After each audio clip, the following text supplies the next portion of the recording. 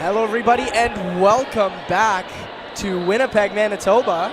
I am Nicholas Danchenko, joined by Shree Harrington, and we have some cloth here at the Canadian Cloth Open, the first of 2 days, the men's and women's division today, mixed tomorrow. Who are the two teams we have here? we have Sea Bears out of Winnipeg, and we have Squarez, which are primarily USA dodgeball players. Primarily Team USA dodgeball players. Yeah. An absolutely stacked roster on the Squarez. Squarez. How do you pronounce that? I believe it's just Squares. Yeah. I don't think anybody's a stranger to most of these guys. Justin Pyan, Kendall Smith, Pierce McKenna, Eric Nelson, Eric Jones, Mr. 85 Wells, and the giant with the bucket hat, Andrew Ketchum. Yes. Giant with the bucket hat. Looks like he drank a lot of milk as a kid, you know? A very, very stacked But a mix roster. of foam and cloth players. Like I'm pretty sure Ketchum is kind of new to cloth this weekend. The Sea Bears, made up of also a lot of foam players, but also some good cloth experience on this side. Nate Gatza played for Team Canada Mixed last year, and Greg Pacheco, I believe, was on men's. Owen Campbell, one of the players that I know who has played cloth before. He was just in Dallas. He takes out Eric Nelson, gets beamed out by Ketchum, Pyan, easily scooping up Gatz's ball. What he does best over there. Brings back in Nelson. Pyan is one of those players that you just want to throw at. You think he's not looking. You think you might get him, and he just turns, catches, smiles at you. He knew the whole time. Delvin almost gets caught off guard by Pyan. Good cross. Wells, beautiful defense, a dodge and a block. Andrew Ketchum up to the line, blasts Delvin. Turns out he can throw cloth just as hard as he can throw foam. Yes, he can. Hex did win the gold at the Cleveland Premier Tour stop just this year. So And he was on that team? he was on that team. Andrew Ketchum, I don't think he's a stranger to cloth, but I believe that's what he's trying to play at Worlds for Team USA. Oh. I heard him asking questions about the rules before. It made me think this is his first day, but maybe he was just luring me into a false sense of I believe it's because he's mostly played in the United States, which does have a different rule set. Right. Good throw from Riel.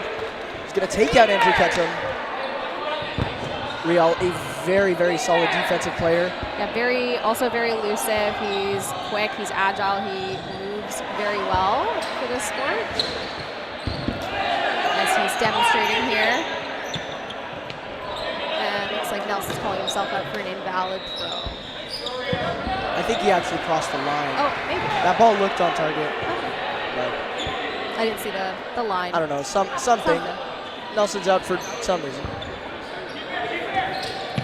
Oh, and Pierce McKenna, a new addition to the Team USA cloth practice squad, is going to find the knees of Riel Wilmot. Yeah, it looks like it was kind of right in that pocket. So if Wilmot had just kind of like pulled in a little bit with the ball he was holding, he might have made that catch. But it's hard with time sets in cloth. You only have so much time to make a big play, especially in a 1v situation like that. Ball won by Wells in the middle. Squares up to the line. Kendall Smith going to tag out Van Stone.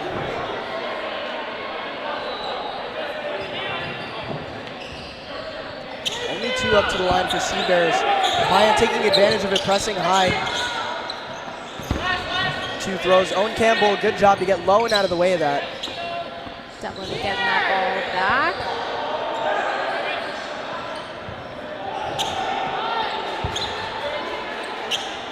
Good block from Andrew Ketchum. Campbell is pretty new to dodgeball in general, I believe, but I think he has a handball background. I think he played for Team Canada. Interesting. Explains the arm. Definitely would.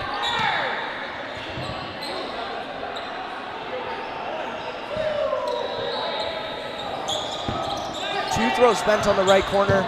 Lots of throws exchanged. Ketchum caught in no man's land. Ball goes up. Oh, and he doesn't get the catch. He tries to keep one foot in bounds. I think I'd just sell that, jump out of bounds for the catch. Because different than the current Canada rule set, you do not need any points of contact to control a ball for it to count. So Pacheco here on his own against 5 of the Squarez players. Now I want to keep saying Squarez.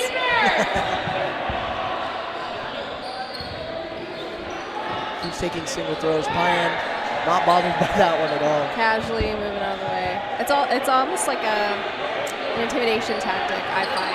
The littler movements you require to move out of the way just kind of shows a confidence to the opposition that making a big move doesn't have quite the same impact.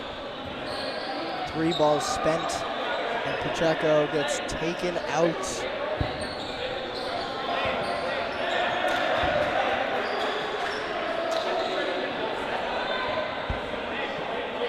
I think that's 2 sets now.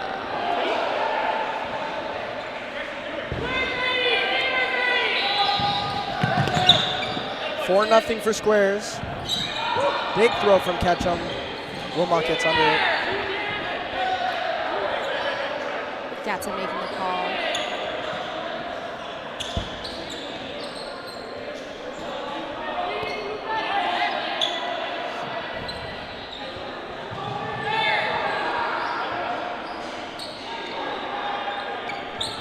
McKenna out of the middle.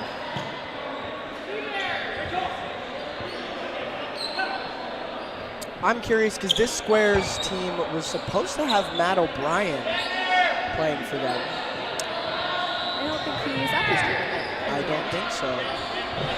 Interesting, because he asked me to be a part of this team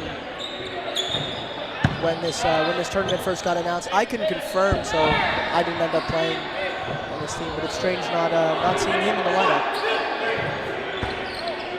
And what team will we be seeing on today? TBD. We couldn't come up with a name, so we just I said TBD on the name, and they were just like, okay, and then they used TBD. So, good block from Eric Jones.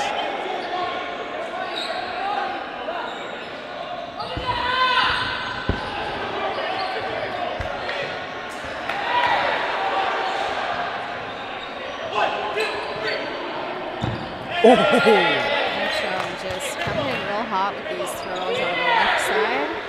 Ketchum takes out Vanstone.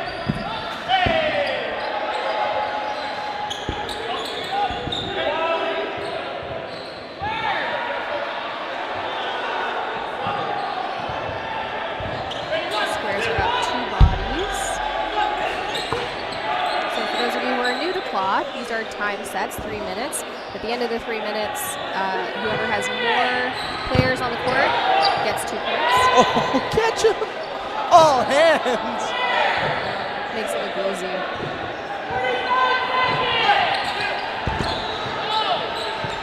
Oh, what a grab by Eric Nelson! Big catch there. They don't really need these catches, but I mean, if you can make them. Gets down low, scoops the ball up while he's sliding. They stack right. Pacheco taken out again.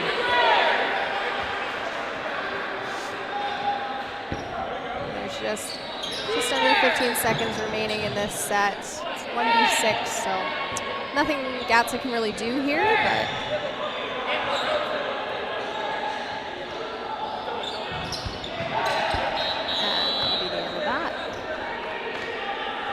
so that's what I meant by they didn't really need the catches. The clock was in their favor and the body count on the court. But I mean, if it's right there, sometimes it's just hard not to want to make those grabs. Yeah.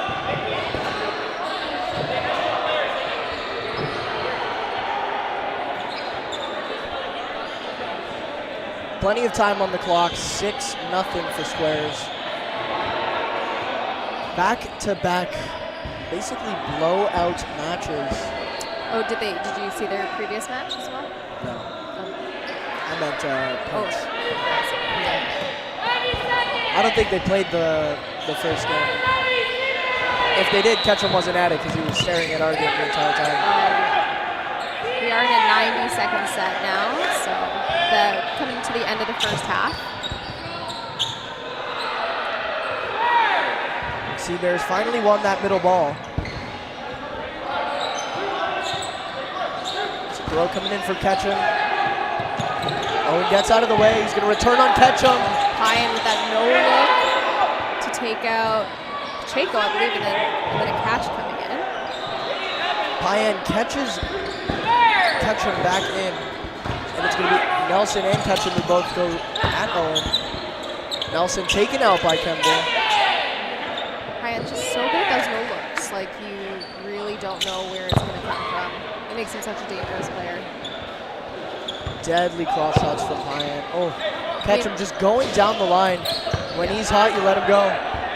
Yeah, I was going to say, meanwhile, Ketchum, you know exactly where he's going to throw. He's not doing those no looks, but it doesn't matter. He's just got that force. Eric Jones taken out. It's a 3-on-3. Sea Bears, one ball. 15 seconds left in the set. Squarez going to take advantage of that. Sea Bears here really have to push. They've got 10 seconds to just get out at least one person. They're going to catch Van Vanstone. McKenna's disarmed.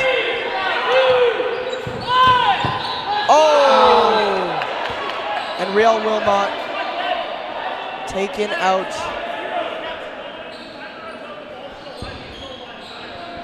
A little bit of discussion.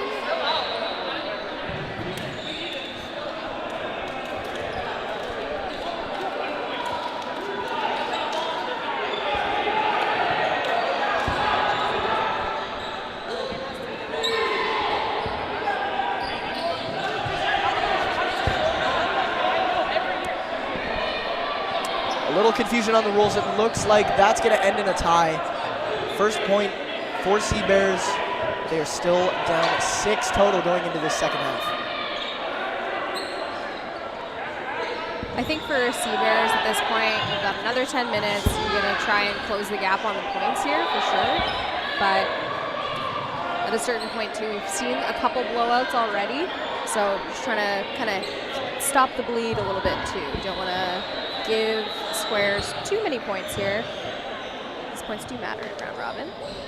Definitely the survivability on the back line is going to be crucial for Sea Bears in the second half. If they want to win, they really need to out-survive Squarez, because Squarez just really relying on the arms. We see that they're going for catches, they're reaching for some things. So they are hittable on the back line. Sea Bears just need to stay alive, trust their offense. Yeah, I'd like to see a little bit more from Sea Bears on like locking up opponents. It seems like Squarez are making a lot of those catches because they're ready for them. They know, one throw is coming in and they can just make that grab easily. There's not really a lot of surprises for them.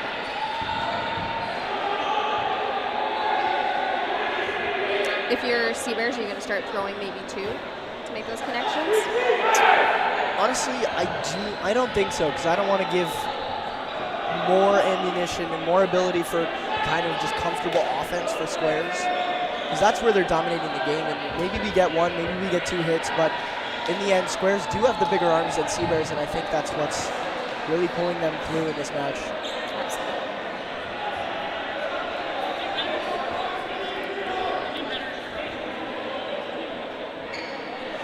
Shout out Eric Jones.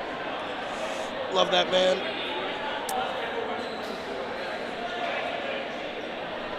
Shout out to most of these American guys driving up from Fargo, a lot of them from what I know.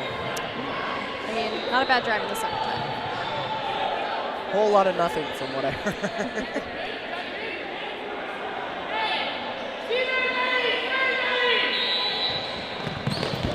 Quick to the line. Real Wilmot taken out by Ketchum. They do the pass back. Squarez going down to 1 ball. McKenna's going to have the final ball. He gets taken out. But they spend three balls on that.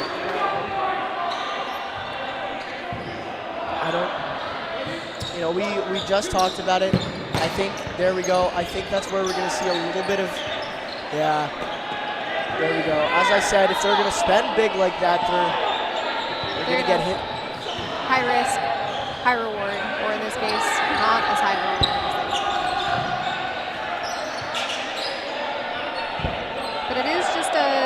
body swing. So one catch on Seabear's side. We've got an even kind of matchup again. Good block.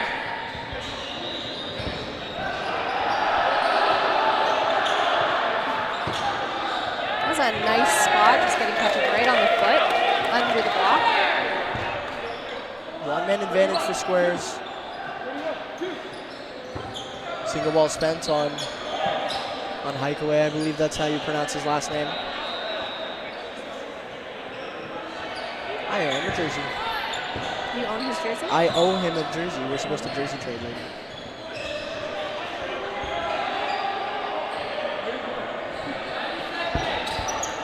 That's a taken out. Good throws from Justin and Kendall. Yeah, that was a nice little kind of trail throw there. Gatsa dodges the first, but gets hit by the second. Great survivability from Eric Jones. Doing very, very well on that final ball. But again, giving them 4 to the here. Great block above the head from Eric Jones. Ooh. Yeah, when you're kind of last on like that, I think one of my favorite things to do is just look for the catch. Like, we got to make a big play. You know you have to get more bodies on the court. And if you're not going to be able to hit these guys, catching is the way to go. Yep. And again, it's the survivability they had. They had a one-man disadvantage, but Seabears just couldn't stay alive on the back line. And ended up losing that point 4-0 on bodies.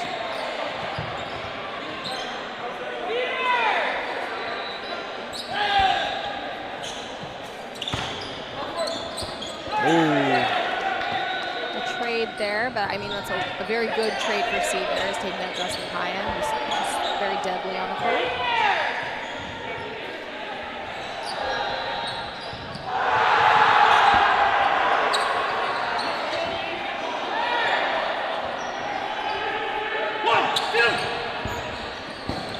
Big throw from Ketchum.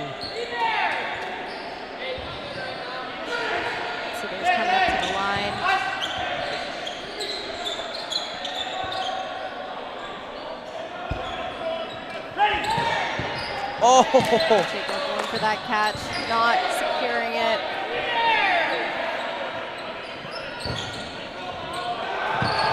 Oh! Devlin Johnson dodges, but Ketchum's throw hits his teammate behind him. Cripps may have gotten screened there. A classic block back, which is a very, strong strategy. Nice catch there. Good catch from Eric Nelson.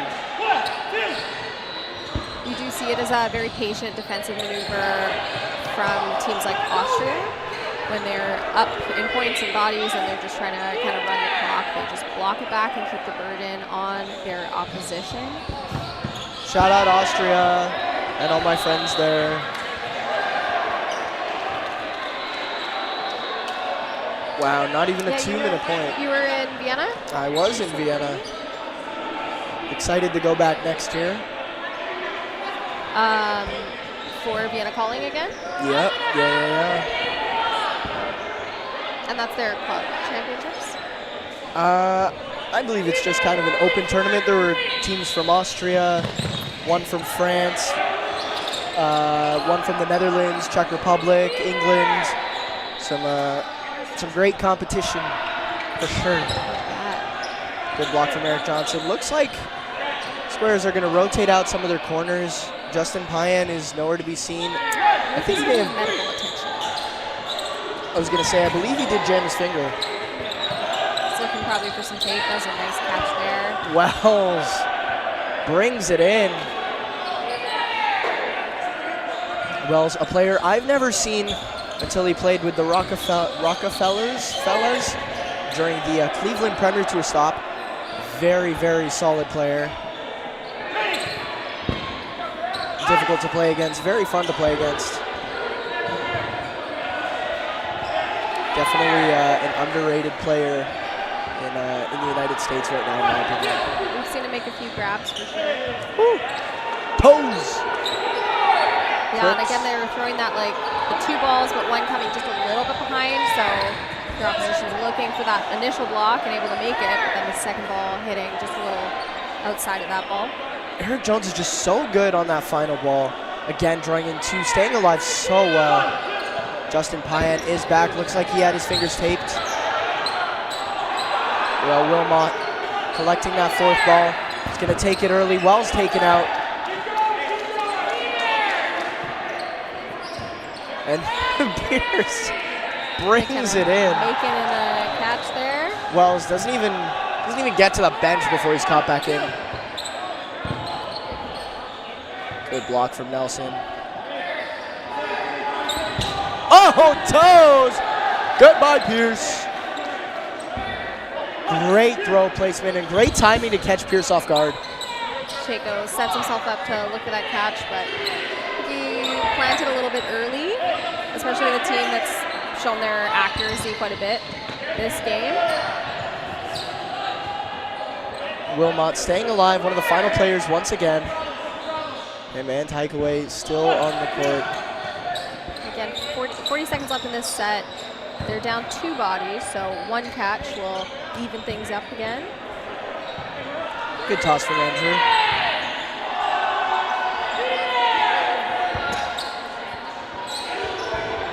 Block from Eric Jones. Kendall Smith now taking the corner. I like that this Squarez team has really rotated their corners, getting some even distribution on the arms, knowing that a tournament like this is definitely a marathon and not a sprint. Absolutely, especially for anyone who's also playing the mixed division tomorrow. And a catch from Wells. So many catches. So many catches, from Squarez. especially from Squarez. Absolutely. Some players finding it easier to catch cloth balls than foam. Nope. I find it a little bit easier, but I come from an 8.5-inch rubber background. So ball size, the speed, the straightness of it works for me. I don't find anything easy to catch. I don't. That's fair. Easier to catch, I should say. The foam balls, they float so much, I find. Or like can spin and curve quite a lot depending on the player. I have more catches in foam than I do in cloth. I'll tell you that. But I've also played a lot more foam. That's fair. Pierce taken out. I'm also, most of the time I play cloth in the U.S. and those balls hurt. Yeah. Those scare me. Is it a different ball than these? They're nylon. They're pumped more than this. They're kind of slick. And they hurt more. Yeah. Yeah. I can imagine. Yeah, I played mixed last year, and my job was catch. They have different balls this year. Okay. Oh, They hurt more than the ones cross court last year. from Payan, taking out Van Stone. That's the thing about Payan, is throw timing and just the fact that he's so good at disrespecting the lockup allows him to get so many cheeky cross kills like that a lot of players wouldn't even take in foam. Again, going for that cross. Oh my. So many catches, just catch on catch on showing catch. a lot of really good court awareness too with that last catch. Just a block from his teammate over to him, makes the turn, makes the catch. And that is going to conclude the game. I believe it's 8, 19, 15? I think it's 15-1. Okay. Anyway, stick around for more dodgeball action, more cloth dodgeball action. Coming to you straight from Winnipeg, Manitoba. We'll catch you later on... We've got Cloth Era. Next up, Cloth Era and Ronin. Stick around for more dodgeball action. Hey, great chatting with you, Nick. Great chatting with you, too.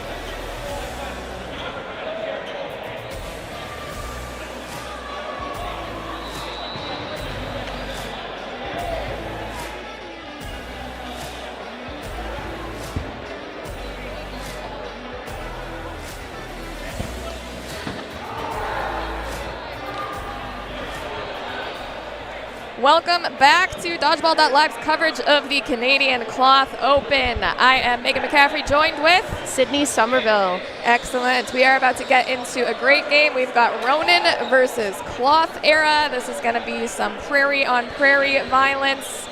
Coming to you live from scenic Winnipeg at the Dakota Fieldhouse. Looking forward to a front row seat to the first cloth tournament for a lot of the guys on Cloth Era. Yeah, really competent foam players going to be doing cloth for the first time. Right away we see Nick Grenier using those legs, getting to the line in record time. It's going to be on Cloth Era coming up to the line. Oh, beautiful catch here by Ronin. I've seen a couple out of that middle player from Ronin. We don't have all our players wearing their names, unfortunately, so we're going to be struggling here with some rosters, but yes. Nice catch from Ashley Ben. Great catch by Ben. And nonchalantly turns his back to a team with 5 balls in hand. 2 shots coming in, both on Grenier. They've made him an early target here. Tags out Pete Decker. And Ashley with a great hit. Cloth Era is down. No, they're tied in bodies, 4-on-4. Even balls, even bodies. And that does look like a tag from Estabrooks. So Sid, for people at home that are maybe more familiar with foam, do you have any quick tips and tricks for tuning in to watch cloth this weekend? What are some major differences? Major differences? Well, we have 5 balls instead of 6. We don't run 3 and 3. You run, I believe, do you run the left side here? Yeah, you run the opposite left side. Yeah, so you run the left side for 2 balls, and then the middle is a contest. Yeah, so that is different. And team catches are not team catches. So if it hits your player and you catch it, your player is still out. Oh, a great rebound catch off of himself. That is another thing that I would highlight here, sort of adjacent to what you were saying, Sydney, is you can only save yourself off of those pop-up catches. So really good hands by Ashley saving himself there.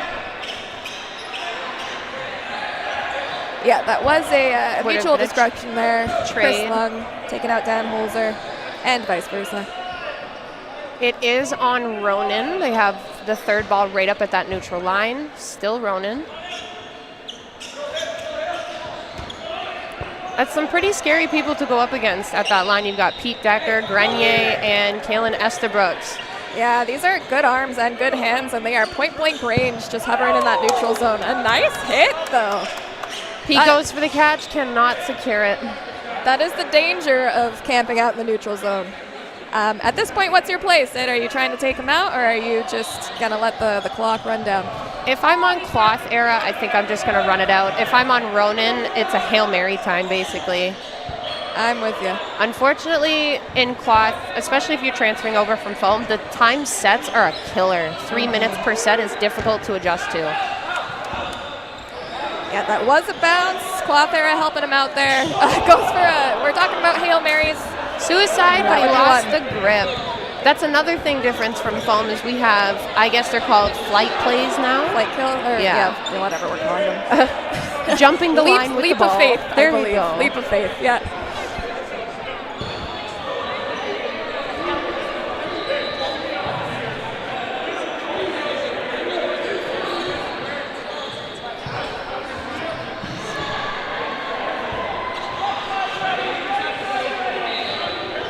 Cloth Era does secure that first set.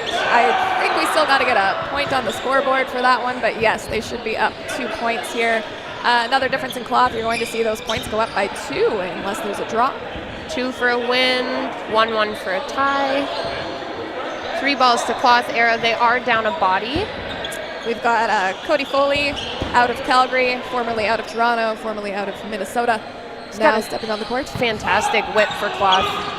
Does. Ashley, great heads-up game. Ooh, and a wonderful catch here on the side of Ronin. That's going to be a big out. Putting Ronin up bodies. Ronin's up by 2. Catch does not bring Chris Leung back in. Unfortunately, it did happen before his hit made contact. Nice shot out of Is it copette or copay? He says if you're French, it's copay. If you're English, it's copette. Okay. Nice shot from Jesse. Ashley looking for that catch. Does not stick. Now all Ronin has to do is bide their time and stay alive. Cloth era down to just Jesse. Interesting. You gotta be careful with that sidearm throw. If you aren't throwing it properly, you can very seriously injure yourself doing that. Or throw an invalid. Not quite as serious, but still a game changer. Another difference in cloth, if you are throwing a ball and it is not coming within 1 meter of where a player was or is, you are off.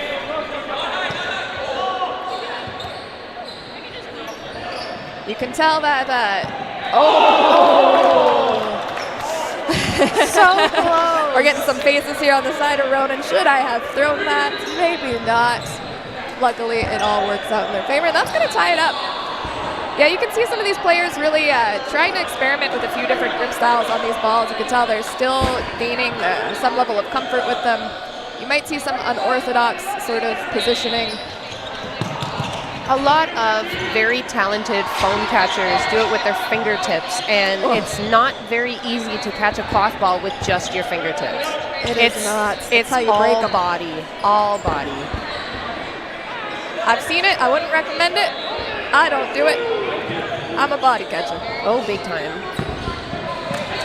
Use your chest as a backboard if you can. Oh, almost sticks. It's in and he just drops it. The heartbreak you experience when there's a hole in your basket. Looks like both corners have the same idea. Now we're even in bodies 4 for 4 on both sides. Yeah, there's absolutely no punishing Estabrooks for taking that shot out of corner. And he's got the catch power up, gonna be feeling real confident here.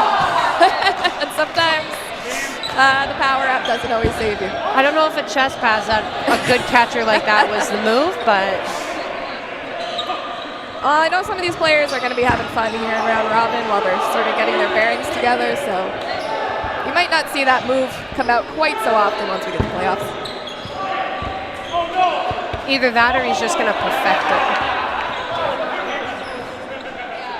Another difference we might have just observed here, finger blocks, legal in cloth. So anything up to the wrists can make contact with the ball so long as your hand's on the ball.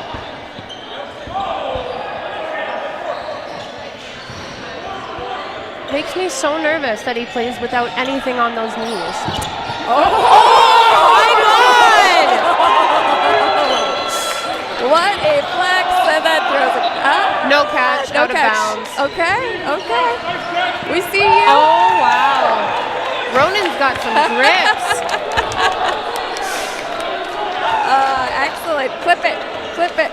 I believe that's Jonathan. Yeah, need a little bit of a break after carrying your team for that set. Beautiful double catch.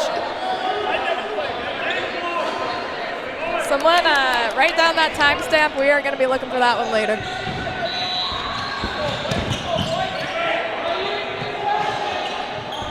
Also a difference in cloth. On the opening rush, you're not allowed to slide into the other team's side of the court. In foam, you see a lot of players sending their full body over to do their rush. Here in cloth, only on the sides you're allowed 1 foot over the line. Anything more and you are called out. Yeah, that's a great note. 3 balls in the hands of Ronin here. Early shot coming off of Estabrooks, doesn't connect. Cato is a very big fan of the pre-counters. He is, and so far he's been getting away with them. It's difficult to punish that because even if it's not a cannon of a throw, he's got some really good grips. He does. He's one of the ones on cloth there that has played cloth before. I have managed to force him out to a couple of for fun tournaments in Hamilton. Yeah, he transfers over quite well, I would say, to style. We've got Chris Lung with a call coming off a left wing for Ronin here. Takes a cross-court, full cross-court shot, full cross-court counter. Ronin's favor right now. They're up 2 bodies. A nice shot on the knees on Ben. That's great positioning for that ball. call coming out of the middle here on Ronin. And Holzer with a free throw. Does connect this time. They are still down a body. Yeah, they're going to want to make some moves, but there's not a huge rush. I mean, we've got 20 seconds on the clock. Just like that, staying composed. Seeing the call off of the sideline here. You know, we don't need it. A tie is a win here. Draw still gets them a point. They still stay in the lead. Ronin with the catch.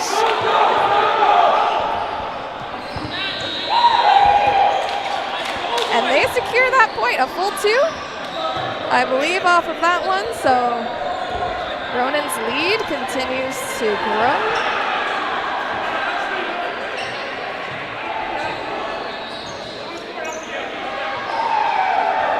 And that's our first half. So in the first half, we are seeing Ronin up 6-2. Are we swapping sides? Yeah, this has been sort of at the discretion of the teams and the refs today. I mean, there isn't much of a difference. If it was a court that put you at like some sort of deficit, then I would understand. I mean, we do have a baby on the sideline here, so that could be one one factor, one disadvantage. That's Mini Colin. Mini Colin cheering on Daddy Colin. Cloth Era coming together here, trying to figure out what's the best course of action to pull out of this 6v2 deficit that we're in right now. These are some fantastic foam players. We've seen New Era make it to finals in Canadian Nationals, formerly Nationals, now clubs. Ronin, relatively, you know, lesser known on that level of a stage, but in cloth, gods, apparently. Incredibly valid players. I'm hoping that Cloth Era learns not so many solos. Solos are not your friend in cloth. Solos in foam are a lot more difficult to catch than cloth. Because you can't really, you can put movement on a cloth ball, but it's not enough to be that confident in a solo ball. Yeah, there's not a lot of players that can put movement on a cloth ball. Your brother actually is quite good at that, I've noticed. My brother can throw from any arm slot. It's ridiculous. It's absolutely ridiculous. But I would echo what you're saying. I think if you're going to take those solo throws, they got to be on a rush down. You got to be closing that space. You got to be placing that ball. That's got to be the best place ball that you have in the game. Yep. I find just impact-wise, cloth is a lot easier to secure than a foam ball is. I juggle foam a lot more than I juggle cloth. Yep, I would agree with you. There is more bounce, I would say, than you're used to with a foam ball. So it's, I don't know, maybe a little bit rarer to see those wedges happen. Oh God, yeah. You know? If they're up to proper PSI, you shouldn't be wedging it at all. So Ronin hasn't really been contesting this middle ball too seriously, and honestly, it's been working out in their favor, so no notes.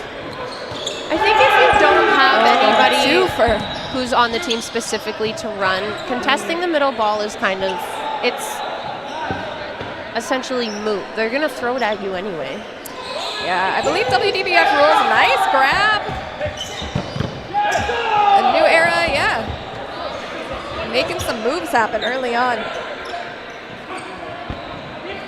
I believe in WDBF rules, you don't have to contest that second or that center ball too seriously, but you do have to appear to make a move on it, so at least a couple steps off the back line.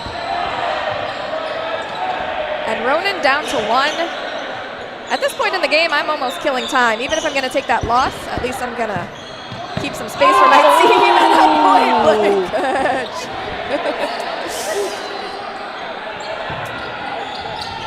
Kalen finally got punished for his solo ball. And Foley taking an early shot. These are just really nicely positioned balls. They're going off the sides, they're going off the knees, not too far off body that they're not doing damage. Like Ronin with their ball placement has been great. Cloth Era needs to stop going for so many catches. They don't need it. You're up in bodies. All you have to do is stay out of the way and kill the clock. And that is such an adjustment, I find. You know, you'll even talk to some foam players and they're like, I don't want to win that way. But that's the style. But in foam, you have the option not to do that because foam's not timed. Like killing the clock in foam kills the entire half. Killing the clock in cloth, you're just burning your set time. And a catch from Decker. Catch. There's quite a few exchanges there. We were up, we were even, now we're down on the side of Ronin. Nice movement, nice ball tracking. Looks for a catch. I mean, look, he's been catching all game. I can't fault him for that in that moment. New era.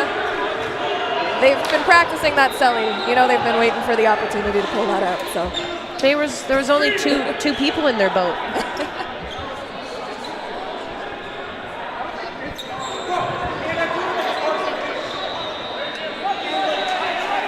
We have Kalen on his team side going off about that catch. Nick Grenier over the line. He's going to be off for that one. Technically could also get a blue card for making contact with Ronin, although you don't see that called quite as often. It looks like we're doing one warning on invalids before we're calling people out, which I do appreciate since there are a lot of people here that cannot throw a cloth ball. Or at least struggle to. Yeah, I'm a big fan, round robin, these tournaments, especially in Canada, one warning per team. So team catch, he is going to be out, as you sort of stated so eloquently earlier. No, he should not. I believe. Yeah, now they're having a conversation about it. So the problem is the teams are arguing over whether or not is he dead on contact.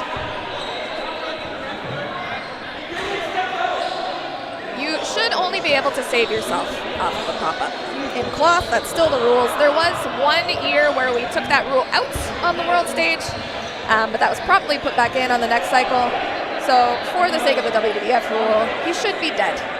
I think the argument can be made, though. However, if you are the first player that's out from your team, you get hit and the ball's caught by somebody else, you are technically dead on contact. So there could be an argument that as long as you touch into jail and then come back in, you're your first legal player, right? You're your first player out. So on that catch, I'm pretty sure that is him coming back in. I'm pretty sure that is correct.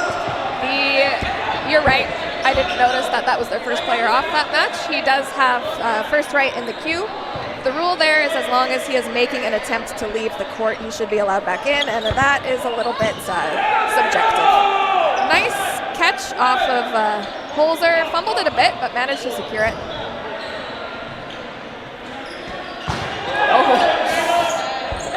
Hard shot to the side of the head there. Cloth there is cooking now. Yeah, they've found their rhythm. We're up 4v3 for Cloth era. Here comes Kalen.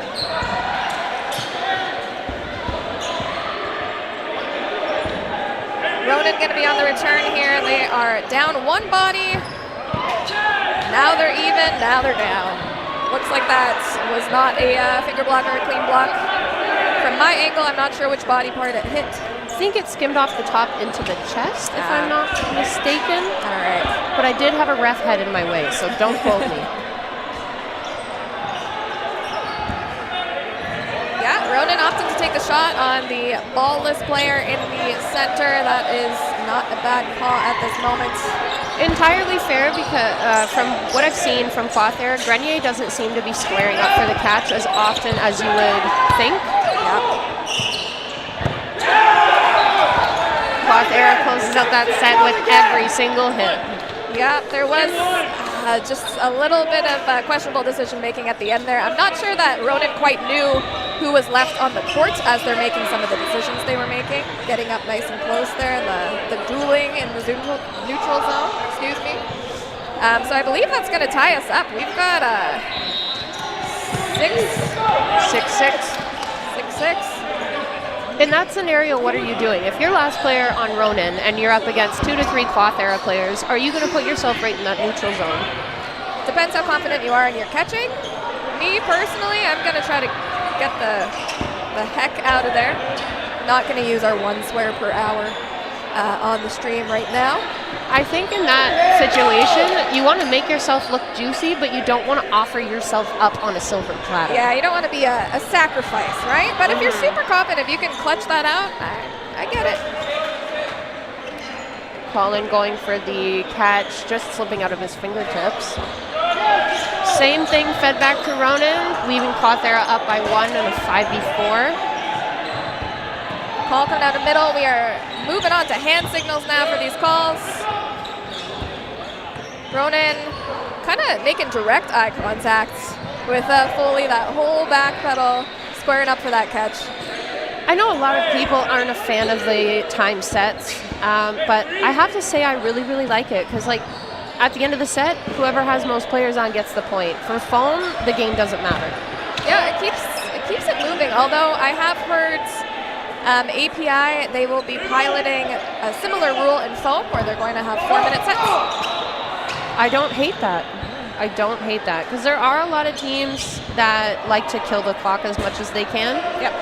Especially if they're at a advantage with points. In cloth, you can't really do that. Yeah, not to the same detriment, for sure. Also, another rule to mention for cloth is it doesn't reset your timer. So if it's on you and they throw a pre-counter, your clock does not reset. That count does not reset. You are still being counted down. Yes, defensive throws do not reset. Yeah, and it's not one solo ball, it's burden. Yes. Yeah, that is an important distinction as well. You have to release majority number of balls. Otherwise, you're going to get called to release majority number of balls plus 1. Unfortunate play here on cloth era. There was a very nice catch by Grenier, but I don't think Dan Holzer realized that the player he was running down had been caught, so it ends up being an invalid throw because he is a dead player. Oh, the nuance. 30 seconds on the clock. Ronin's going to have to get some players out if they want to secure a tie or a win. Some balls coming into the commentary stand here. Cody somehow stayed alive when he was right up at the line. Double tag. Hat's been knocked off. Ronin down to 1. And looks like just skimmed the back of the leg. Very nice placement.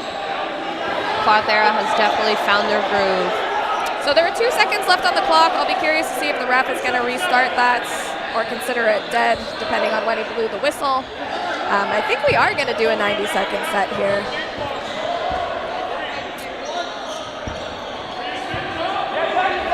So Ronin will have an opportunity to tie this game if they win this point. It's been pretty evenly matched. Ronin is putting up a fantastic fight. Clothera is finally finding their groove after a couple of rougher starts in other games.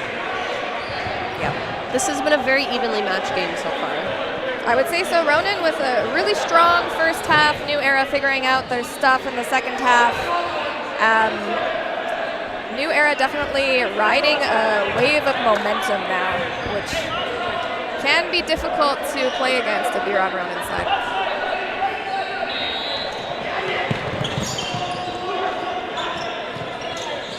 Pete Decker coming right up to the line.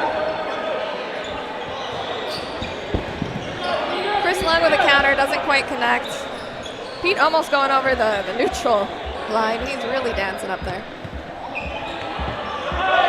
There's so many times in this game that I've seen players throwing and then turn their back and run to the back line. Yeah. That is a golden shot for me.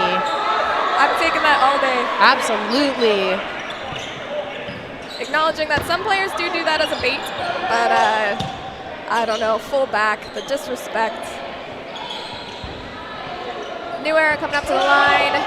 Call out of Grenier.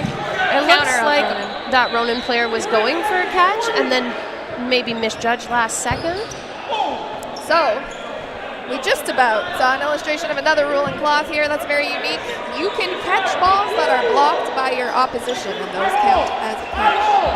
So you have to be really careful with your blocks, keeping them down into the ground. Oh, Ronin missing out on some good team catch opportunities there. Does take out Decker. But Ronin definitely has some work to do here late in this point. down to 1 with no balls. That happened One very ball. fast. And Ashley Bend with a leap of faith to end it out. New era, nothing but smiles. If you are tuning in at home and you want to keep up with what we've got going on the stream, see the schedule, you can jump on dodgeballhub.com, see live scores and standings, and feel like you're right here with us. Thanks for tuning in to Dodgeball.live's coverage of the Canadian Cloth Open.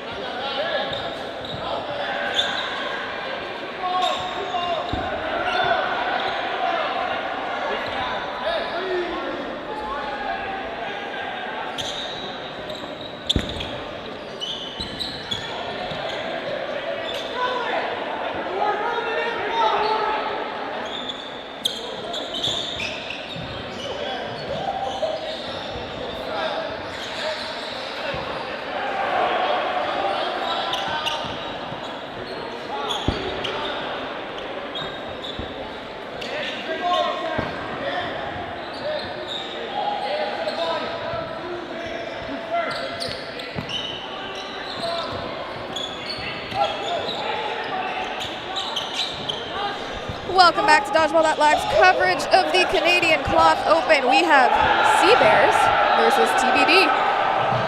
TBD, a nice little mishmash of very competent cloth players. We've got a little bit of anarchy. We've got a little bit of hooligans. Nice shot there by Nick Danchenko. Not calling that catch, but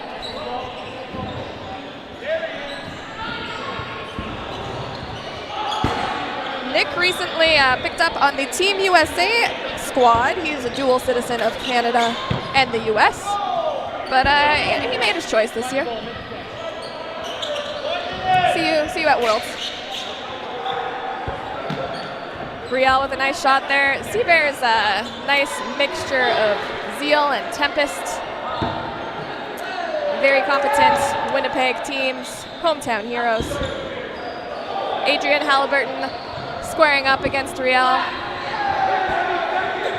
Adrian, a former Team Canada cloth player, along with his counterpart Dan here in the corner. 30 seconds. Riel is one of the dodgiest players you've ever seen. He survives situations he has no business surviving. Let's see if he can pull it out here. Great blocks.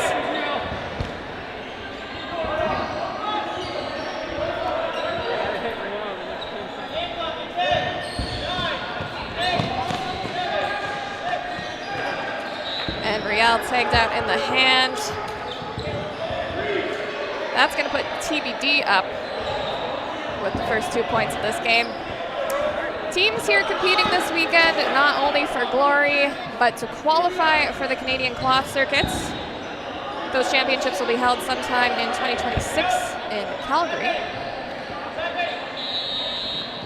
That's an invitational-only tournament with a nice little cash prize.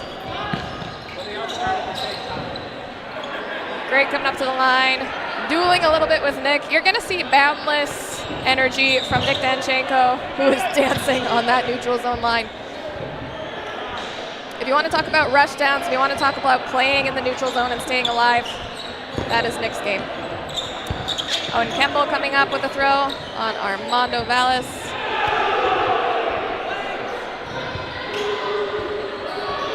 Armando calling himself to throw out of the center. Oh, Brielle with a great catch.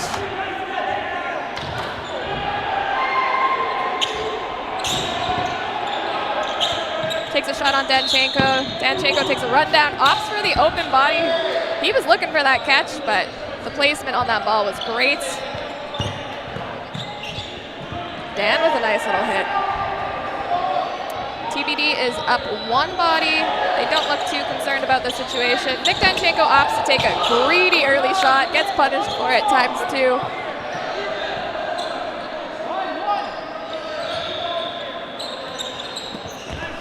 Adrian with a really good target selection there, taking out Campbell.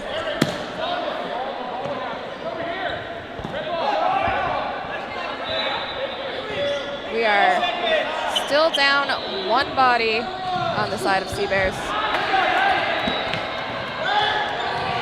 Evened it up for just a split second, but at the expense of losing every ball. I believe that's Trudeau getting tagged out, and we are down to Riel Wilmot yet again. Adrian with a pre-counter. Oh, and a great team catch there by Justin Carding. Nice heads-up game off of Dan Long.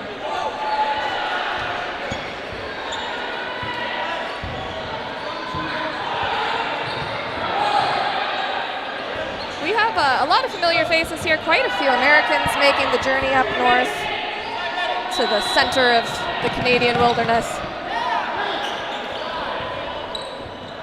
So we're going to see a nice high caliber level of competition here. What a great catch by Holowichenko off of Adrian's back. That will save Adrian because, as we learned in the last game, he was the first off of the queue. Nick Danchenko trying to make some moves happen in the center there.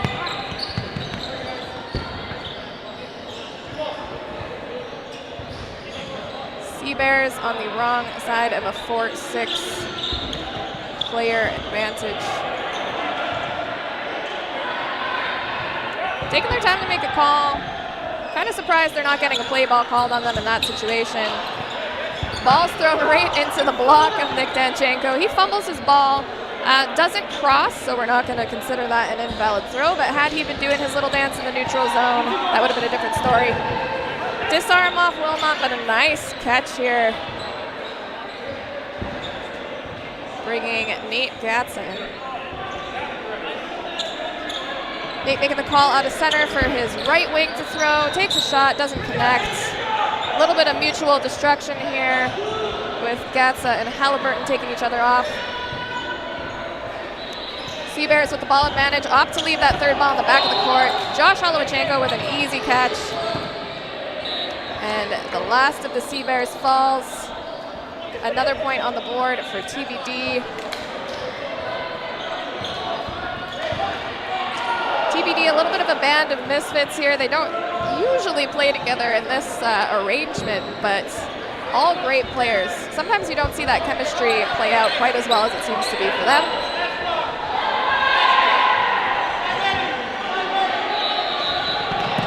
Really nice speed from Sea Bears, easily taking that center ball.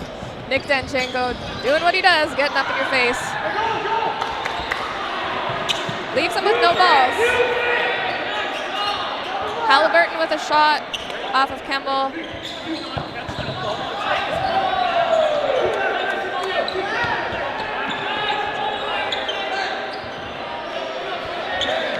It's going to be Sea Bears with advantage again. We've got conflicting calls, so let's see what happens here. They do only throw one. Unfortunately, that results in a catch and an in for TBD. They're going to be up two bodies. Not seeing a lot of rundowns from the Sea Bears. On a team like this that's going to be getting up in your face, it might be good to try to close some of that distance. But they are instead sort of opting to look for those catches and hang back. Really celebrating not outs. They like when Nick's not on the court. Don't we all? TBD coming up to the line, a little bit of conversation over what's going to happen here. Call comes off of Armando. Gatsa with two balls coming up to the line. Gets tagged. And we are down to one.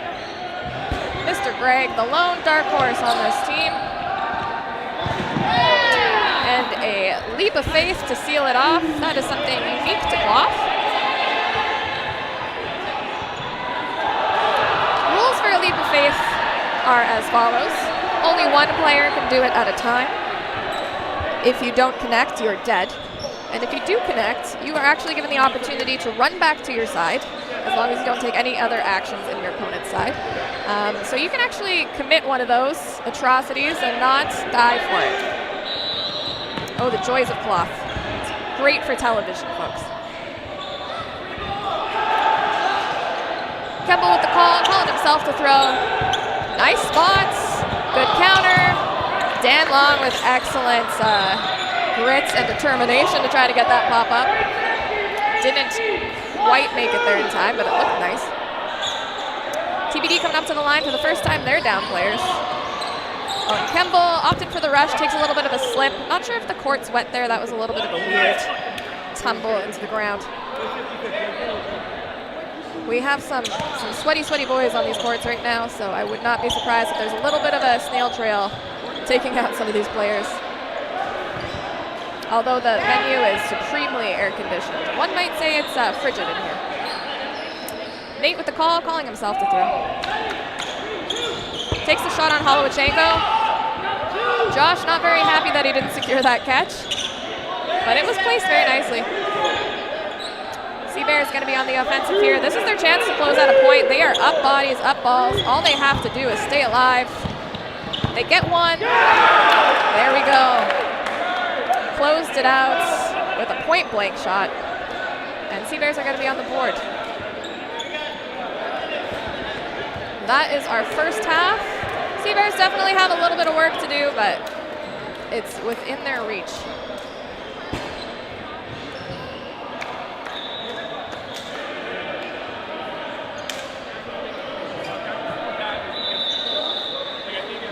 Most of the talent over here on TBD hailing out of Ontario, the Hamilton region.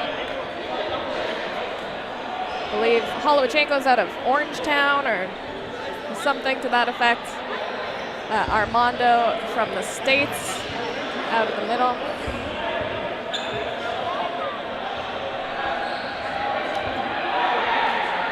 Seabears having a conversation. They know what they have to do. If I'm Seabears, I'm looking at closing that space a little bit more. I'm looking at not getting baited into taking the shots when people are trying to bait them in the neutral zone, unless they're the right shots to take. And I'm probably going to punish a couple of those pre-throws.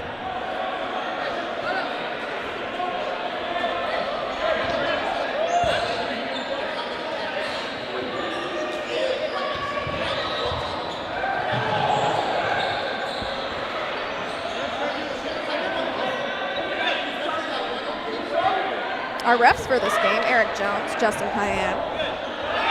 Legends in their own rights, hailing from the USA.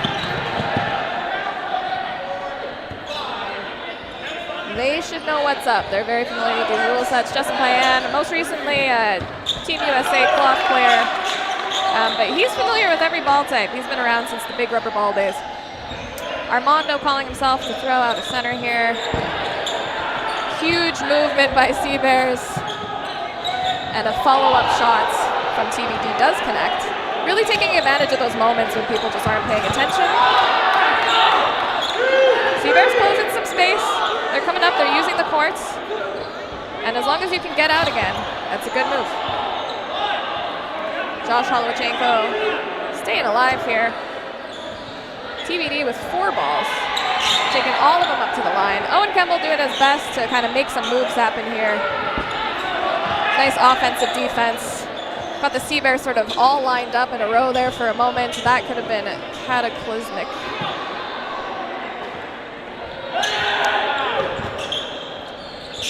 Kemble with the shots, looking to retreat.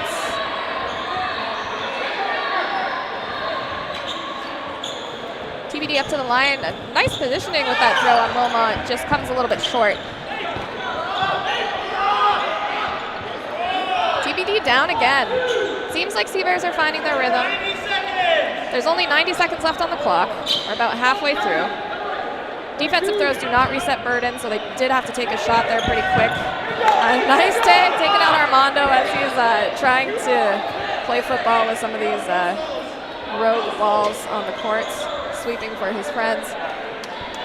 Justin Carradine, the lone player left for TBD, coming up to the line. Takes 2 shots. Neither connects. He's going to get 1 little refund off of that, so he'll end up with 2 balls on defense, but he is up against a whole swarm of Seabears here. And they make a smart choice here. They're throwing something called a valid miss. Justin with a cross court from the back line at tagging somebody out. Seabears here doesn't need to be throwing at Carradine. They don't need to take him out. They just need to throw in his general vicinity. A valid miss, as we call it. So as long as that shot is coming in within 1 meter of Justin, they're golden, and that should be the goal here. Justin with 4 balls, opts to throw at ball. That's going to keep him safe, but it is a harder out. A player with ball in hand, of course. His second go around, he opts for an open body. 15 seconds on the clock. If he wants to close this, he has to, but honestly, with the lead that they have, even just eating this clock isn't a bad move. Using the full 3 minutes of that set, almost. So kudos to Carradine there.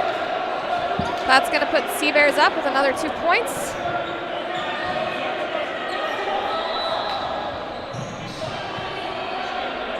They're clawing their way back. A little bit of a false start maybe, but we didn't call it, so that's all right. We're going to keep rolling. In cloth, they recently changed the false start rules. False start, they will give all of the balls to the other team. Formerly, they would start with an activated ball in hand, and then sort of all the balls would be contested, I guess you could say. It just ended up in the same result at the end of the day, with one team getting all the balls.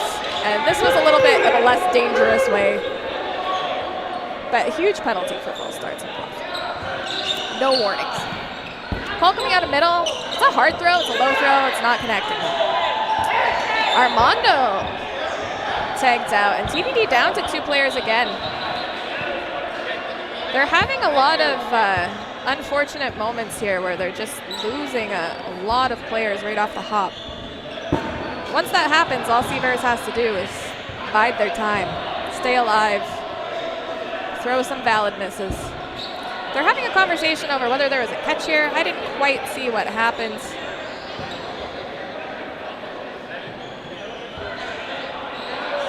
We're calling it a bounce, not a catch. Oh, maybe we are? Oh, maybe a bounce and a catch. Okay.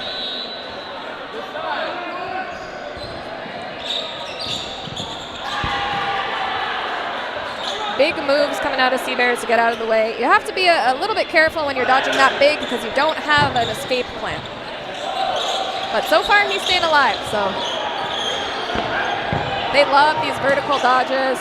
Owen Campbell sliding into teammates. Not happy about that out. Seabears coming up to the line. They're still up one body. Really just have to stay composed in this moment. Oh, end up throwing all their balls. They get a little bit eager with the play ball call. A little bit of a miscommunication. And just like that, we're even. But a catch and an out. And they're up again. TBD down with their last player. Less than 90 seconds to go. Really nice movement here. Small moves. He's only really dodging to the extent that he has to get out of the way. That's setting him up for really nice offensive opportunities. And to pivot. Seabears throwing a lot of consecutive balls or solo throws, but not a lot of team shots coming in at the same time. And when you're up this many bodies, that's not necessarily a bad thing.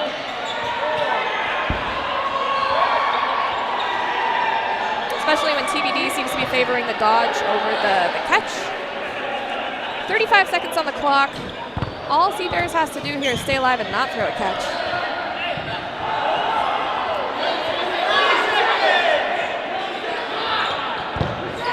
Nice block by Gatsa. Seabears coming real close for some reason. And a player is tagged out. TBD just needs to take one player out now to even this thing out. One catch to turn it.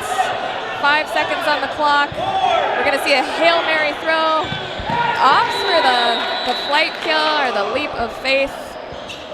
Really nice efforts. Really good patience up until the end there. But Seabears is going to take that point. They definitely have some momentum now. They just need one more point to tie this game up.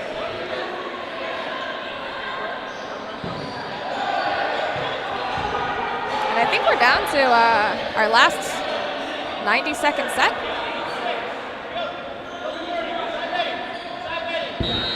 So this will be Seabears' last opportunity to tie it up.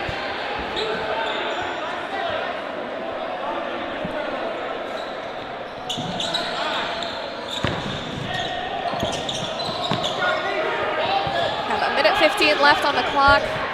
Remember, you do win by number of bodies on court at the end of time.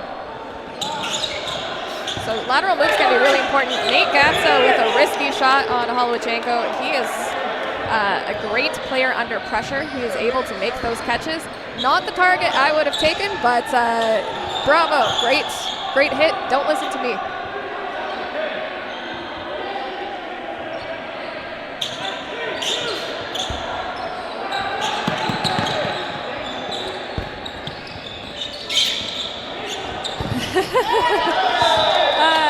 Nick Danchenko with some great distracting maneuvers up at the line, and Devlin just sort of getting mesmerized and making himself a little bit of an easy target there.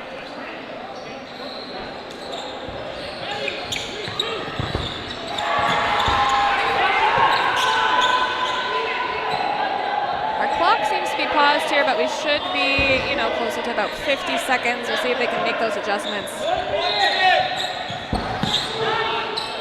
Kemble takedowns. And that's going to put us at even bodies, and a great catch by Gatsa. That is going to put Sea Bears up one body.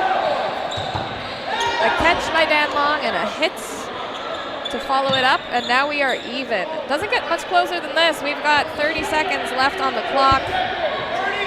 Sea Bears needs to take this point if they want to tie. Takes Holowachenko again. It's always frustrating, isn't it, when you finally get caught back on and you die immediately. Sea Bears up to the line. They have a lot of balls to work with. Seems to be a little bit chaotic here. Armando with a hit. Carradine with an attempted hit. Gatsa seeing a hole there, following up. They're going to take this point, and that's going to tie it up. Final score is 8-8. Really nice hustle there by Sea Bears at the end. Way to follow their momentum.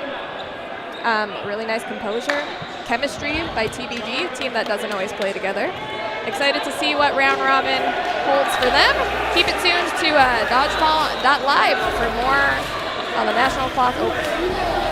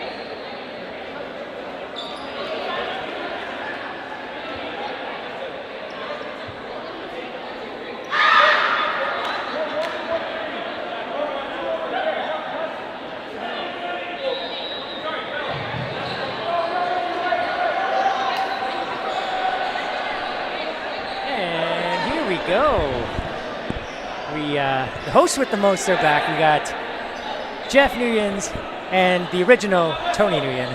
The Double Nguyen podcast. Yes. Or as my alter ego goes, PJ Nunez. And here we go. This is Mother Duckers versus Panic at the Dodgeball. Love the names. I love the jerseys. Very colorful, indeed.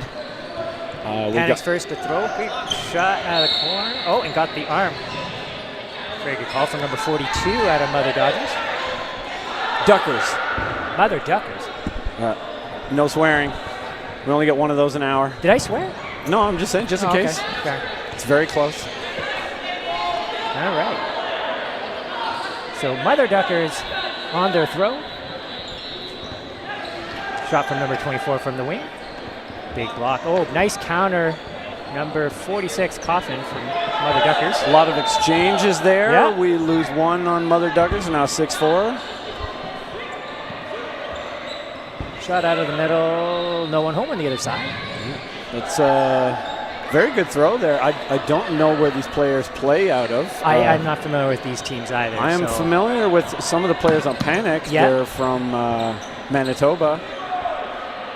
Well, there we go. Shout out to Manitoba. There's a lot of players. There you Okay, go. well, shout out to both teams. There are a lot Thanks. of Manitoba players here, so shout out to Manitoba for bringing the heat, bringing the player base. Oh, I see what you did there. Oh, I didn't. Yeah. Too soon? Yeah. Okay. Oh, there we go. A hit. Good Mother heads-up Duckers play there. there. Yeah. 4 balls now for Mother Duckers. Man, it's I almost want to like. That's what I'm saying. You got to be careful. Well, 2 balls coming from Mother Duckers. They take out their corner on Panic. Mother Duckers finally get one. They can work from here, start working down the numbers. This is cloth, so there's a minute left. Bodies on the court matter. Where was that? Oh, almost nice a catch. Shot from number 46, Kaufman there. And then number 4 just bobbling that throw, almost making that catch, kind of wanting to get that one back. They throw 2 here. Big counter from Kaufman. Everybody throwing here. Yeah, I don't even know where it's going anymore, but 1 left on Mother Duckers. Yeah, unfortunately, it seems like Mother Duckers, every time they get one, they lose one. Yeah, it seems to be an exchange here. But I think this is their first game, so they're filling each other up. Nice block. Slide in the dodge block. Decent throw by 24. Yeah. She's got 15 seconds left. Got 2 bodies. A catch would tie it, or 2 hits. Let's see what Benjamin will do here. Takes a throw.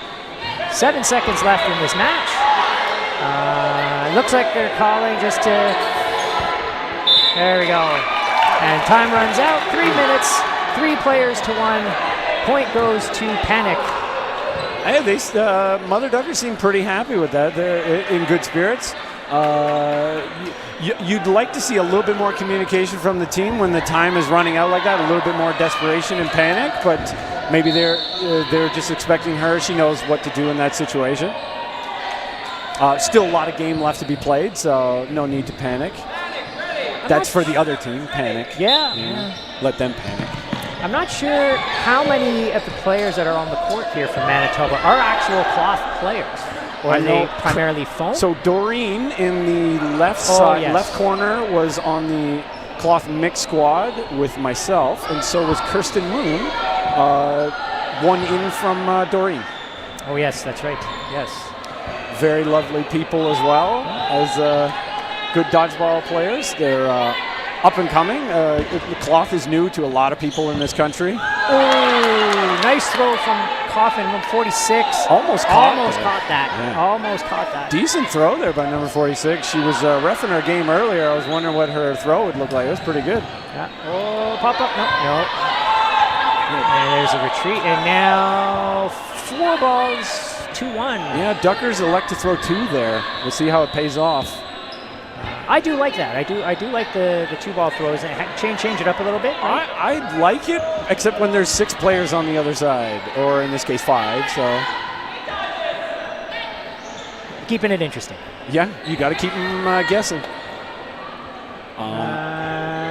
Mother Duckers are pressuring here. They do not have ball advantage, but Panic is to throw. Doreen takes the throw and big catch. Yeah, they already had 6 players, so they don't get another one on. Yeah. But it does take a player off on Panic. And I think this is the kind of the thing that Mother Duckers need to try to tie this game up. Yeah, still a lot of time left, 80 seconds. Anything can happen. They throw 2 at the corner again. They're really scared of her. Yeah. Oh, big catch though. And maybe that's why. Wonder if she's going to be MVP of this team. That was a nice jump catch. That was there. actually nice. Sidearm throw. Oh, that was okay. No, I was going to say that was pretty much almost an invalid throw. But This girl's wishing she had sleeveless jerseys. I see a lot of rolled up sleeves on this Duckers team. Oh yeah. Oh, good blocking. Good block. Oh. Just ball looks like it came out of Cox's hand a little too early. And a laser there from the left side corner on Duckers. And 2 throw. Ooh.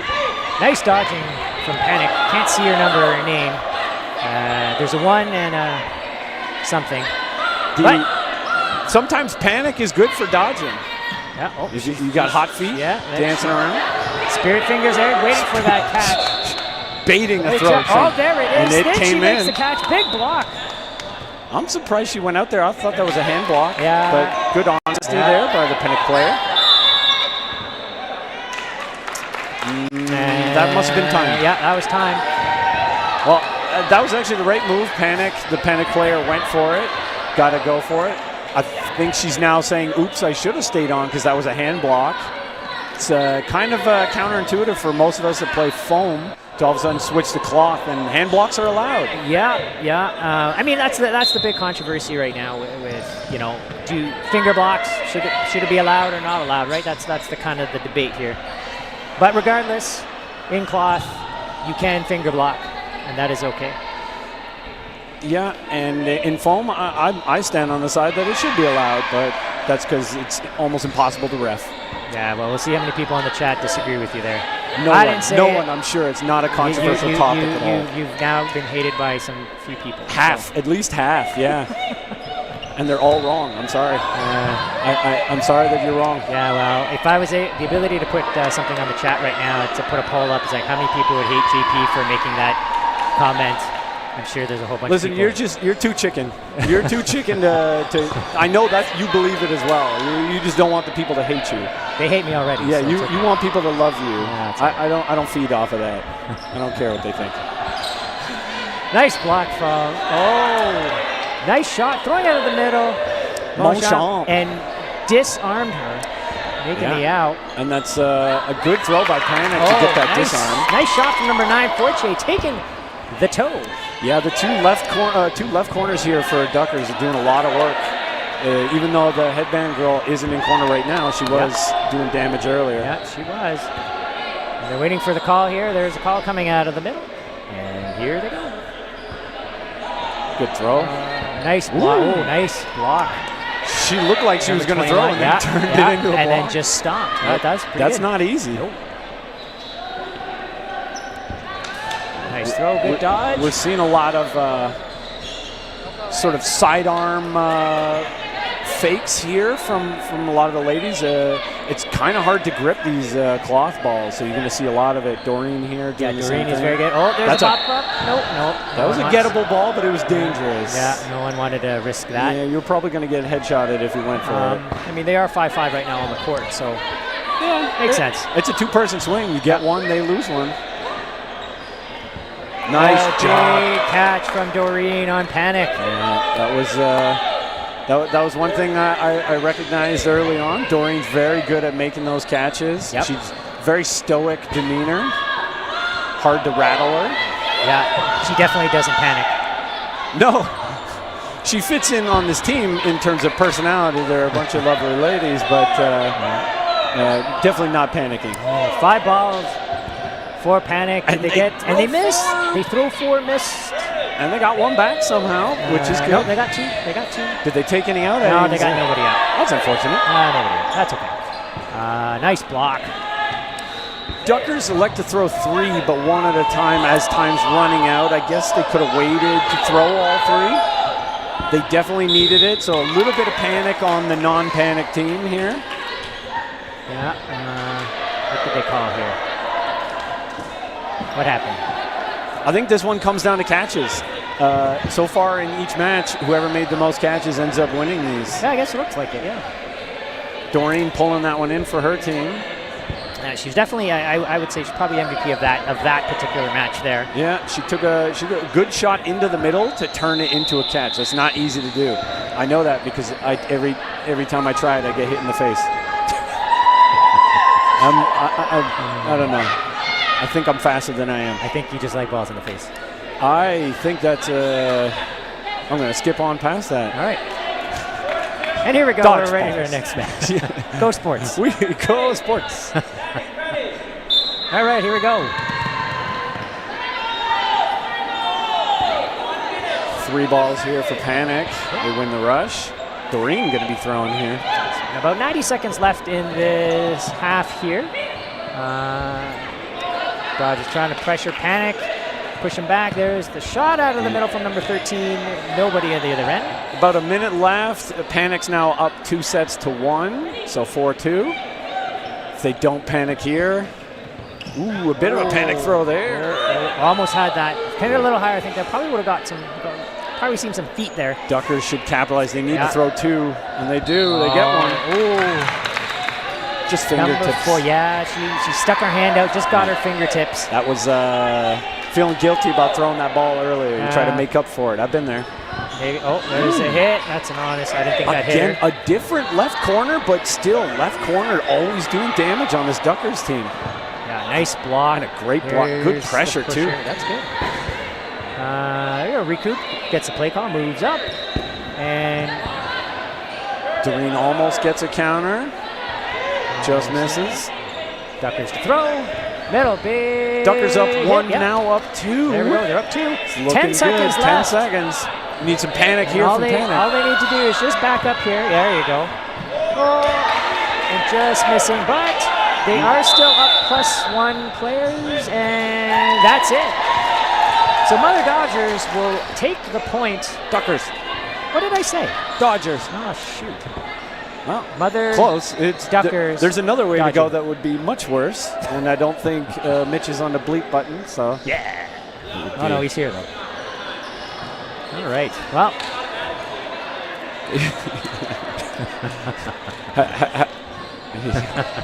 So this is an interesting match. We are now tied up 4-4. It's anybody's game at this point. Very evenly matched. It's sort of gone back and forth. I don't think any one team has won 2 points, 2 sets in a row. Yeah, I don't think there's any advantage here. So what do you think? What do you think is going to happen here in the second half? I honestly think that 3 players on the Duckers team are like a toss-up for being MVP. It's just somehow they're slipping these games away, and I'm not sure if it's because they're missing their shots or the Panic players are like on the games that they're winning, they're just making some catches. And because like I'm seeing some like really high level play out of those 3 girls on Duckers, and like if they continue that, if that trend continues, I believe that they'll come out on top, but it'll be just barely. Because this Panic team, you know, for their name's sake, they're not really panicking. No, they're playing composed. I think they're playing definitely some smart dodgeball. Yeah. And I think it can go either way. I think, I agree with you. I think this game is going to be decided by who's going to catch more balls in this particular match. So we're about to start here. Dustin is asked for the ready on the teams. And here we go. Wow. Good speed for both sides. Panic looked like she was leading on that. She was, but the length of the Duckers player just got there. Just got there. So first to throw, first miss. Nice pressure from 46, Kaufman. Seen some smiles here from the Duckers on those fakes. These teams probably know each other. Ooh. A nice duck from the Ducker. living up to their namesake. Ooh, they got Ducking 4 balls, Duckers. though. There we go. 4 ball. Can they capitalize? No. If they throw it the smallest person on the court, maybe not a good idea. Yeah, I think in that instance, let's see, throw number 12. Corner, no one on the other end. And here we go. Duckers to throw. Good idea here by 18. Exchange fire, no one on the other end, so it's still 6. Everybody V6. just missing. Still very close. Electing not to do any counters here. Probably just going to make a play call, come to the line. Looks like they're playing it a little bit safe here. Yeah, it's tight. When it's tight, everybody plays tight. Everybody just missing. I don't know if I mean, it's still early of the second half here. I think, from my perspective, I think I would have pushed a little bit more aggression to try to get a little bit more of an advantage. But you know, everyone has their different plays. But nice throw out of the middle. That's the good thing about cloth. There's like really short matches, so you could try something one way, and the next point try something different, and halfway through the match you can switch it up. Absolutely. 2 big blocks. Oh, nice cross corner. Ooh. That's an unfortunate thing that they didn't recognize that both their blocks went back over the line and they both took shots. Yeah. That could have gone really bad for them. Both teams missing or just thrown into blocks. Oh, little bobble there from, I can't see her number, but the winger from Duckers. Oh, there's the first hit. Kirsten finally getting the hit. There's the first hit. And that's literally All 2.5 minutes. That's all it takes. If they now play this out for 30 seconds and get no more hits, Panic wins this. Nice block. Nice block. There we go. Recognition. 27 seconds left in the match here. Or in this set, sorry. Kirsten going to call it again. Nice shot. Oh, good counter from Panic. But still just missed. Just missing. Everybody just missed. 8 seconds left if they get a hit here. And they do. Oh, they do. They need. And 2 seconds left, and just that's a like tie. That's a tie. Nobody likes a tie. I think if you're in that case, the Duckers, you got to be happy with that because you were losing. Oh, 100%. But if you're Panic, you got to also be upset because you were winning. It wasn't a deep victory there. I mean, that was literally 5 seconds left in the game, and all you had to do was just kind of get out of the way, and you would have preserved the 2 points. But instead, tie game. So 1 apiece. Yeah. So it's like nothing happened. Just 3 minutes of nothing. Again, length wins on the rush. So advantage to Duckers here. Here comes the play call. Nice shot from the wing. And merely just inches. Yeah, like everything they're doing is just barely missing, or they're throwing on ball and they're getting blocked. So they're switching it up. They're not throwing always on ball. They're not throwing always off ball, but everybody's just barely missing. Nice protection there by 21. From the opposite end of the court. I like the aggression. That's good. If I have that on my team, I'm giving them a thank you. Doreen hitting the toe. Yes. Number 5 on Duckers. Sneaky out of the corner. Don't underestimate her. Yeah. I think they were really kind of hurting by not having her in that last point. So we're seeing already an uptick. Kirsten going to call her number again. She hits, and that's a good target too. Oh, yeah. 24. Taking number 20. Kaufman, yeah, she's been doing some damage on that team. Yeah, so good for Kirsten. So good for Panic. Doreen goes again. Doreen. And then there's a catch. Yeah, but goodness. It's like Descharnay also got a takeout there, but it was a trade. And trades are good when you're up on players. Yeah. So now it's Doreen's got 2 hits. They have 4 players. You're right. 4-2 here. Solid there by That's Doreen. nice. That's good aggression there. Look how stoic she is. Wouldn't even be able to tell that she's playing a dodgeball game looking at her face. A little bit of a bobble. She's showing her juggling abilities. Yeah. She does have a hard time gripping these balls, so she's doing the claw. Yeah. Oh, there's a hit. Duckers taking out number 15, Collier. Panic still up 1 though. A lot of time. 50 seconds remaining. No, I don't think Doreen saw that ball. No, Doreen spent so much time not getting targeted, she thought we were not going to target her. So now it's 2v2, 40 seconds left. Very quickly turned around there for being a three-point, three-body advantage. Dangerous throws here, long distance throws. Yeah, long distance and cross court. So there's a lot of ground to cover. Catch there by 20, catch. by 3. Catch and a hit. I think she was hit and the catch is made. They're calling it good. 15 seconds remaining. They're up 1. They don't have to do anything. No, they don't have to do anything. Just literally get out of the way. But instead, Kirsten says, "I'm not listening to you, Tony." Yeah, she definitely heard you. I didn't say anything. She saved 5 more seconds on this clock by going for that. Hey, if you're confident, you're going for it. It was a decent attempt. Hey, Kirsten's a very good catcher. She is. Yep. Very confident in her ability to catch. It made the most sense for her to catch that. For sure. So. I'm a Dodger, so when I see that, I have a hard time turning my brain into go for catch, go for catch.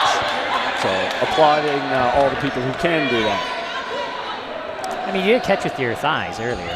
I did, and I have no idea how.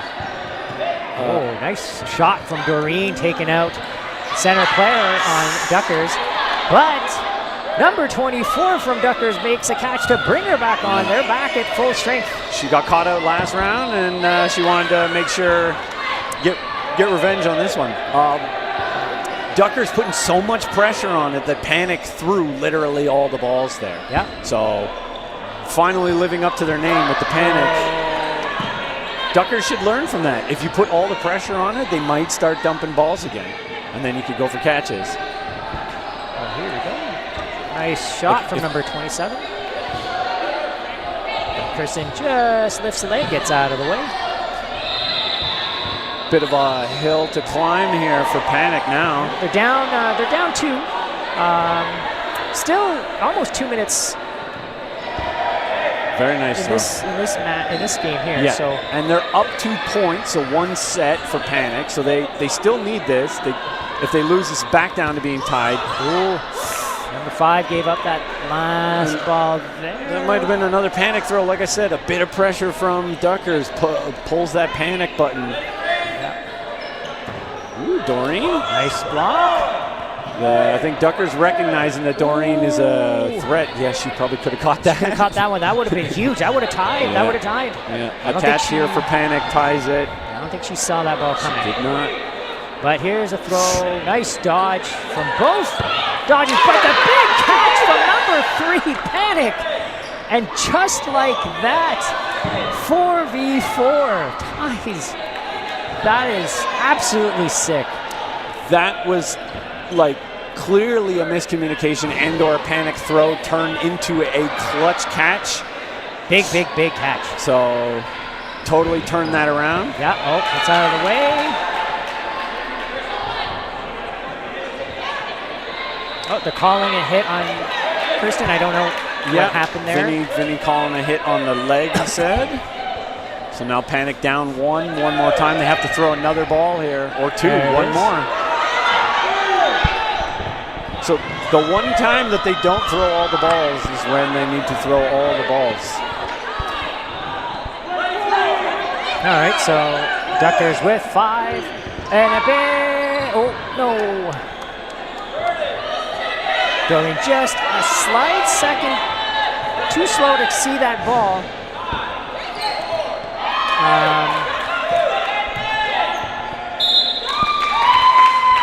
And we're back to tie. Back to tie game. I'm pretty sure from what I saw in that game that Duckers kind of figured something out, which is that you put any kind of a defensive rush down pressure, Panic is going to throw the balls. And that's exactly what they did.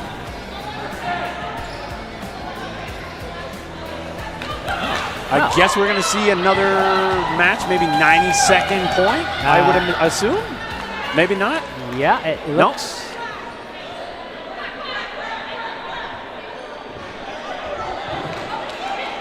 90 seconds, yeah? 90 seconds, so All right. this will be the last one. This will be the deciding factor here. And it better not go to a tie, because I swear to whatever, I don't want a tie for my first commentary match. Don't do it. Oh, big. Oh, what happened? And the length wins again, and the scuttlebutt. Yeah, look at the swimming. What do we call this move? The backstroke. Nice shot from Doreen. Takes out number 13 from Duckers. Doreen is just underrated in that corner. They ignore her, and she's taken She's out free players. reign. Yeah. Another shot from Panic. Look at that. Look at that. Then, look at. All that move. Wonderful. She got a lot play. of balls out of Panic there. All that pressure just gets them to dump all the balls. They just got to connect on their hits here. Nice shot. Not a lot of time left here. Nobody here. But Panic is, they're up with 40 seconds left.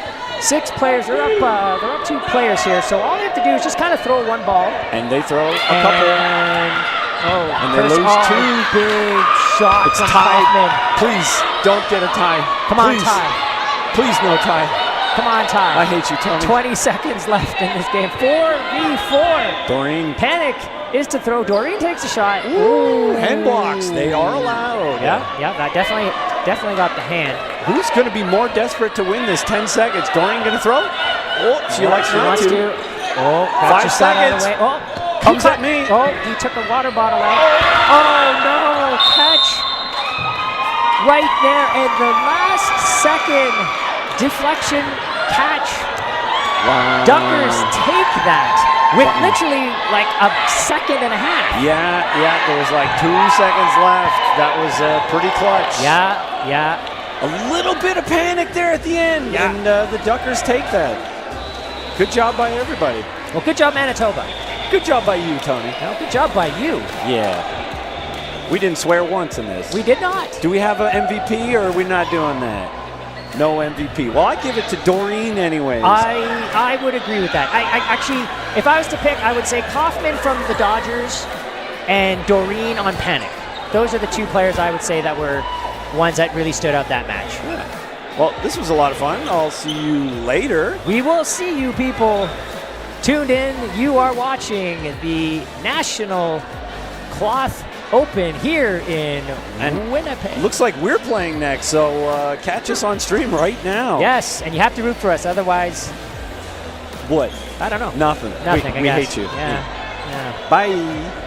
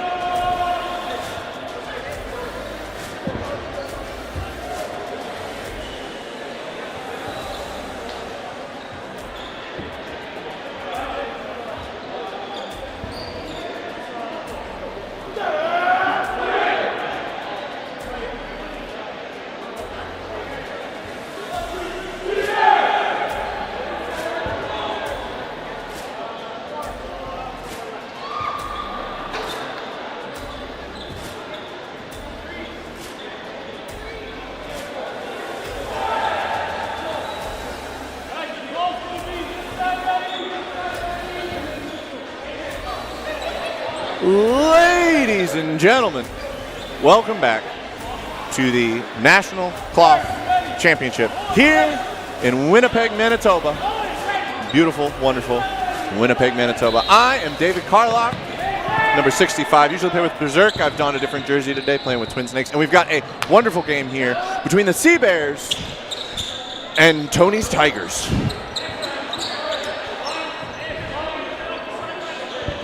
Big throw from Sea Bears after they win the opening rush for the middle ball. Tony the Tigers coming to the line. Ball is hard and high. Kemble finds the shins of David Pofo. And Sea Bears find themselves up a player. Kemble's got to tie his shoes. Sea Bears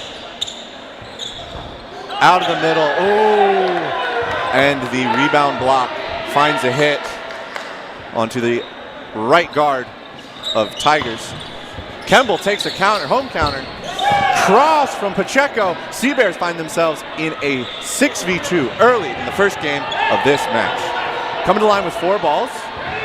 Sea Bears. Oh, there's a pre-counter out of the Tony Tigers. And Pacheco. Oh, and Sea Bears wins that one decisively in under 60 seconds. Strong start for the Sea Bears. Let's see if Tony's Tigers can adjust.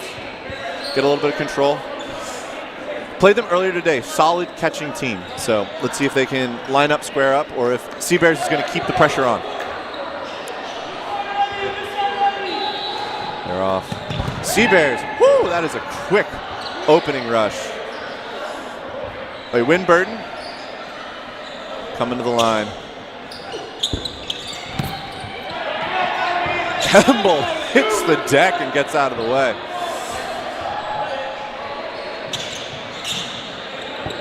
Oh, there we go.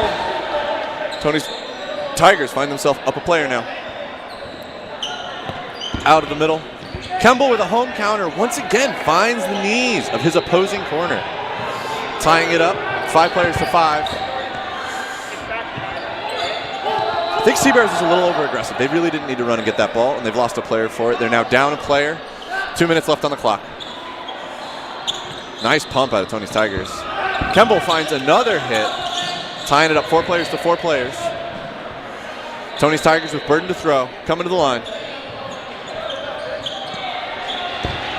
Whew, absolute cannon out of the middle. Kemble takes another home counter. Big lateral. As the dust settles, it is still 4v4. And I am joined by, oh, hold on. Oh, I think that was my mic? Miss. Oh, no. Hello. There we go. I'm Shree Harrington. Sorry, I'm running a bit behind from my own game. No worries. What have I missed so far? There was a very decisive first game. Sea Bears kept all 6 players on the court, won it in under 60 seconds. We got Munchie over here for Tony's Tigers. And again, Sea Bears comes out swinging. Yeah, they're 90-second game. That seems like a very dominant set by them too. Have we talked about the teams that we're seeing on the court so far? We've got Sea Bears out of Winnipeg. Yes, Sea Bears out of Winnipeg. I do not know where Tony's Tigers are from. They're from a little bit of all over, but a lot of Alberta guys. Dwayne Hoppenbauer, Jack Pagone, Connor Baird, and Joel Kravitz are all from Edmonton. Oh, sweet. You know the names. Let's go. I believe number 57 here is from the States. Oh, yes, that is David Pofo.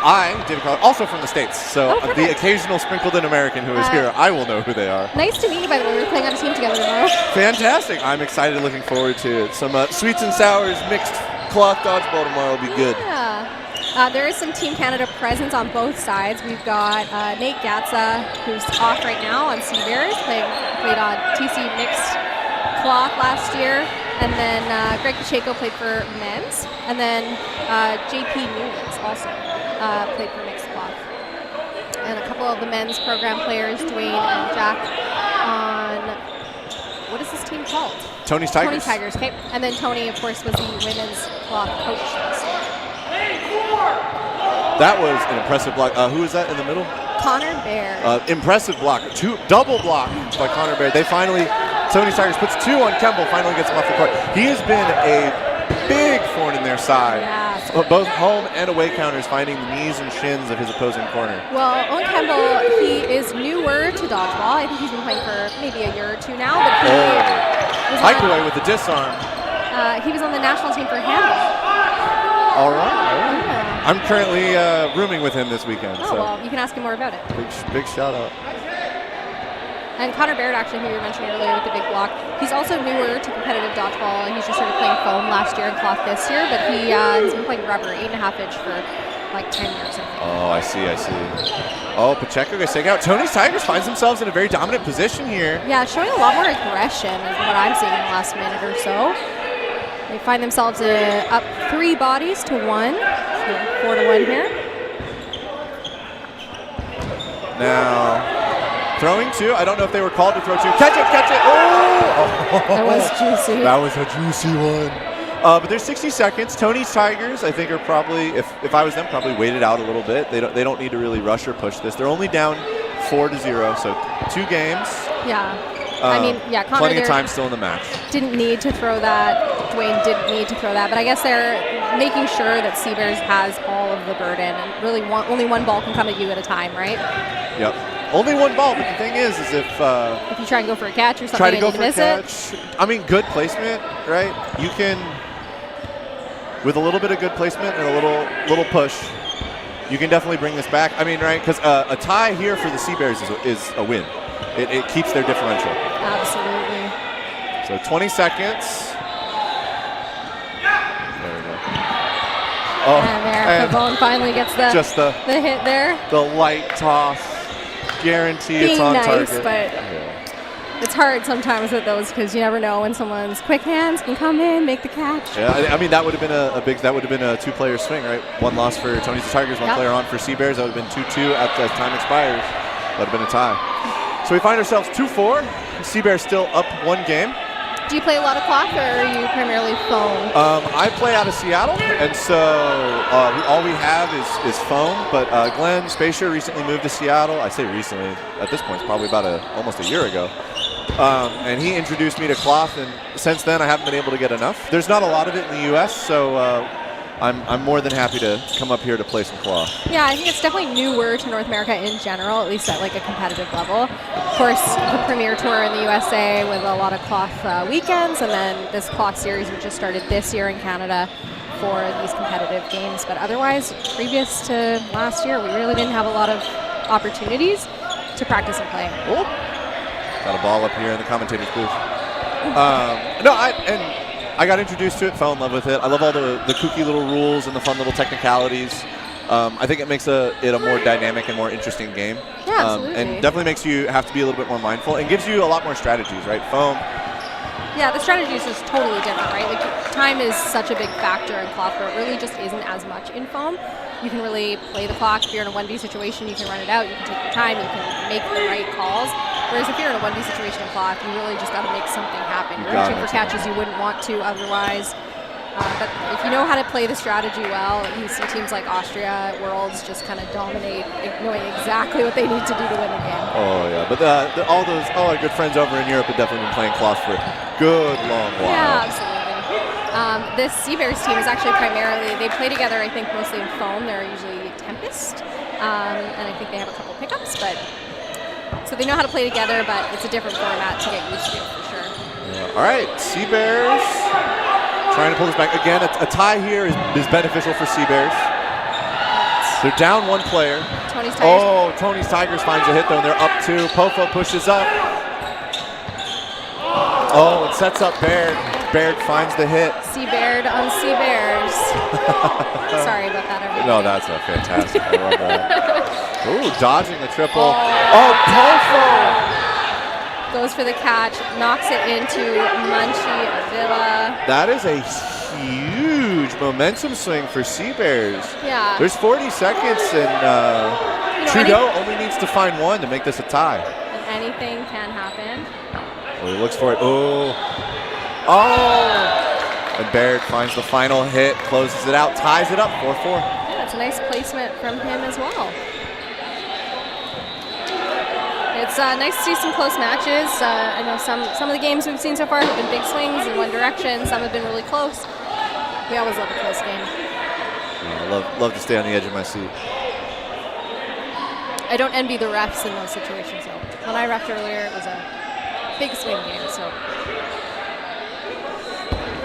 sometimes having to make some really tough calls. And again, a lot of players in Canada, especially start in foam or play foam, are much more comfortable repping that format. Yep. Tony's Tigers takes the win. Ooh. JP Nguyen's taken Comes a big, running up.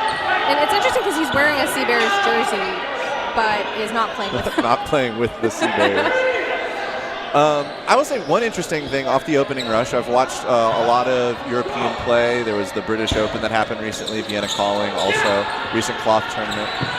Oh! Tony Nguyen just taken out Haikaway. Is that how we pronounce it? Yes, Haikaway. Good catch. Munchie gets taken out.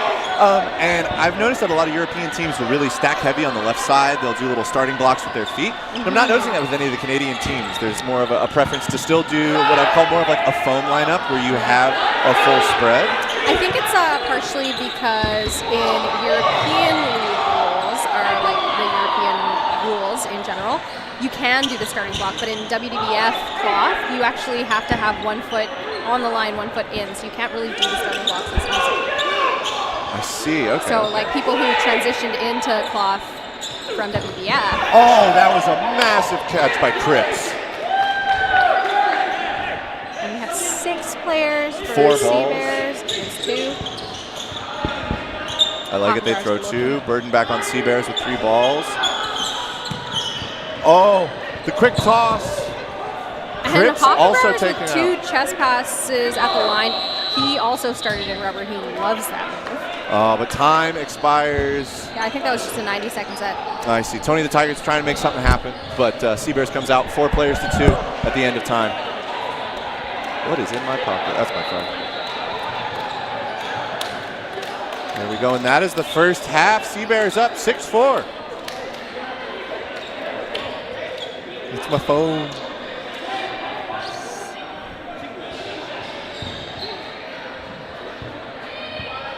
All right, Sea Bears up 6-4 over Tony's Tigers. Have a little strategy discussion on either side and see what adjustments get made. If you're Tony's Tigers, what are you doing differently?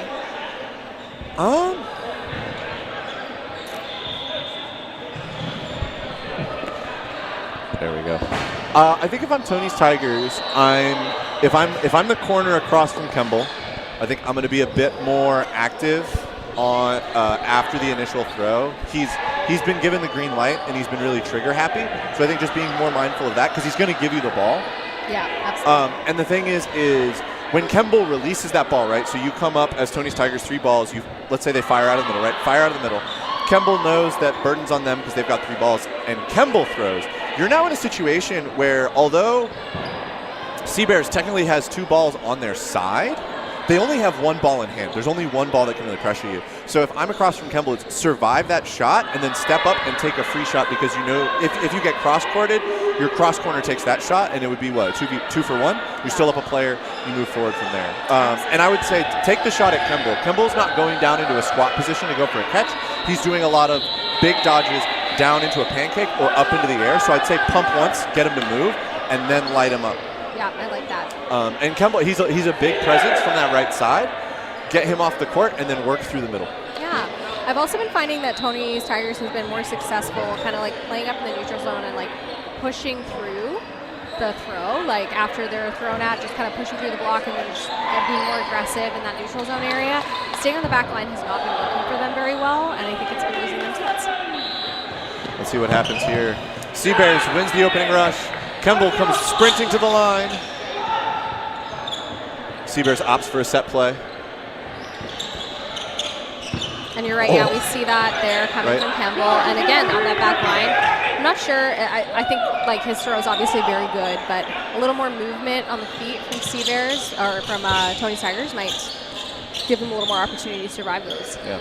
With a lot of these players are new to cloth. You mentioned this earlier. They're not used to throwing a cloth ball. And so with throwing that cloth ball, number 23 here trying to go for a catch on Kemble. Yeah. A lot of these balls are coming out fast, but they come out straight. So big laterals, not necessarily going up or down, but going lateral oftentimes will mean that you survive.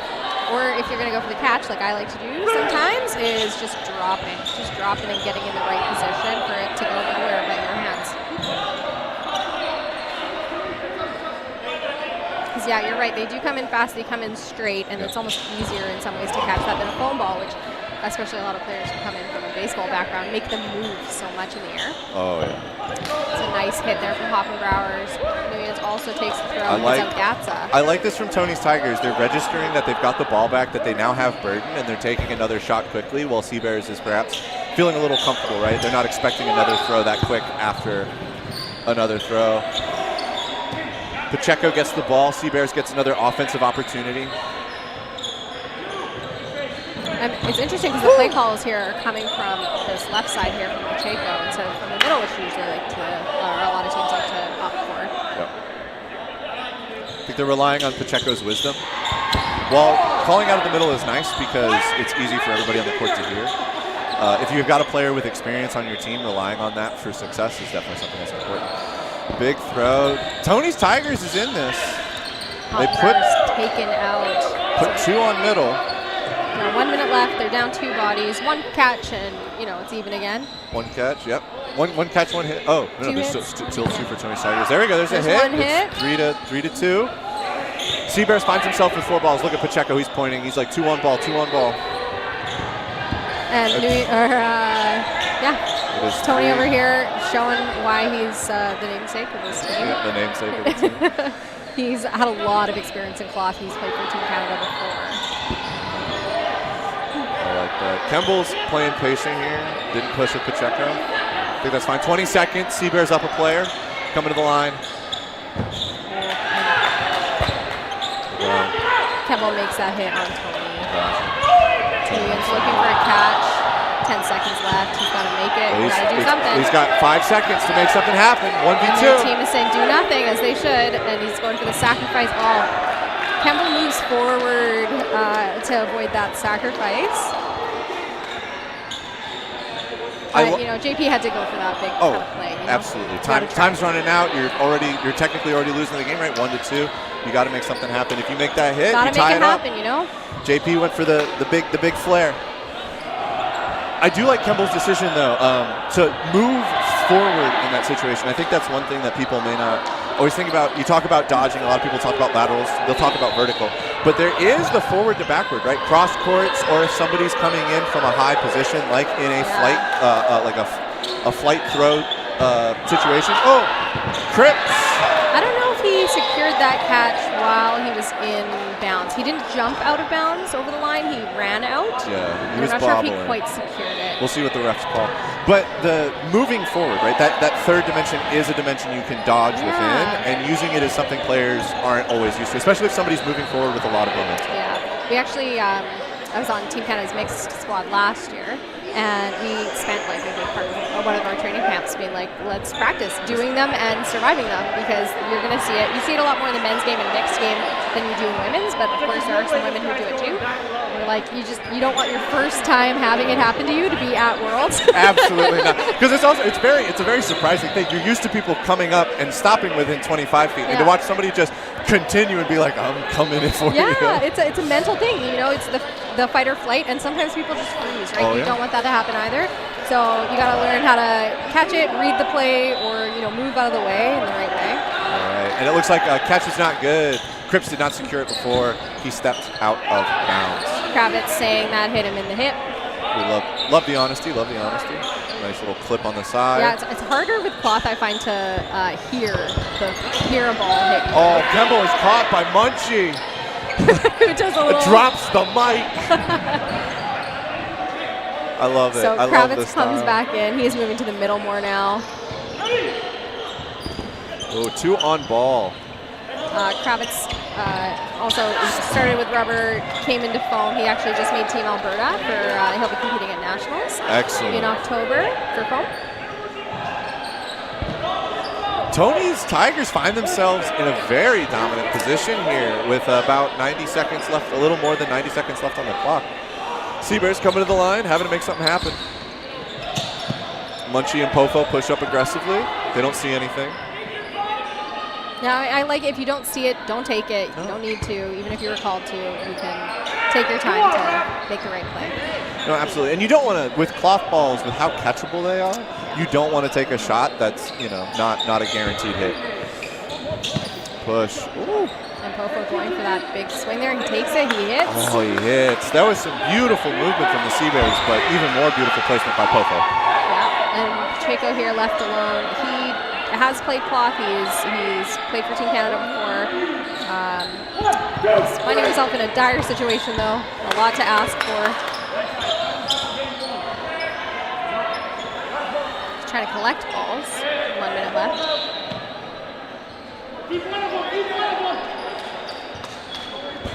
Clarifying how many balls need to be on the court. Pacheco. One came in from another game. Oh, Big block there from Kravitz. went Pushes up though, which is dangerous. Teammates were looking for it. Another throw from Pacheco. Ball is on Seabear's side. Kravitz goes for it. 30 seconds. They just need to run down the clock here. Absolutely. Now, does Popo need to be that far up? I don't. I think in this situation, back up. Make Pacheco run the court, right? Yeah, a make little bit. Pacheco come up and go back. Run. Make him run. Make him get tired. I will say there is something like cloth is much easier to block than foam. Like obviously finger blocks count. It's a bigger ball. I mean, I think in this scenario, if you're really confident in your blocking, you're just like, just throw at me. I'll maybe block it back. That's another tactic a lot of teams use when they're at bodies and they're at points. So just kind of block it back and keep the burden on that one single player. It's very frustrating when you're that single player. Oh no, absolutely. Yeah. But no, And people just won't throw at you. yeah, no, they won't. They won't throw at you. I think with cloth, you can get up and you can be aggressive and sure, right? It's finger blocking makes it a lot easier to survive. There's a green ball on the court. That doesn't need to be there. I think I'm in the school of if you're up players and the other side, is like it's in a 2v situation or a 1v situation. Oh, Popo steps on the line during the opening rush and is out. Seabears start up 6 players to 5, and they won the opening rush for the ball. Come up, Kemble absolutely rips one back. Cripps finds the hit. Cripps himself is hit off of a cross. 5 balls to Seabears. A big sequence there. 2 players were hit out. I thought 2 were, but maybe just 1 from the Seabears. But they triple Tony. 2 balls on Seabears. Kemble screaming not to throw. But if you're up player, if you're in the situation that Tony's Tigers was, and you know that Pacheco is one of the strong players for the Seabears teams, make him run.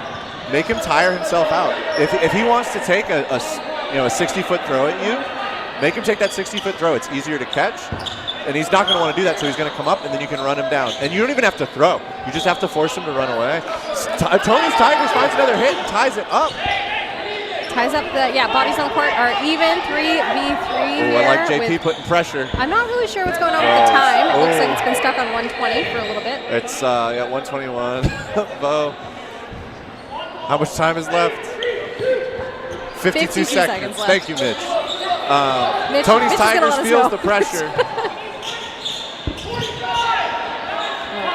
Gotcha. Set clock is stopped. Game clock There is you still go. running. The refs know what's going on. All right, Seabears, I think, is happy with the tie here. Tony's Tigers tie got to make is a something win. happen. Munchie gets hit out. Seabears is up 3 players to 2. Yeah, that second ball, that trailer ball coming in. So the first ball kind of distracts. Second ball comes in, hits him. Excellent strategy. Seabears with 4 balls. Double onto Baird, finds the hit. Nguyen's last on the court here for Tony's Trudeau. Tigers. JP takes the shot. JP knows he's got to make something happen. It's hard as a player when you can't really see that clock going, but he knows. 4 seconds left. You got to make a hit. That's game. Seabears That's tough. It's a tall order. takes that one 2-1. And that is the end of the match. Seabears is going to take the match 10-6 over Tony's Tigers. Tough loss there for Tony's Tigers. I thought they did a lot of really great things out there. They were making some good catches, being aggressive in the neutral zone.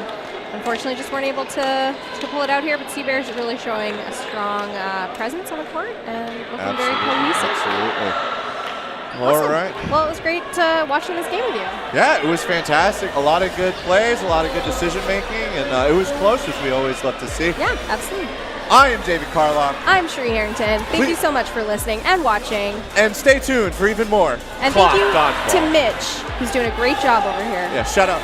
Shout out, Mitch. Shout out to the man behind the camera.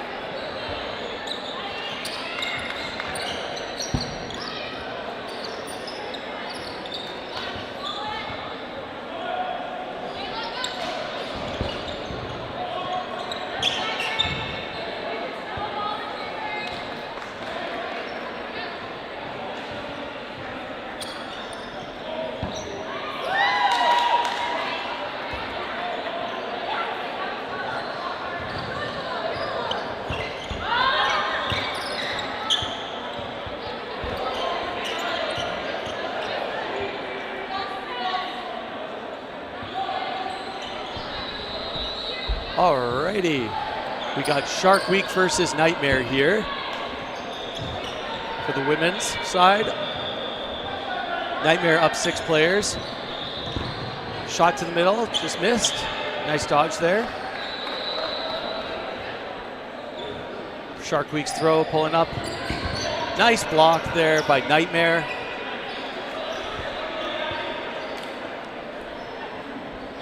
See who's the first one to draw blood here. Oh, hit by Nightmare there. Oh, retaliated by Shark Week. 1 for 1 there. Just missing. Even players right now.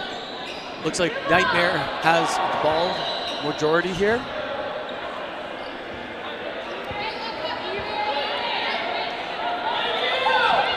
Oh, time running out there where they have to throw 2.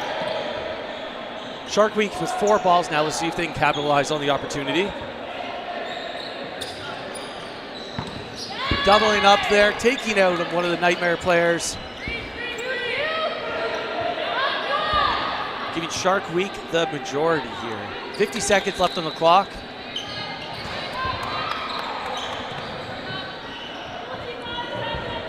See what kind of play styles both teams like to go for here. Throw and a miss there. Block, oh, almost a catching opportunity there. That would put a big swing on the round. Cross court there, they're charging. Hit by Shark Week. Bringing it to 4 players to 2. With 14 seconds left, it's an excellent position to be in. They're gonna try and probably just burn the final 10 seconds. Yep, trying to get the hit. Oh, nice hit there by Nightmare. They got 5 seconds left. See if they can bring it. Oh, and that will be it for this round. Shark Week takes it, giving them the first win, or considering they are Sharks' first blood.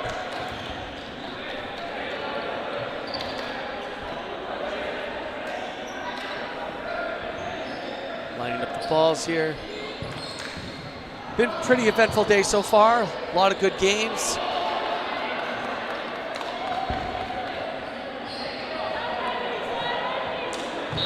Oh, little delay there on the whistle.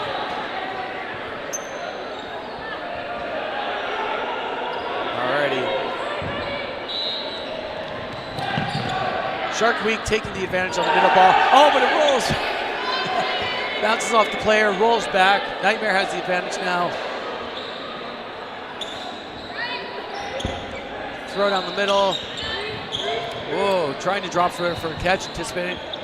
Blocked by Nightmare.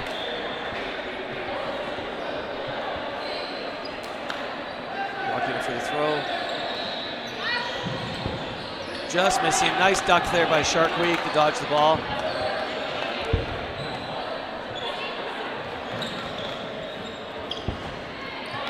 Cross court miss. Nightmare is pretty good at like making a play call before the ball even gets to them, which is a very good move, as you only have 5 seconds before you have to throw. Otherwise, you have to throw all your balls except for 1. Catch there by Shark Week. Hit as well, bringing it to 6 players to 4, giving Shark Week the advantage here in the first minute.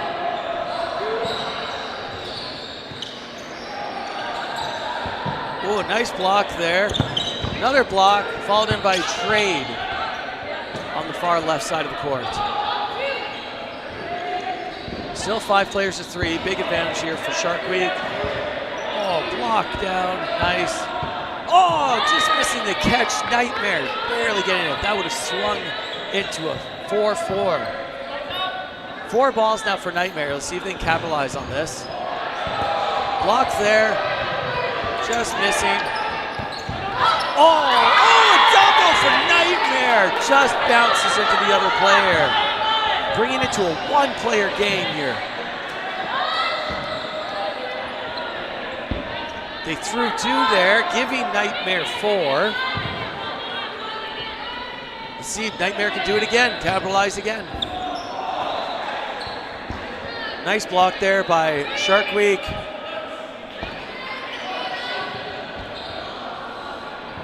45 seconds remaining in the round.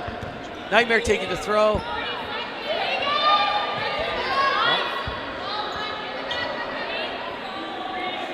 There's a play 2 call there because they took too long to throw. Blocked down.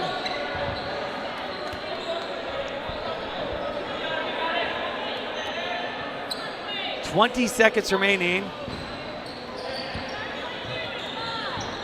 3 throws, and she makes the catch. Swinging it for Nightmare's advantage here. 3 players too. 10 seconds remaining.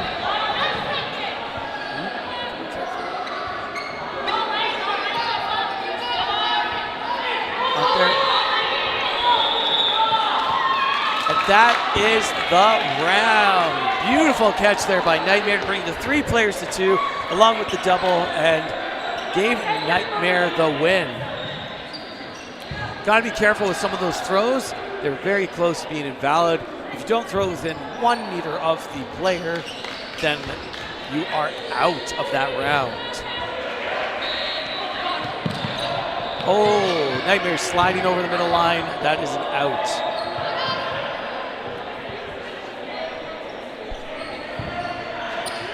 Sharkweek coming up. Just missing the player. Nice dodge. Lifting the leg. Nightmare down 1 player. See if they can even the score here. Nope, just missing. Beautiful counter by Nightmare. Just missing there. I think we are 5 players to 5. Sharkweek's throw.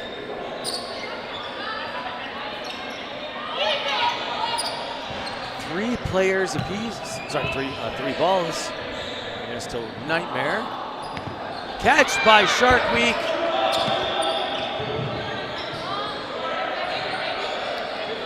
Bringing it back up to 6 players, now to 4. Beautiful catch by Nightmare. Right side just made 2 huge catches to turn the tides. See if they can take it to their advantage now. Well, hit by Sharkweek, bringing their player advantage back up by 1.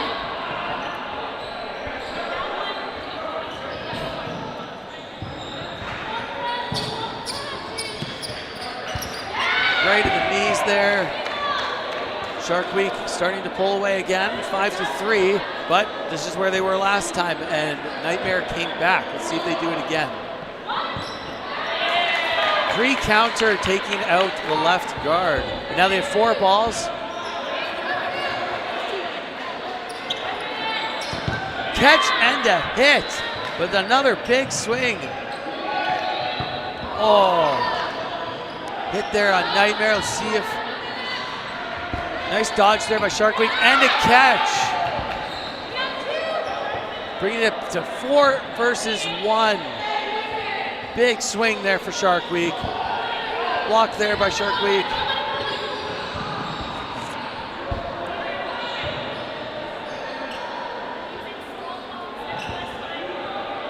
See what the strategy is here. With 38 seconds left, do they try to kill in time or do they try to end the round? Looks like they're trying to end the round. Both missing, with a pre-counter also missing. Nightmare has the ball advantage.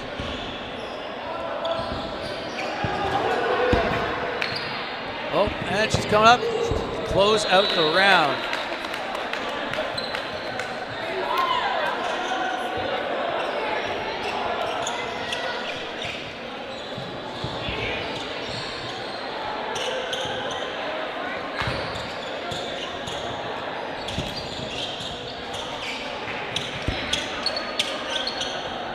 A lot of squeaky shoes here on the courts.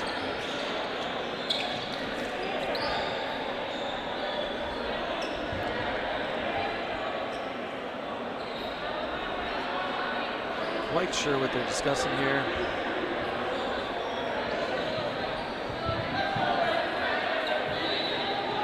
Looks like they're doing the 90-second round is what it looks like.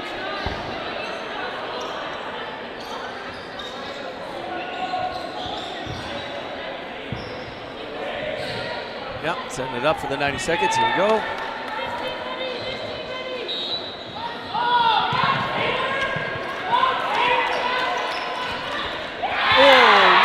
catch by Nightmare.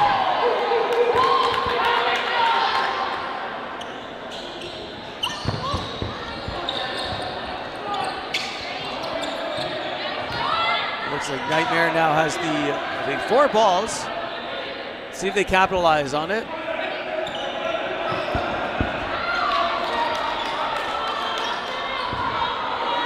Nightmare now has the 3.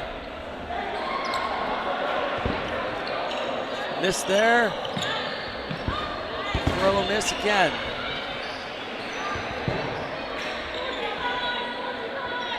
Really want to make sure you put it in spots where they don't catch.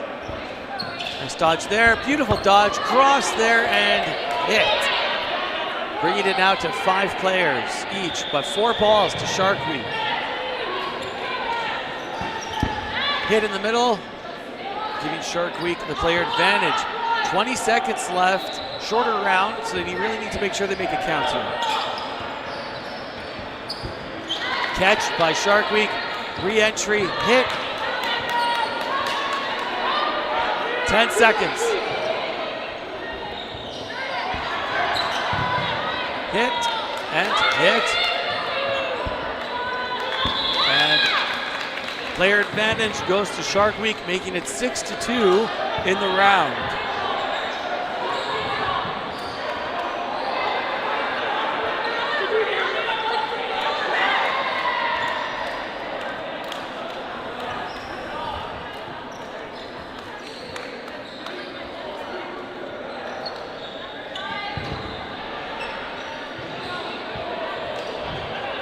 Couple seconds here for halftime.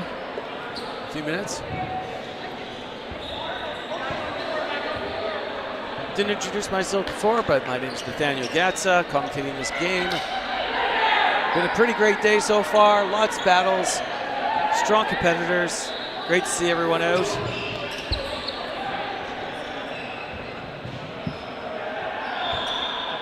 This is the 3rd ever Clash Nationals for Canada. First time out of Ontario, being hosted in Winnipeg.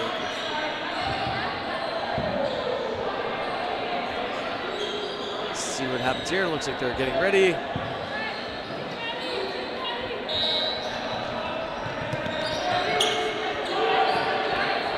All righty, looks like Nightmare gets the advantage here for balls. Big throw from the middle. Oh, sorry, that was Sharpie. I forgot they switched sides.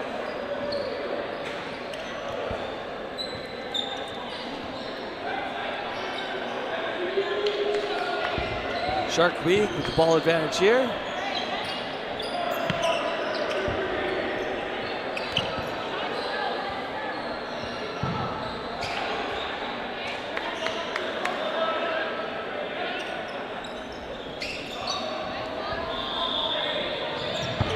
Hit there. Giving Shark Week the player advantage. Catch by Shark Week. 6-4 now for players. Miss.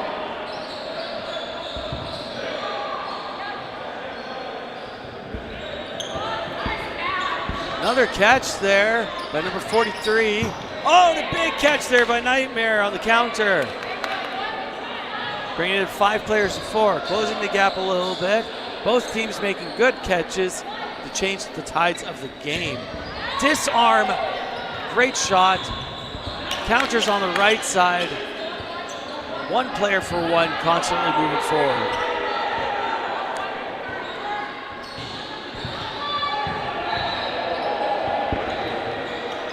Oh, big catch by Nightmare. Big catch by Shark Week. It is going back and forth. Crazy. I think we still have 4 players to 3 after all of that. Block.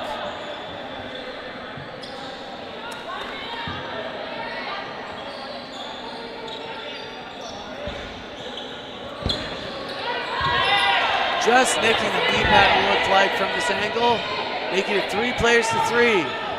48 seconds remaining. Oh, nice hit there for Shark Week.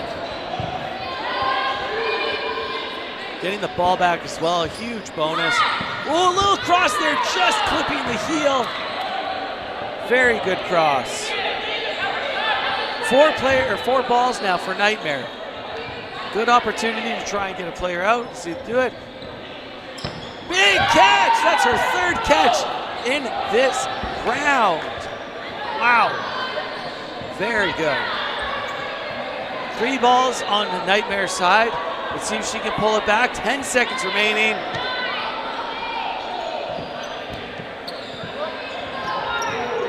And the hit there, giving the win to Sharkweed.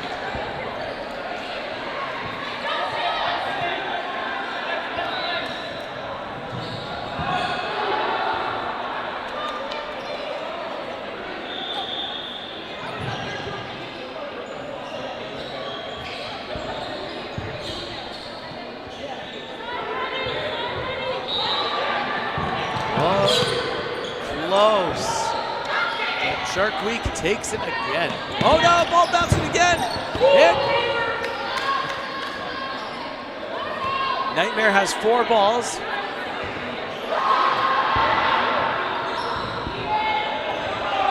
Jumps and dodges from there. Pressure from Shark Week.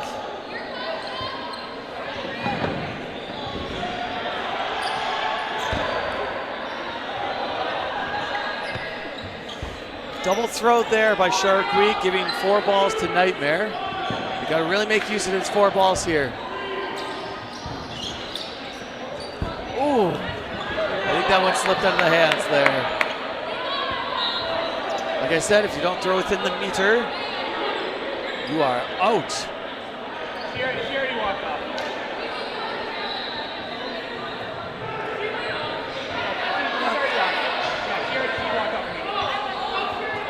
All right.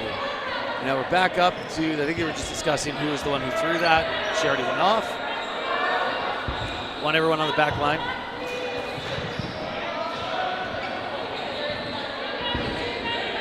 Shark Week with the balls and the players here. Let's see how they make a hit. Nice block there by Nightmare. Nightmare going for the retaliation here and just missing. Oh, Chaos going back and forth. Hits, and catches. Shark Week pulling away with that turnaround, taking out 2 players to the none, making it 5-2 in player standings here. Right in the love. What a toe tapper right there. Holy moly. All right, right side. Oh, she's going to go for the catch. And another toe tapper to end the round.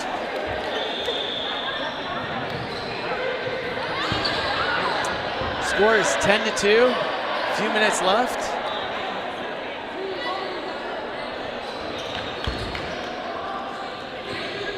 See if Nightmare gets a couple rounds here in.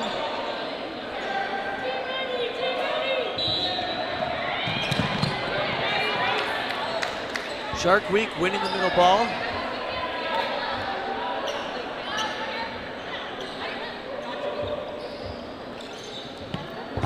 Nice block there.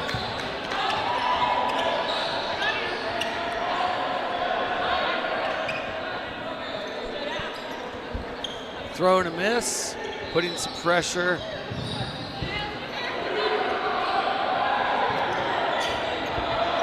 Another dodge there by Nightmare, a free throw. Still Nightmare's throw.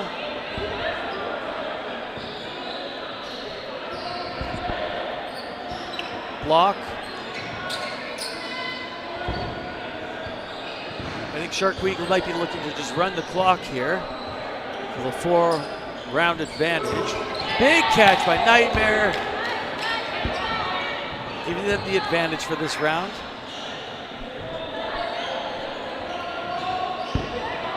Miss there. Pressure being thrown. Throw, block, hit, and hit. Good turn of events there for Shark Week, taking out 2 players while losing none. Nightmare with the 3 balls moving forward.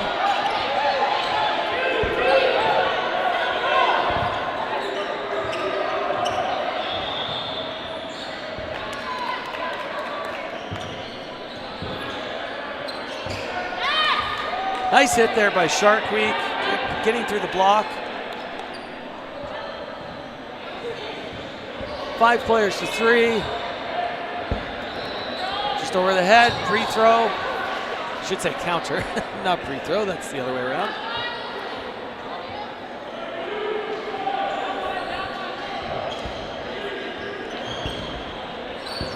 Nice throw by Nightmare, better block.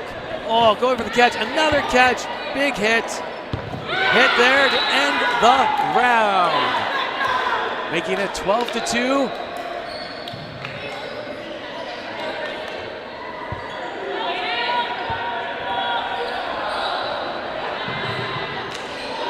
Game clock is going now since it's under 3 minutes, so this round will be whatever the game clock says. Currently it is at 1:40.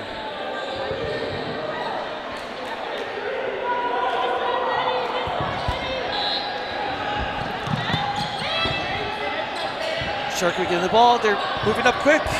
Big throw, taking out the right guard.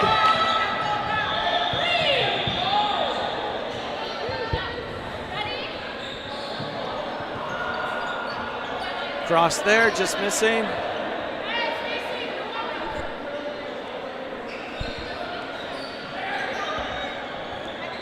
Throw there, missing as well.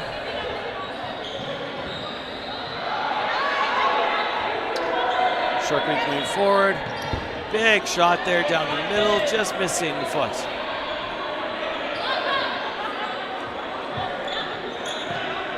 Nightmare going up for the throw, missing counter.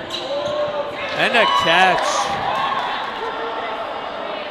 Number 43 is up to like 7 catches this game.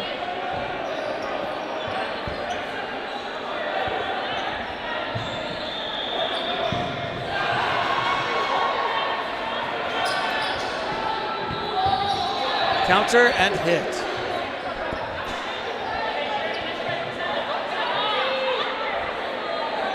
Four balls. 15 seconds, just missing. Nightmare has 10 seconds to make something happen. To get 2 catches here, turn around or catch and hit. And it looks like that is the round. Ending the game 14-2 for Shark Week. Good effort by both teams, a lot of catches back and forth. Congratulations to Shark Week with that victory. And we move on to the next game. I'm off to go play my next game, so signing off. Great rest of your day.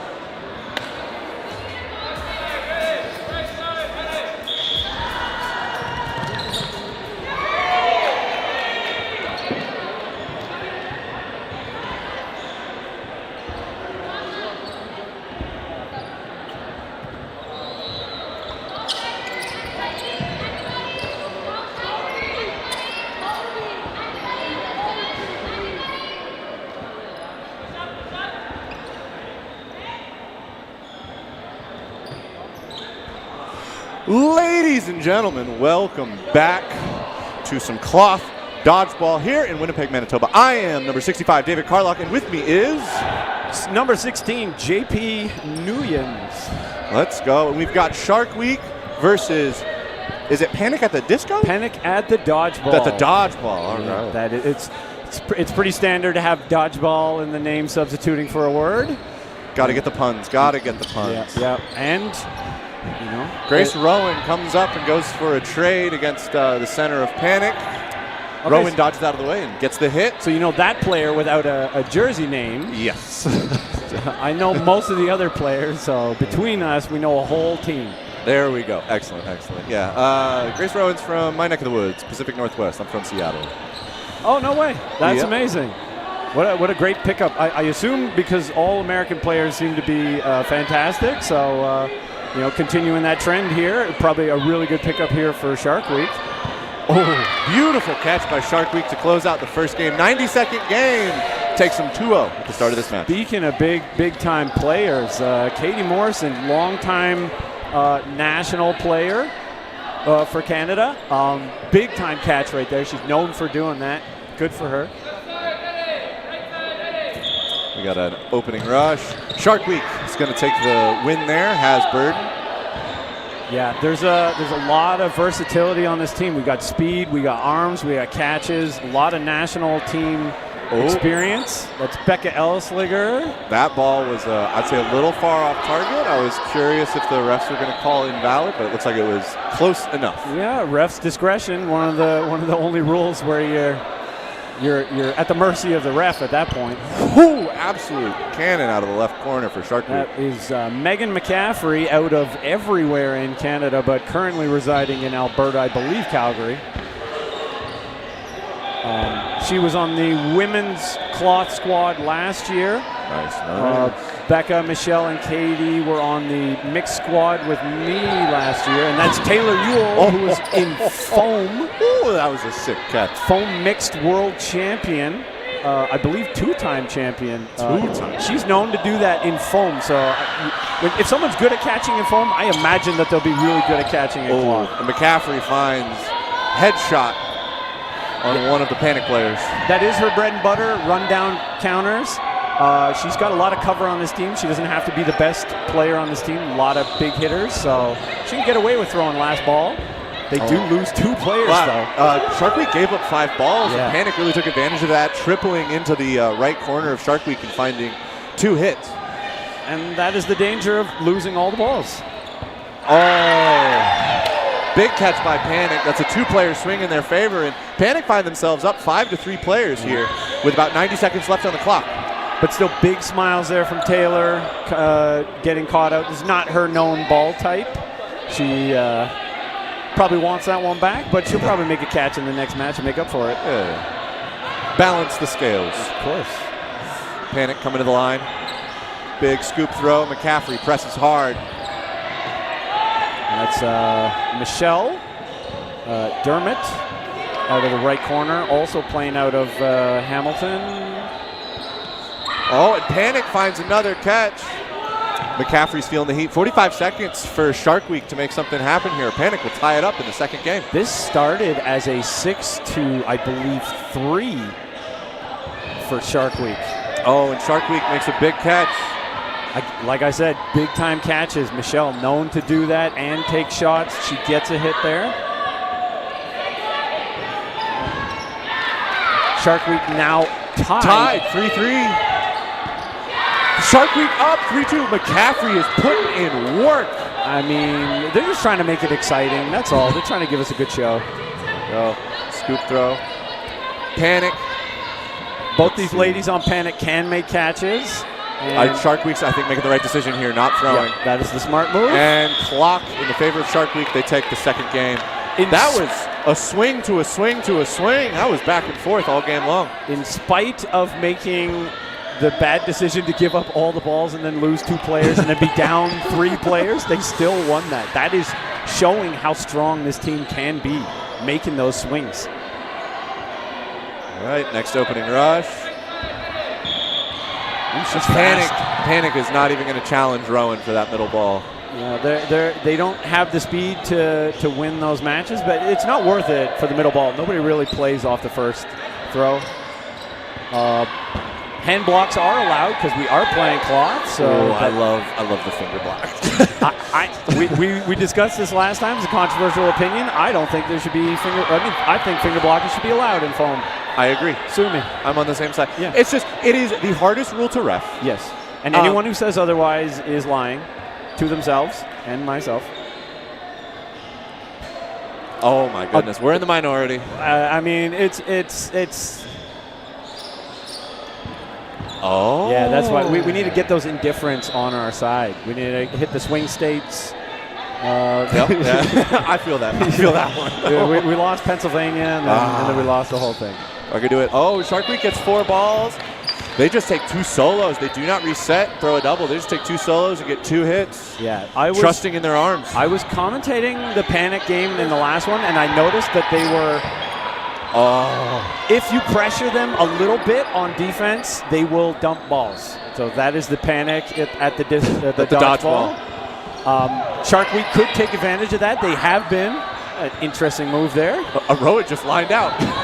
But she it's tied. It's 4-3 in favor of Shark Week. But she passed the ball back, which is important.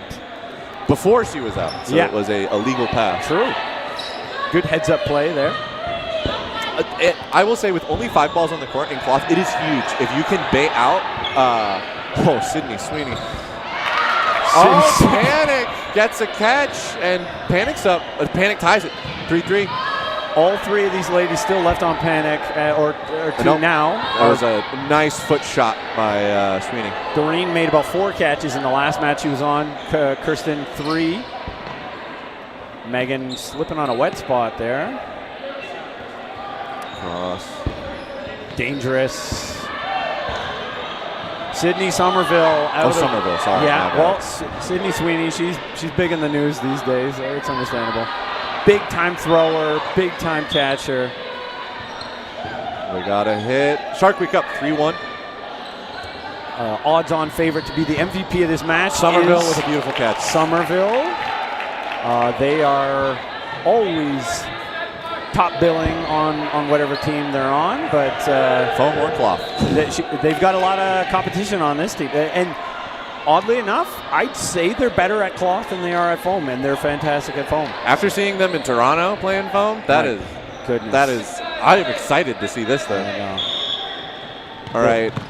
Oh, Panic wins the opening rush, and Burton not only is on them to throw, but I would say also on making something happen. It is currently 6-0 in favor of Shark Week. They didn't like kind of the tipping point. Yeah, they didn't like that comment I made about them not having the speed, because they definitely do. Becca making a great catch, reactionary catch. They have no ball retrievers on the right side here. Rowan running over. Shark Week with 4 and players. Who's going to be dangerous. A double? Who's the double? They double ball. The ever-popular stork dodge there. One leg up, that's what we call it. 1 leg up, ball out in front. Yeah. Close your eyes, hope for the best. Yeah. Pray, not the face. Yeah. Shark Week, another beautiful catch. I believe that was a hit, but then also a catch. Really guarantee you got that out. Yeah. For Shark Week. Just doubling up. Oh, the stork didn't work this time. They read the dodge last time, and this time they're like, we know which leg is going to plant. That left leg is going up, so aim for the right one. There we go. Somerville. Just too much power. Already seeing a disarm here. It's the Shrek jersey that Somerville's rocking. Yeah. Shark Week is just going for these catches. Yeah, and that can be a situation where you believe you are so much stronger than the other team that you start just going for catches when you can just win the match by just staying alive. Hopefully they turn that around now. That is a nasty hook, though. Yeah, and this Panic player can make catches too, so they can't underestimate her. No, not at all. But there's only 5 seconds left on the clock. Never mind. Take shots. Off of the feet. Good. No need to hit in the head. No. Everybody's friends here for now. Until playoffs start. For now, yeah. Playoff. Bracket. Yeah. Bracket is when the gloves come off. I mean, plus minus matters, so you do want to finish your points when you can.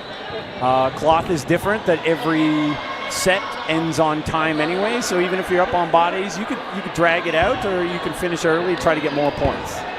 Absolutely, and differential is huge, especially if you kind of been winning some, losing some, getting that differential up nice and high on the games that you're winning, keeping your losses close definitely helps you sit a little bit higher in that round robin leaderboard. And placement then going into bracket can be important. And it also helps if there are ties in the standings. There are quite a few ties that end up happening in cloth because you can have sets that just go to ties. And then, I mean, the last time Panic played and I was commentating, they almost tied out that whole game, and I was so upset. If they ended in a tie, I was going to be upset.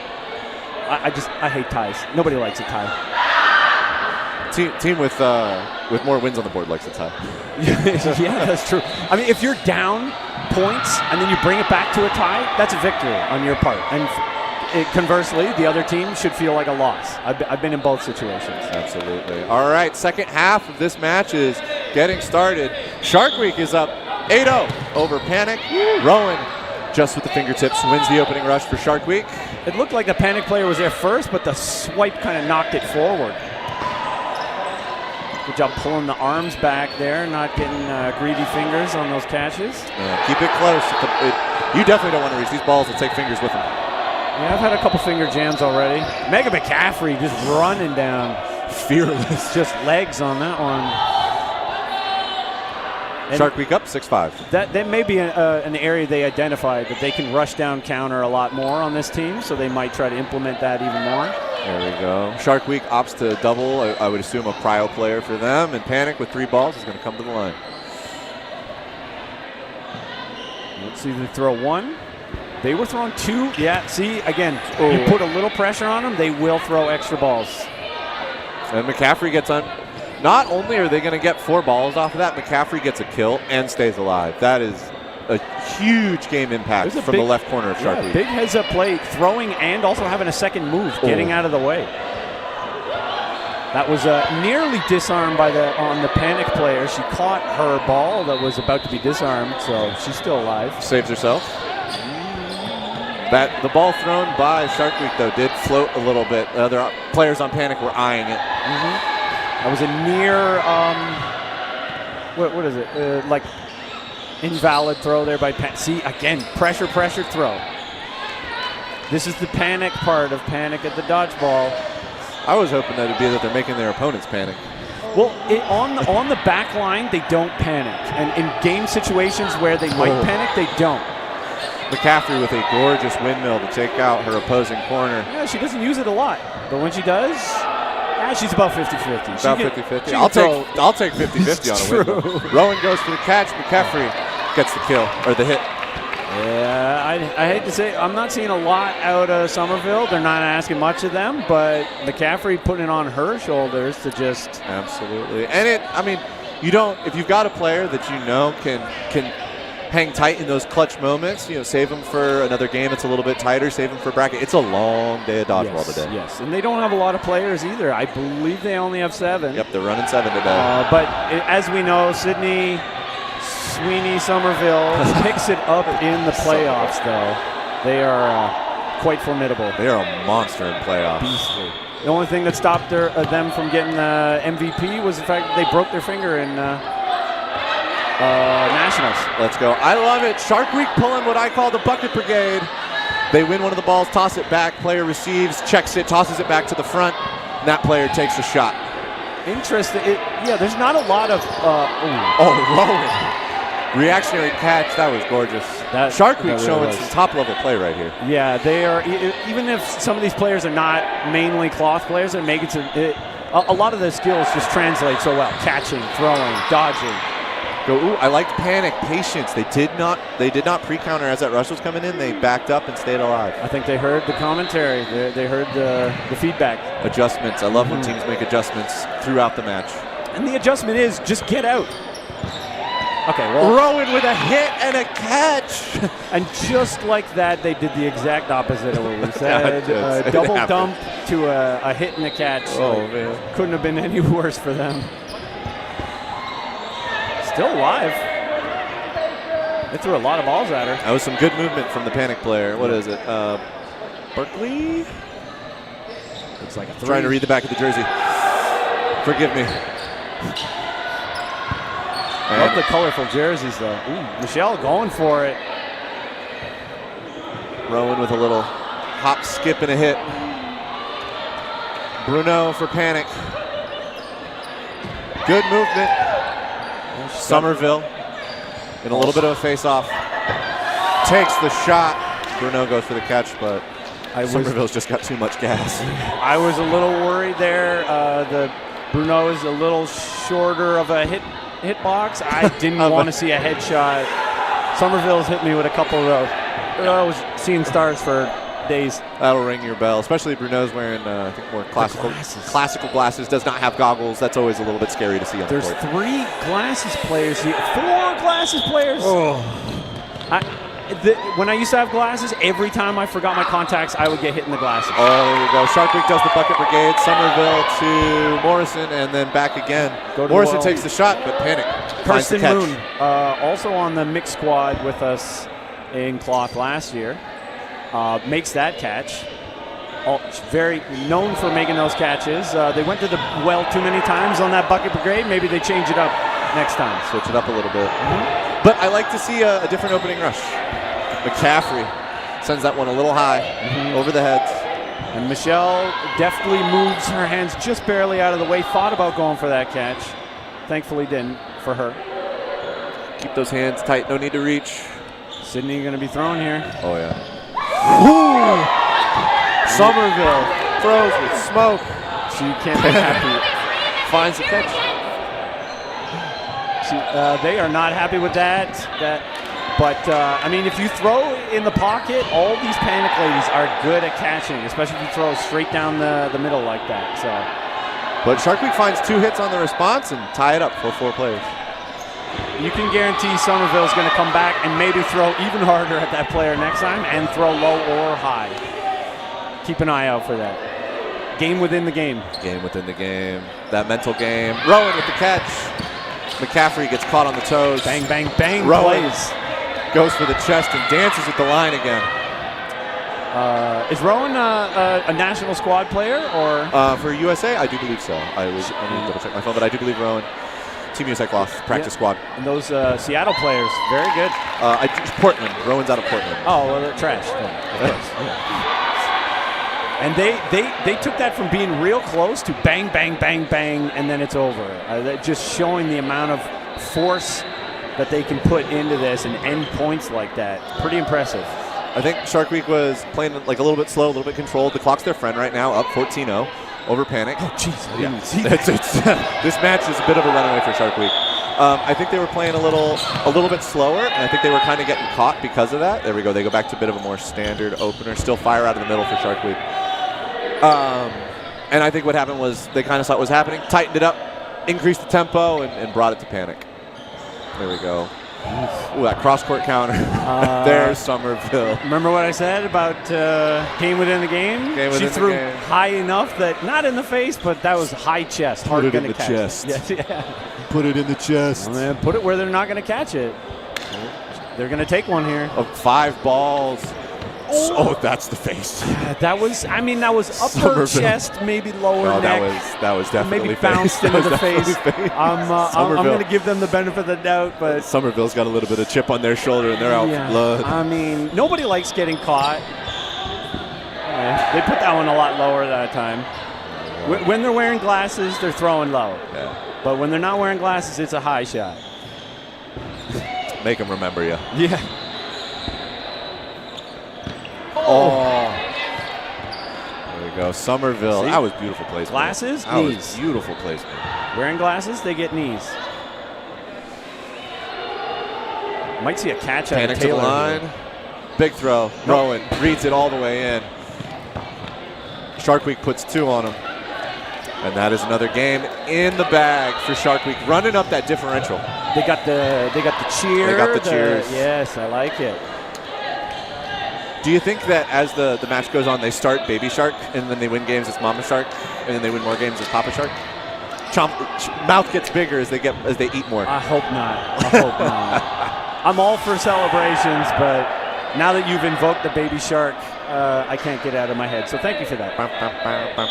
Everybody in the Sure, everybody watching. Everybody's You're all thankful. now cursed. You're welcome.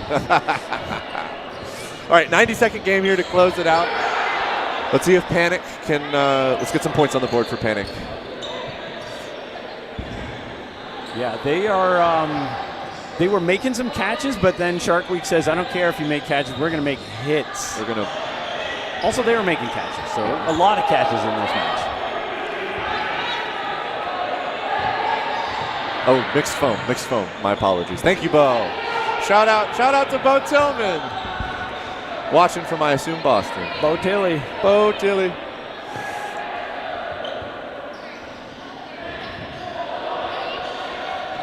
One shot here, and they get one.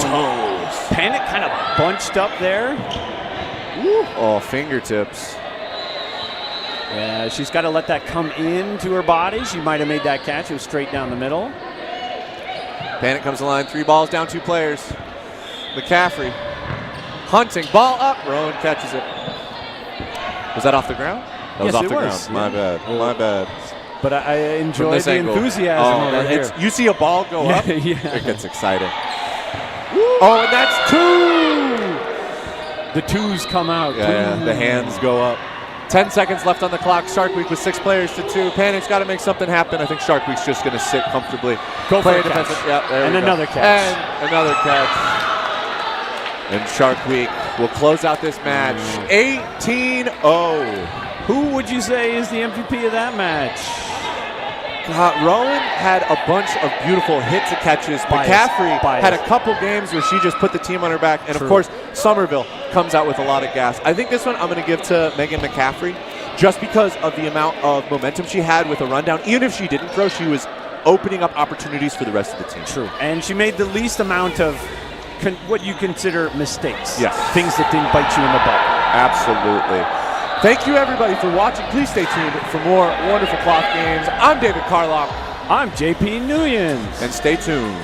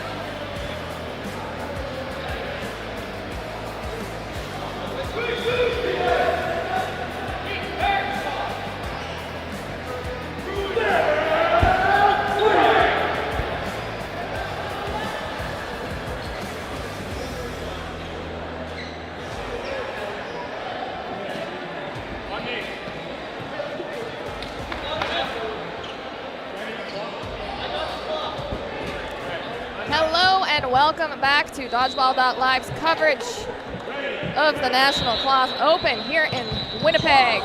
We've got Heat Hens versus Tony's Tigers.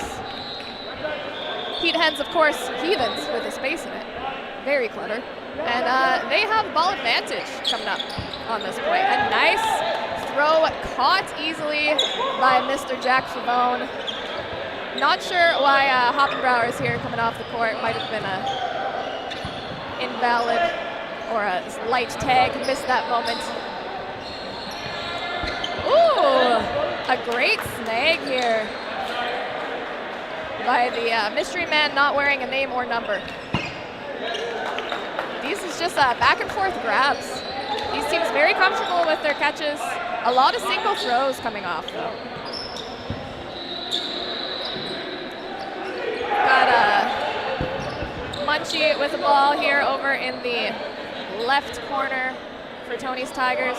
Shout out to the LA Stats team. If you're ever interested in getting some stats done, Munchie is one of those geniuses. A huge shot by David Ampofo, also out of America, on the right wing here for Tony's Tigers. Heat Hens making a call, coming up to an exchange. Munchie just takes it out. You have to be real quick on the back pedal here because they will crush you without even having to close that space. A nice shot by Joel Kravitz. And another one by Mr. David Ampofo to close it out. That's going to put Tony's Tigers up on the board with an early lead. 2-0. Tony's Tigers, another team of competent players from all over the place. I don't know that they have played together in any combination, any of these players. But they're all good cloth players in their own right. They are familiar with the rule set. That's not the case for every team that's here today. Heat Hens taking early ball control off that rush. Gonna be on them to throw. Expecting the throw to come out of middle for this one. It does, it's a nice shot. Tony Tigers closing space, but just getting punished off that free counter. That does leave Heat Hens with only one ball. But Tony's Tigers seems happy to keep throwing singles and getting Heat Hens back their ball advantage. Throw coming out of middle again. Oh, well that was the call, but that was not what was executed. And perhaps that confusion might be what led to two players getting tagged out here on the side of Heat Hens. That is going to put Tony's Tigers up a one body. Throw comes in high. Follow-up blocked by Mr. Munchie. Got JP Nguyen's with a shot off of right corner is caught. And just like that, Heat Hens up one body. A nice cross-court toe shot by Joel. Joel hailing out of Edmonton, Alberta. Up-and-coming cloth player. Great at phone as well.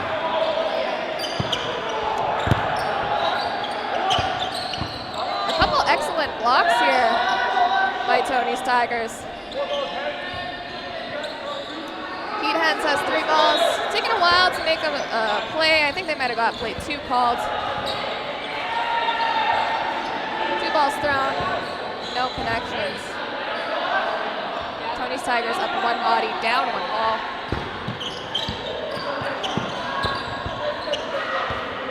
Joel taking a cross-court at a player who was dead.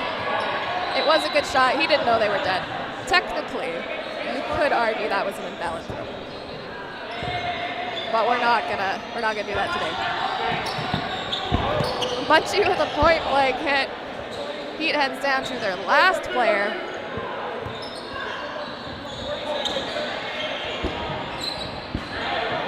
Nice little maneuver, drops the ball to look for the catch. Ball goes just between his legs. Kind of impressive, really, because he was already so low to the ground. Tony's Tigers with a nice little high-low, but he gets right between the two. David Ampofo just marking that territory there of the neutral zone. Makes a pop-up. Good opportunity for a teammate. Does not get grabbed, though. And we have Mr. Nick Danchenko joining me now. All right. The man, the myth, the legend. Am I on? I believe you're on. Am I on? I He's am on. What's up, everybody? We got, who's this? Hens Tony's Tigers. playing against Tony's Tigers. Have you played either of these teams yet today, Nick? I played both of these teams All today. right, what can you tell me? So, Heat Hens, from what I know, are a newer team to Cloth. I'm assuming they are a local team. I haven't seen many of these players elsewhere. Actually, I don't think I've seen anybody elsewhere. And Tony's Tigers, we have a couple players who I believe have represented Team Canada. Yep. Whether it has been cloth or foam. And we have an ESPN 8 The Ocho star playing in their left corner, Mr. Pofo. Oh, amazing. Yeah, that aired somewhat recently, yep. Yeah, sadly, the NBL one. So I know the Americans are not happy about that. Heat Hens coming up to the line here. Nice and cozy in that neutral zone. Few exchanges, but no casualties. Good 2 blocks from Pofo, sends 2 balls back to the Heat Hens. Yeah, Tony's Tigers been doing really well with their blocking game this whole match. Good advance from Pofo, doesn't hit. He gets countered, so does Dwayne. Yeah, Dwayne Hoppenbauer's out as well. Hoppenbauer, okay. Yeah, it's a very tiny name because it has so many letters. Hard to read on the back of that shirt. You know, it's pretty hard to find many names with more letters than mine. His definitely has more. Oh! Ah, mutual destruction there. Nice little exchange. I believe that's JP Nguyen. Yeah. And I apologize, I do not know. Can't even see the number from here. From Heat Hens. 2 left for Tony's Tigers. And they are going to have a ball advantage here. They're going to have to take out a couple bodies. That's a good start. Heat Hens, yeah, the far side. I forget. Yeah, we're the kind of number. missing a roster for Heat Hens. Number 11. Number That's the 11. Oh. Wonderful catch there by Mr. Jack Favone. He's going to use that power up. Calls himself to throw. Solid shot into the ball. And then I believe that's Tony. Yeah, Tony on himself. left. Yeah. The figurehead, that which the tiger has been named after. Oh, getting very, very close. You can tell. Oh, lots of balls thrown. Yeah, they spent a lot, but it paid off. A big final exchange there. It's going to go the way of Tony's Tigers. You can tell that Tony's Tigers has that cloth experience. They are looking for rundowns. They are taking the full neutral zone when they're up there. Clearly very confident. Some of these players have played on the world stage. Some of them have traveled. They've done North America, but also Europe. Yeah, I believe, correct me if I'm wrong, I know Hoppenbauer was in Graz for the World Championships representing the Team Canada men's team. You are correct. JP Nguyen as well, and Jack Favone. Was JP Nguyen, were they all cloth? Oh, nice a beautiful catch. by JP. JP played mixed this year. Mixed cloth? Yeah, mixed cloth. Okay. Also plays Fury for men's. Fury's a very well-known Canadian foam team. Yeah, the lore runs deep. They've been around for a minute. Straight on Hoppenbauer. With the With chest the pass. chest pass kill. No shame. And the 90-second point is over. That concludes the first half. Oh, are they doing another one? No way. I guess they're doing another. Might have had a little scoreboard moment there. So it looks like we're doing another 90-second set. Okay. So apparently if you end, I don't know. I have no idea the rule on that. If somebody knows the cloth rules better than we do, please Pop it in the chat. Pop it in the I chat. imagine there's been a little bit of a learning curve with the scoreboards today, so there might just be a little bit of time that was left on or finished a little bit in advance. The teams don't seem bothered by it, so I assume it's been discussed. I think everybody's happy with no dodgeball today. Joel Kravitz, solid throw coming out of middle. Of course, lots of these players on Tony's Tigers traveling from all over Canada. Some representation out of Ontario. I believe Hoppenbrow is out of Alberta. Yeah, Hoppenbrower out of Edmonton. Joel Kravitz as well in the blue out of Edmonton. Both of them played recently at the Canadian Cloth Circuit round 1 that we had in also Edmonton. And I think Dwayne Hoppenbrower actually got double gold for that one. Mixed and men's.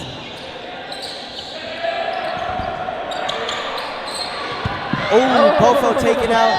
He has good movement. He's up, he's down, but that was a very well-placed shot right on the foot. Number 11 goes for the suicide, doesn't connect, so he is out.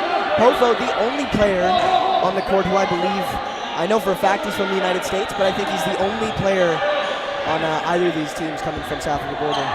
Well, we've got Munchie as well over on the left corner. He is Team Mexico cloth. Oh, no way. Yeah, hails from the U.S. most of the time, plays Team Mexico. Shout out to Team Mexico, currently playing at the Panamericano in Colombia. Yeah, shout out to all my friends at the Panamericano. Sad we couldn't be there with you this year. I hear whispers that perhaps Canada will be making an appearance in the 2027 Panamericano. I'm curious why the U.S. and Canada didn't decide to go to the Panamericano. I know U.S. probably because they haven't selected their squads yet, and that's what they're doing ahead of the North American championships. Yeah, my intel tells me they had originally planned to play the Panamericano. Not sure what happened there. They were going to take some of their squads. That is, that's what I thought. That's what I was made aware of. That the United States was going to have an optional choice to attend the Panamericano, and if they threw that option out there, I would have been one of the first to say yes. You would not be here with us today. So, you know, their loss is our gain. You're on a little squad, aren't you? Yeah. Team USA. How's that going? You have any practices USA. yet? Foam practice squad. We have our selection camp coming up in October. Hoping exciting stuff. Hoping to snag that 6th starting spot on men. And the big question that everyone's dying to ask you, Nick, if you do not qualify for Team USA, will you defect back to your homeland north of the border? Honestly, probably not. Okay. Not because I do not want to play for Canada. It's mainly because I don't think I think morally, I wouldn't. He's got strong morals. I wouldn't respect myself if I decided that just because I didn't make the United States, I'm coming back to Canada. All right. If I were to come back to Canada, it would be for cloth, and I would choose not to play foam because I think that's a little bit disrespectful to the program. Yeah, calling admirable. it a second choice. Admirable. You're a good poster child for the sport. Appreciate it. More discussions around the timer, how much time should be on the clock, what the point should be. Currently 10-0 for Tony's Tigers. We've got Heat Hens on our side now. We can see some numbers. Maybe we'll see some names. Rick Rush from number 11. And now that I see his name, I still don't know what it is. I can't pronounce that. Violo? Ooh, good catch from the middle. Vielitz? Yeah, I'm not sure. Heat Hens, next time around, give us the phonetic pronunciations for all your names, and we're going to have your back. A beautiful snag by Tony. Mr. Tony himself, and a decisive hit by Mr. Ampofo. Ampofo finding feet. Yes. Oh, line. There was a line violation and a catch. Pointing at me. Oh, Heat Hens with a throw coming up short. Our lovely ref, Mr. Dan Holzer, does call an invalid. I would agree with that call.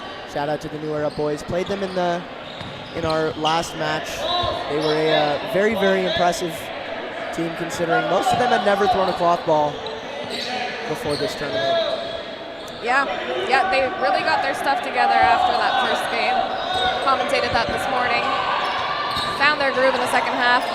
Joel Kradish just goes off the fingertips and changes the trajectory into his face. Hard to bring that in. There was a call earlier where the ball's touched, and we called no hit. But I believe in cloth, if the ball's touched, they're still live. I am unaware of the world's rules, but I think you might be correct. If I'm out to lunch, pop into the chat. Well, honestly, it's kind of hard to keep track of a lot of the rules considering that both of us have played in the United States throughout this season, and there's a lot of rule differences between the WBBF rule set and the U.S. Premier Tour rule set. You're not incorrect. Oh, a nice grab, manages to secure it. A little bit of a fumble, but he catches it, and yeah, tight at the end there, but they closed it down. Shout out to USA Dodgeball. Nationals coming up. Yeah, end of the month. If you want to tune in for more great dodgeball action, we are going to have that stream at the end of August as well. Are you playing no sting? Nope, neither am I. No shade on no sting. I just don't want my arm to burn out. Yes, shade on no sting. Yes, definitely shade on no sting. Shout out Bo Tillman. Bo Sting. Bo Sting. Those balls, though, I will say they last longer than any other ball type, so you can see the argument. Sadly they do. Nice shot, does not connect. One down. Munchie, take it up. Are we going to count that catch? Catch does not count. We're saying no catch. It was a tight one. That was a hard call to make. You could argue. Hoppenbrow takes out Chung in the process.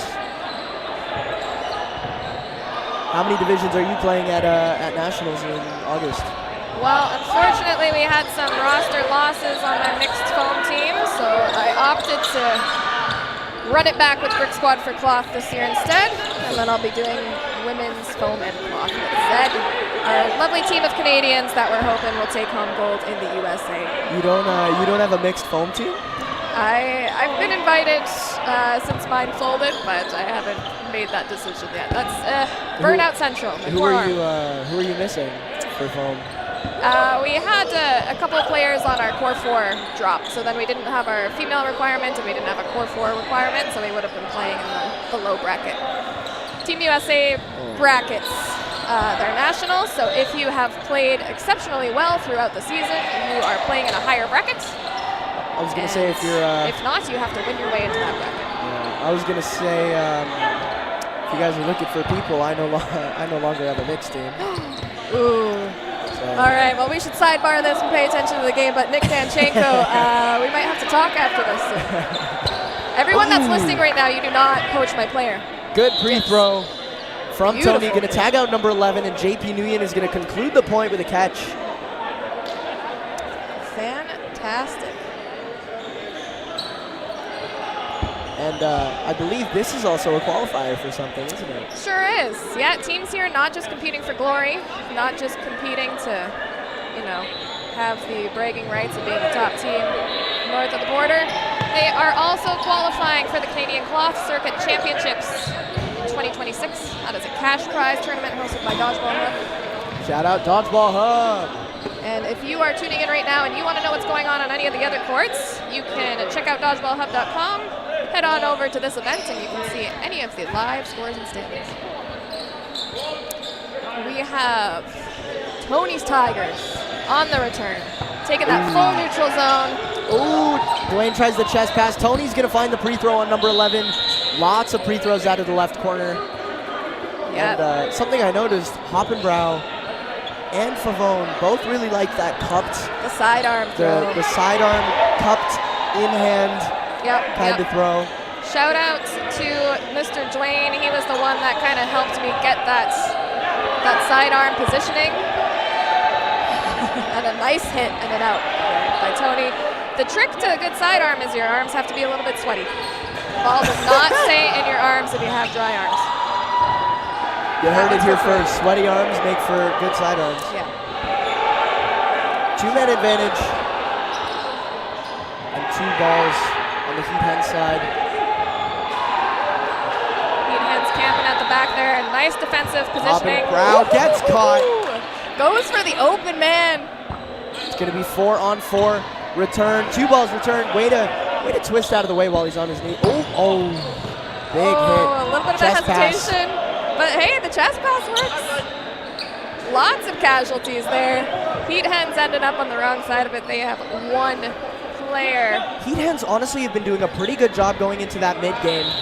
Usually only down by one player, and a lot of the time I've actually seen a tie. It's that closing point in all of these matches where they've started to struggle. They'll get it down to a 4v4, and then they start losing bodies, and the game will end 3v1, 3v0, or sometimes 4v1. So good promising dodgeball from Heat Hens. If they can work on the closing game, they'll definitely take home some points and be able to challenge some of these better teams. And just prioritizing the lives a little bit, right, on both sides. I'm seeing really good target selection when they're up in those moments of chaos. They're not necessarily going for the target that's right in front of them.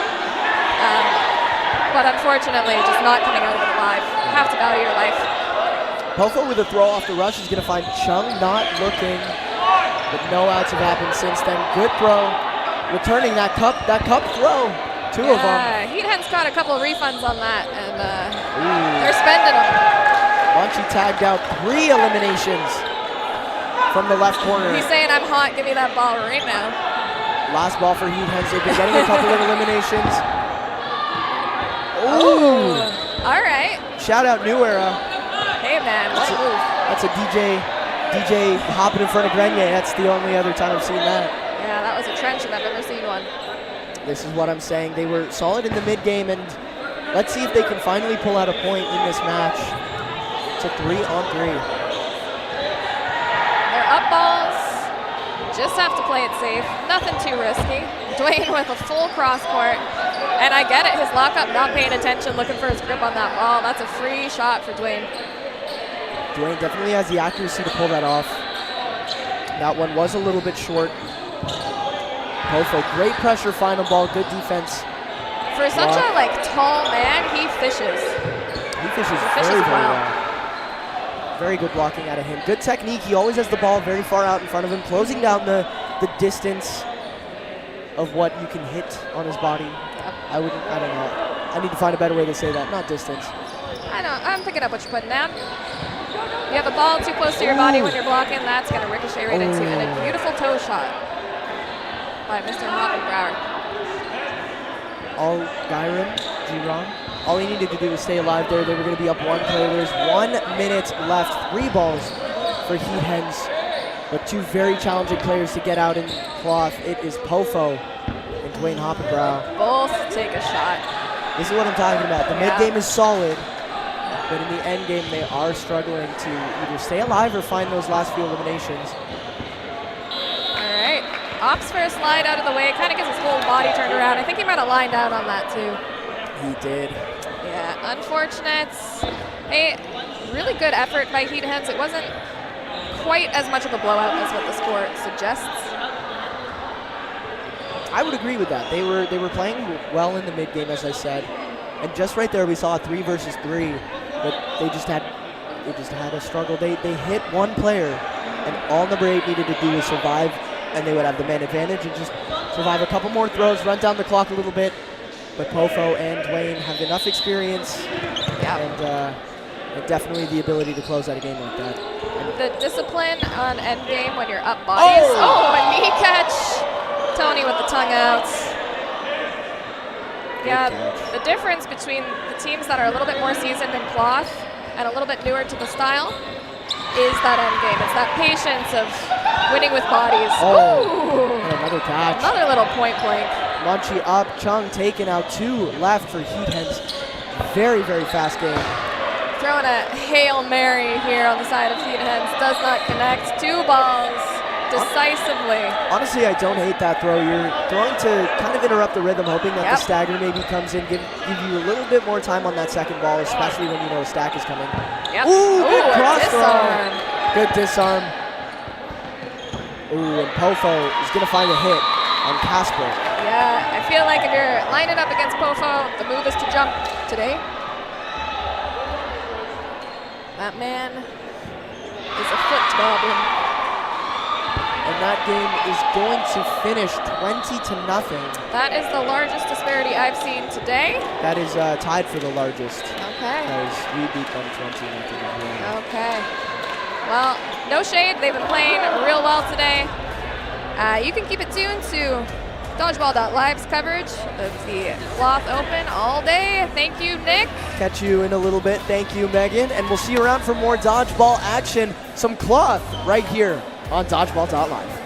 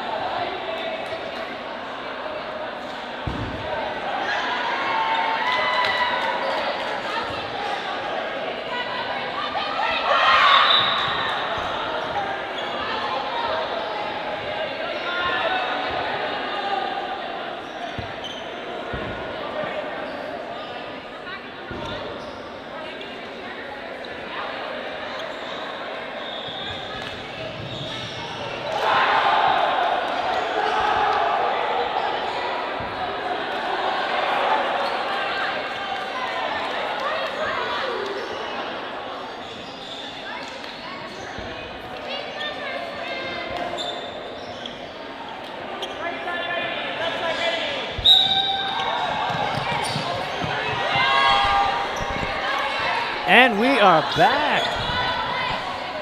Started a little late, but here we are, JP and I, back on the ones and twos. Who are you again? Just so the people know.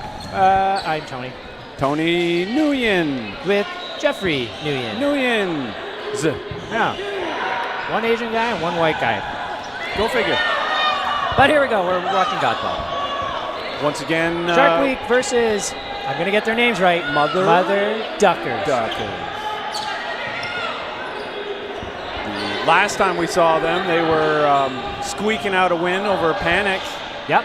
And the last time I saw Shark Week, they were dominating Panic. So, yeah, this Shark Week's team is quite loaded. There is no shortage of talent on this team. No. And although they only have 7 players, they are showing everyone is capable of making big-time plays. Michelle, single ball block, and she's there trying to bait balls in the middle, trying to create that distraction. That's a decent patience there by Mother Duckers not to panic with Michelle running up high on them. They do not get a take, which is unfortunate because this is going to hurt coming back. Yeah. That's okay. I think this is the very first game, so they're feeling each other out here and seeing through,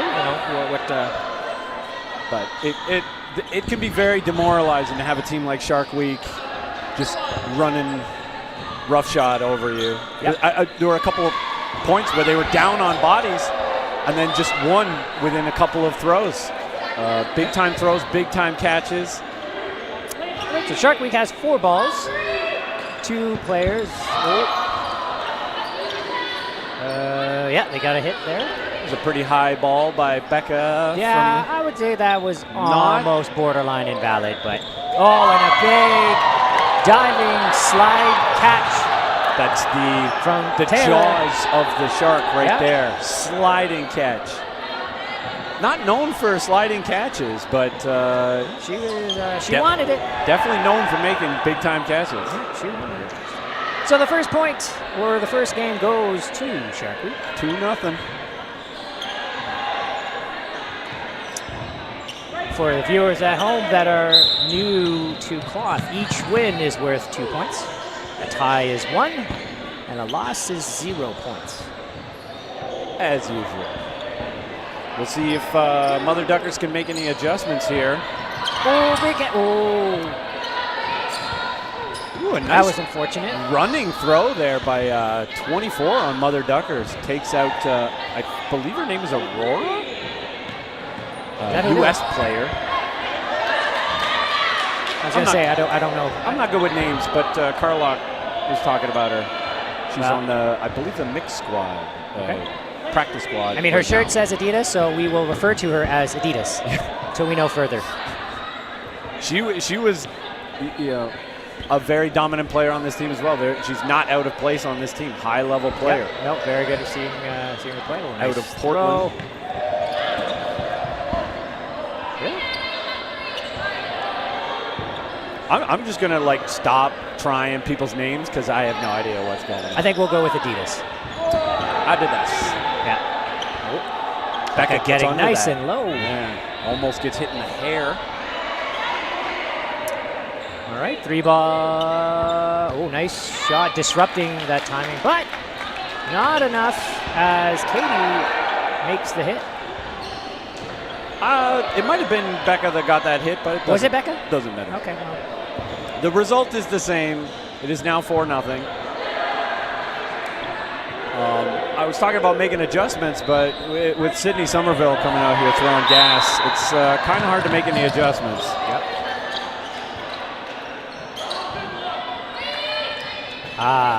Got it. All right, Aurora. We're going to call you by your actual name. I don't even know why that came out of my mouth. I don't know who Aurora is. Woof. Oh.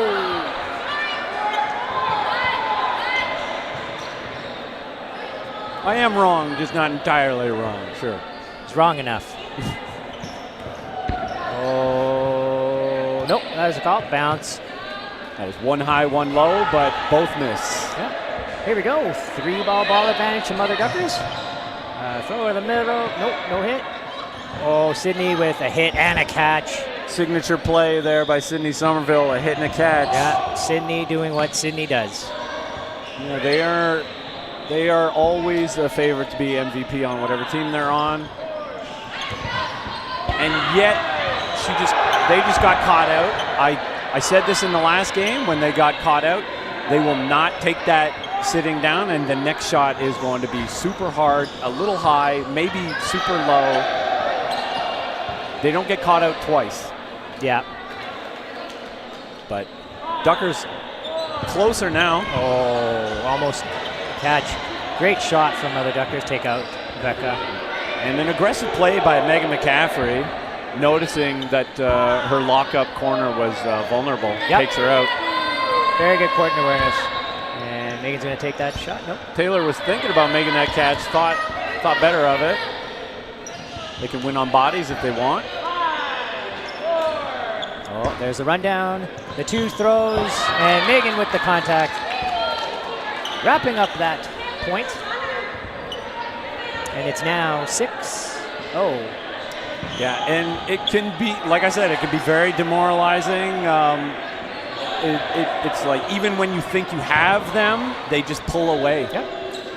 And from different angles. It's counters, it's catches, it's just straight up throws.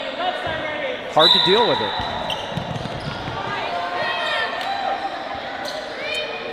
So Shark Week opting to give up that 3rd ball.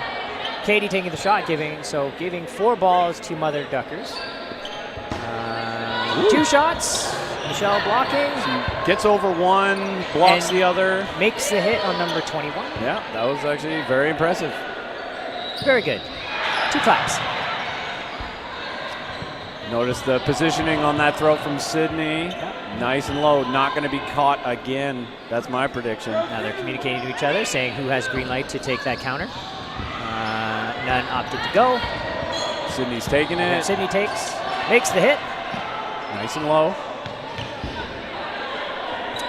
So 6-4. A lot of Hamilton ladies on this team right now.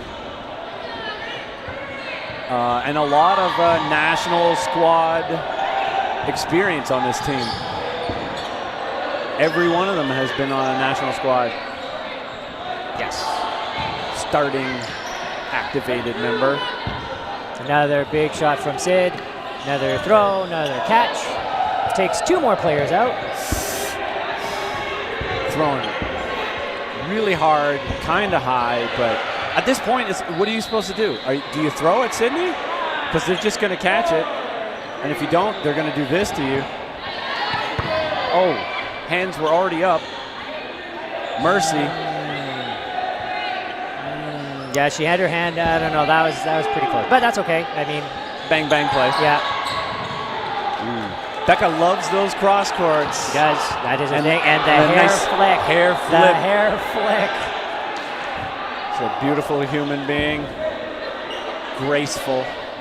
She's got that amazing sidearm, sidewinder sidearm.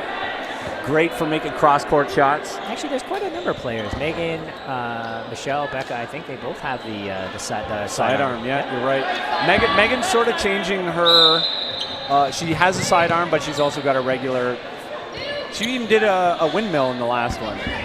And even Michelle right there, that was sidearm turned to overhand.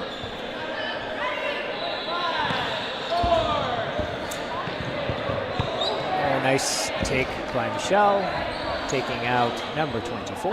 Yeah, unfortunate game of numbers here for Mother Duckers. They take out 1, but lose 2. Oh my. They threw 2 cross courts on that player, looking for the catch.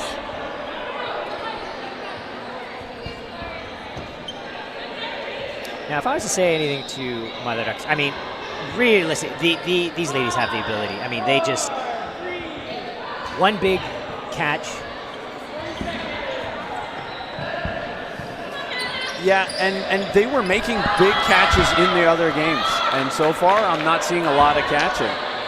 So if you can't really just turn it on and say let's just start catching, because again you're facing. No, it is true. But what I'm saying is like one big key catch will bring up, the momentum on that team, and I mean they're capable of getting a win here, right? Yeah, that's what I'm saying. And I'm pretty sure Shark Week knows that, and that's why they've been doubling up on some of their bigger catches. Either they scouted them or they already know these players that some of the players are just big time catchers, so might as well throw 2 at them. I mean, that's like, if we're being honest, Shark Week is the presumptive favorites in this tournament. They are definitely going to be in the finals. So, it's a lot of work for Mother Duckers to come out on top on this, just on paper alone. You like to see adjustments. We're at half now. They're talking. Maybe what they need to start doing is some rundown counters. Need to be more aggressive on those because they're basically just letting Shark Week come to the line, take shots, and the Duckers aren't really dodging. They're not really surviving. So, if you just letting them tee off on you with their best shots, it's kind of a recipe for a disaster. If they're feeling so comfortable at the line, this team is just going to pick you off one at a time. Yeah. A lot of smiles on this team, though. Good spirits. It looks like they're having a good time. I do like their jerseys, though. Mother Duckers. Colors are great. Like a colored jersey. Oh, nice. Unfortunate play there. Yeah. Targeting number 21 blocks it, but unfortunately Kaufman. Friendly fire. Yeah, was just in that spot. No mercy from Sydney. Running down cross court, taking out number 21. Yeah. And again, you're not going to see another catch against Sydney in this match. They're going to make sure. I'm going to say someone's going to catch one. It's not going to be Sydney's. It's going to be Sydney's. All right, well, let's hear in the chat if you think he's right, because he's not. If you want to be wrong with Tony, go ahead. All right. 3 balls for Shark Week here. Taking the shot. Nice block. Like I said, you just saw that. Another double up here. They don't want any catching. 4 balls here for Duckers. They're going to throw 2. Shot, and was that? No, that wasn't it. Oh, Katie takes legs out. 1 player left on Mother Duckers. Smart play by Katie. Yep. The only way she could win that situation is if she gets a catch, so put it where she can't catch it. What? Disagree. Well, the internet disagrees This is with fake Tony news. once again. Fake news. Woo! And a laser of a shot on Megan McCaffrey. Yeah, big shot. And I believe that was a sidearm. And the Ducker player went for a catch, so good for McCaffrey to put that super low right in the knee. Yeah.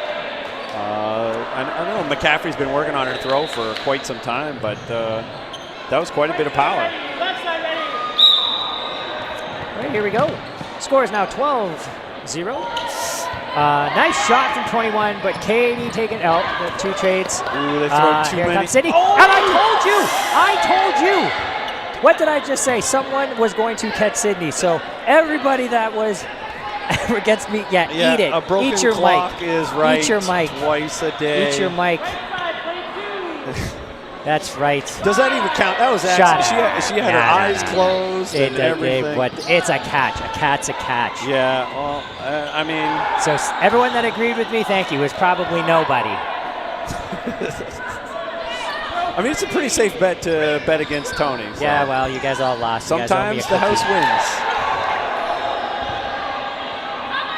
It's not looking good for Shark Week. We might see another point here. Yeah, I mean, 6 players on Mother Duckers. I mean, it was right. If they were going to win, it was going to be off the strength of catching. They threw 3 balls onto Katie, who was already dead on the first ball, and then they made a catch. There was nothing wrong with that play that happened. They just made the catch. The wrongness was the throwing all the balls on an already dead player. Oh, nice catch from Becca, hitting a catch. Brings in Michelle, but it's still 4 players to 2. A minute 40 left. Do not count Shark Week out. Nope, it was into the ground. All right, so advantages to Mother Duckers. Yeah, if they play this smart, they can win this on time or bodies. Megan McCaffrey can smell it when she's not being targeted. Michelle tried to make that grab and just missed it, just outside of her reach. 3 players to 1 against Megan. What do you think? She's going to win this or no? No. That's a catch. I was right. I was right before you said it. No. Well, Tony's wrong again. No. I was right again. They won on catches. Basking in my victory for that. Okay, we're 1 for 1. 1 for 1. Very impressive round there. I mean, that was great. For that the was a great one, and I think they needed that. They needed that. Now let's ride the same winning formula and do it again. Get the confidence going. Do it again. Yeah, and it was a pretty fast round too. There's more than a minute left on the clock, so if they want to win, they got to win fast. And they can do it. And they are now talking out who's going to take the counter here. Running it down. And not to I really like the aggression here by 27. I believe it's Stevenson. Correct. Or something close to that. I can't read the jersey. Oh, big catch from Katie. And just bobbled the second one. Caught the first one. Wanted more. Yeah. Greedy hands. That's what we call it. Greedy. Middle throwing. I was wrong. Oh, I was right. Yeah, you are right. Okay. Always right. Well, sometimes. Nice shot from number 27. Very taking impressive. Out Michelle. Yeah. Seemingly a young player, I believe, out of Manitoba, but they've got a lot of good plays. Speaking of good plays, Becca catching. I believe Michelle comes back now. I was wrong. Yeah, wrong. First time for everything. Honest call. I didn't think that hit her. And we're down to 1 player. Seemed real close, and then all of a sudden it's not. Off the back of that catch from Katie and then Becca. And then Taylor with the catch to end that game. Taylor's got those mitts in foam. You imagine if you're really good at catching in foam that you'd have even more so in cloth. Oh yeah, deadlier. These balls do not dip. They don't spin. And everybody loses about 15% on their power once they start playing cloth. But when you get hit in the face, I got hit in the face by Ketchum, and that hurt. Yeah. I think I lost some core memories just because of that. It was leaked out the back of my head. All right, advantage here from Shark Week. Katie making the call. Becca taking the shot, taking out number 18. That wicked sidearm once again. Duckers got to realize that that's happening and got to be more aggressive on defense. Oh, and it's on the ground. I like the aggression there by the Duckers. I think they were just hoping that they could get a hit on Becca. Didn't happen. Now they have 3 balls. Here we go. Duckers to throw. Center throws. Blocked by Becca. Double throw here Shot by Shark. by Sydney. Missed. Becca makes a face. The T-Rex arms. Makes a face. Says oopsie maybe? Yeah, maybe. Or I'm a T-Rex. Maybe they'll make a catch to make up for it. 3 throws from other Duckers. No one on the receiving end there. 6 players to 4. Advantage to Shark Week. They got to make a hit. No, big catch. They got to make a catch now. And Kaufman is just looking deflated off that. And Kaufman has fantastic velocity in her throws. Yeah. Definitely played well, but they've been catching her balls. Yeah, and if you're Duckers at this point, like you can't get too frustrated. This is, as I said, the presumptive favorites in this tournament. All these ladies have top level experience. Some of them gold medal winning players. Oh, pop up and a catch. Oh, High level from a shot. High level plays here by Shark Week all around. And it's got to be kind of demoralizing because they don't even look like they're really trying that hard. They're not really sweating. Do they really sweat though? No, I guess they don't. They glisten. All right, so we are at game clock. I believe there's 1:30 left on the clock. Score is 16-2 for Shark Week. This is definitely not égalité. That is my tennis reference. Yeah, you get one. Okay. Back to dodgeball. Back to dodgeball. That was a good throw out of Megan McCaffrey. Gets another hit. So from Sid. They throw and 3 at Sid. Miss? Or wait, is she thinking about it? No, they missed. She's just sitting there. All right, advantage to Shark Week. Oh, cross-court shot from Becca. Number 27 saw that coming. She was ready for that. Yep. And it's actually not Stevenson, it's Yo. Stephen Hagen. Oh, unfortunate. Even more friendly fire. Like if you're in that position for Sydney, that just makes sense. If you're going to stand right next to someone or right in front of one of your teammates, they might do it again. And a catch. And then what are you supposed to do there? That was a nice low throw. I mean, at that point, yeah, if you're on the ground, your balls you should be coming out higher. I guess, yeah. Unless Sydney catches with her teeth, which is very possible. Yeah. Nice shot. At this level of play, headshots count, and it's not really frowned upon. Oh, nice shot from number 24 to take out Ewell. I think that's time. Is it time? I can't see. That was I think that was the last point. And very dominant performance here by Shark Week. Very good showing, yep. Why they are likely going to be in the finals later. But that is the end of the match. Shark Week takes the win.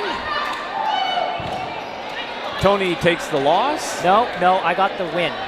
And you guys you got one win and like 3 L's. Hey, whatever. That's what happened. We all know it. Play it back, run it back. I'm JP Nguyen's. And I'm Tony. This has been a fun experience, and we'll see you later. You are watching the National Cloth Open here in Winnipeg. Stay tuned for the next match.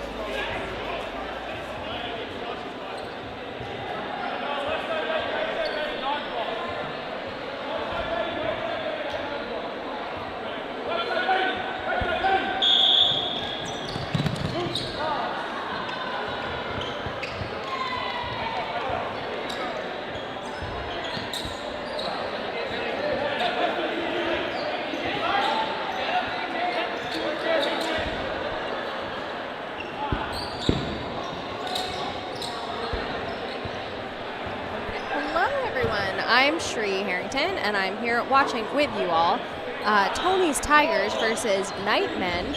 Not Nightmare, it's crossed out. We got Nightmen. Nightmen are from Winnipeg, and Tony's Tigers over here is a little bit of a mix. Some Alberta, a little bit of Mexico, America, Ontario. So, yeah, we're in for a nice little matchup. Looks like everyone's already starting off with some smiles over here. We've got Nightmen with 6 players. Make that 5 players, and Tony's Tigers now with 4. So a little bit of an edge to start the game here with Nightmen, who are mostly foam players. I think most of them are starting their first time with cloth, and Nguyen's over there with a big catch to even things up. Burden is on Nightmen.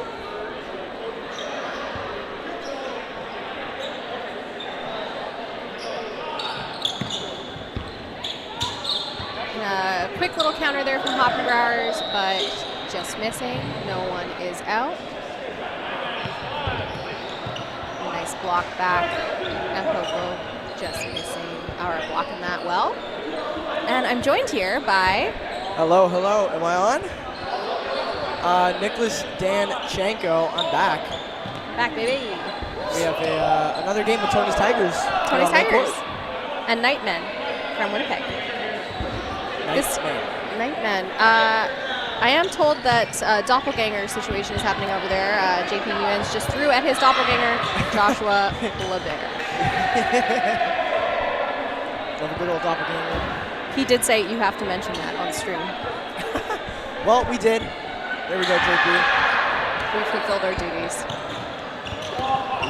Lots of throws, but an invalid from JP's doppelganger. Poco and Hoppenbrowers making that double throw there, hitting out one of the Nightmen. Ooh, a little toe shot there from Nguyen's. Beautiful toe shot from JP. We've got John Dell here. Good block from Polfo. And he's going to get that elimination. Yeah, I was mentioning that Nightmen, I think, are mostly foam players, and you can kind of see it in their style and like their immediate reactions to go for catches that are coming in a little bit differently, just with the ball type. Yes, I'm not familiar with most of this squad. Obviously, I know DJ Dupasquet. Yeah. Recently played at the World Championships in Graz for Team Canada. Team Canada's men's foam. And I believe his new era teammate is in the hat and glasses, I would say. That's Ronin. He plays for Apex. Okay. Oh, okay. Yeah, and same with John Dell in the goggles. I didn't know. There's another guy who plays in glasses and a backwards hat. I thought maybe that was him. But Oh, yeah, I know who you're talking about. On New Era. I don't know his name. I also DJ! With an Going overhead for a throw. double overhead throw. Apologies for mistaking this that player No, for the other one whose name I obviously don't know. I mean, both from Manitoba, both the similar fashion choices. All right, there we go. I can hear myself better. Sweet. An advantage right now is to Tony's Tigers, though they do not have the burden to throw. One player advantage. Single ball thrown out of the middle. Something I've noticed a lot this tournament is players that are usually seen in knee pads playing foam aren't actually in knee pads today. Oh, a beautiful catch. He was slid forward without the knee pads. Clearly, he's usually wearing some padding down there. It looked like that hurt. Yeah, but he made the catch, and that's what counts. That's what matters. We'll see what his knees look like tomorrow. Yeah, I believe DJ Dupasquet also usually plays in knee pads. Yeah, I've noticed a lot of guys, including maybe yourself, don't wear knee pads anymore. I think most players that are here without knee pads typically wear them while they play foam, but I'm a no knee pad type of player. It's interesting. I could never, like I would ruin my knees, I think. I would forget. I took them off because I don't go to my knees. I usually when I go down, I go to my hip or like my thighs rather than my knees. And after the thing in 2023, I believe, Or no, it would have been 2024. I realized I didn't need it. Yeah, that's fair. I'm single-handedly keeping Ballast in business, so. Nice little dodge there from Kravitz. One player And, advantage. DJ Dupaske! Big What a catch! catch on Tony. Evening things up here. A 2-on-2. And this is why I say, like, when foam players are like, oh, I can never play cloth, or vice versa, I'm like, dodgeball's dodgeball. You know, you got the instincts. It's all about hitting people out, catching people out. You can do it. Yeah. Honestly, when I first started trying cloth, I had the same opinion. I was like, I don't know, I don't think I could play this. Like, the throw's just not there. Most of the strategy isn't there in my mind. It's just a different strategy. It is a different strategy. I played one tournament. It was okay, but now I definitely feel confident in my cloth ability. I kind of, after going to some of the Team Canada practices during their preparation for the 2024 World Championships, I didn't play well there at all, but the first tournament I played after that, I was sprinting at people. I was using all of my abilities to the best I could and got really comfortable with it. And I think most foam players, especially someone like DJ Dupaske, who's already a great catcher, he has a good arm, he's very difficult to hit, they all have something that could be applicable to cloth. Yeah, and I think, like, it's hard. I understand the frustration when you switch from something you're already really good at to something that you don't know as well. There's just going to be some natural frustration in JP going after his doppelganger and missing.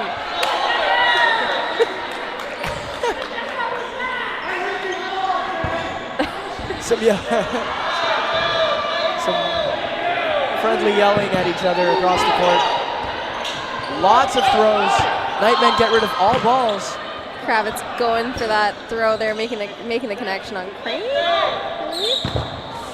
LeBerge hit out by JP. See the player left. The family reunion's going to be real awkward.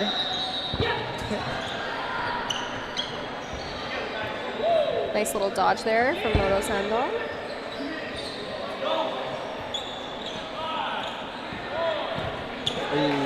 Moto tagged out. JP Nguyen's real pumped. Wants his flowers, and he's getting them. That was a nice little good pressure up there, making Ron drop his ball, go for a catch that he couldn't make. We weren't going to say anything, but then he pointed at us. Made it real awkward.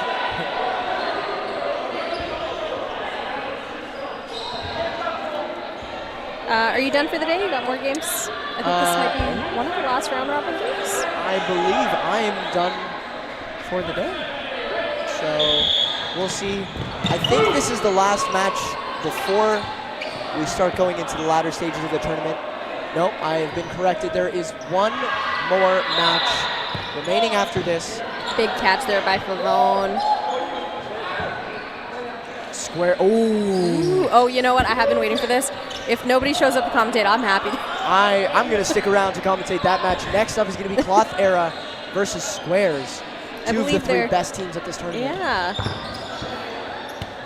No! No! I've just been told Munchie and Sid Somerville But you know, they might forget. are on that game. I hope they forget. I hope they forget. Nick and I will just stay on the mic until somebody takes it away from us. Yep. JP throwing at his doppelganger again, gets tagged out. But Avila is, you know, making sure he seeks revenge on that. Good punish. And Popo and Munchie are both left.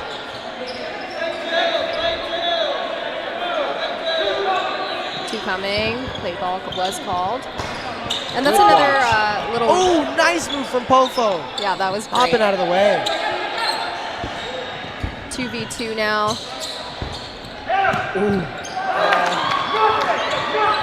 John Dell not able to pull that ball in, so it is 1v2. Fantastic playing from both of these teams. And that's time on that set. What a close by Munchie and Pofo. Finishing out, I believe, was that the first half? I think so. I think that was the 90. It could have been, no, yeah. Fantastic conclusion to the first half. A very quick close from Pofo and Munchie. And this is one of those games where I think I I'm pretty sure that Nightmen have not won a set yet, but the games have been fairly close, where it feels like they've been kind of in it. They've been making catches. They're playing pretty aggressively. I think they're just being a little bit outplayed. I think they're being a little bit outplayed by some of the guys on Tony's Tigers who just have years of cloth experience and know how to play to the strategy. Right now, I think we're really seeing which teams are great in which stages of the game. Both of these teams have a solid opening and middle stage of the game, but Nightmen just haven't been able to close as well as Tony's Tigers. The experience, and also we just saw fantastic pace and urgency behind the players that were just on the court. Pofo and Munchie closing a point where they were at a player disadvantage. And that's where I think Nightmen maybe lack a little bit of the strategic knowledge that some of these seasoned vets of the cloth game on Tony's Tigers are. Big catch there by Tony onto Pasquier. TJ with the overhead throw. And I think you're right. It's that 3-minute limit. Like, you really start to notice the cloth players who understand what that last minute means and what they need to do if they're down bodies to correct. Whereas maybe that sense of urgency isn't as strong in foam players. Because in foam, really, the only urgency comes in the last, like, the countdown to the half. Just before no blocking in both halves.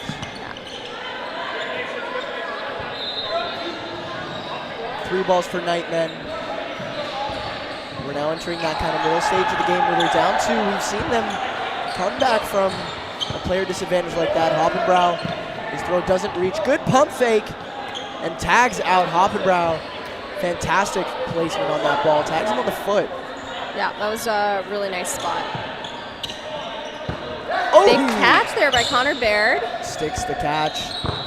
Baird is Good fairly block. new to cloth and competitive dodgeball in general. He played rubber for many years, and he's adapting really well to this format. Definitely, for sure. Lots of grabs out of him. Solid blocks. Another big grab by Tony. I mean, if you're going to name a team after yourself, you really got to make some good plays happen, right? Yep.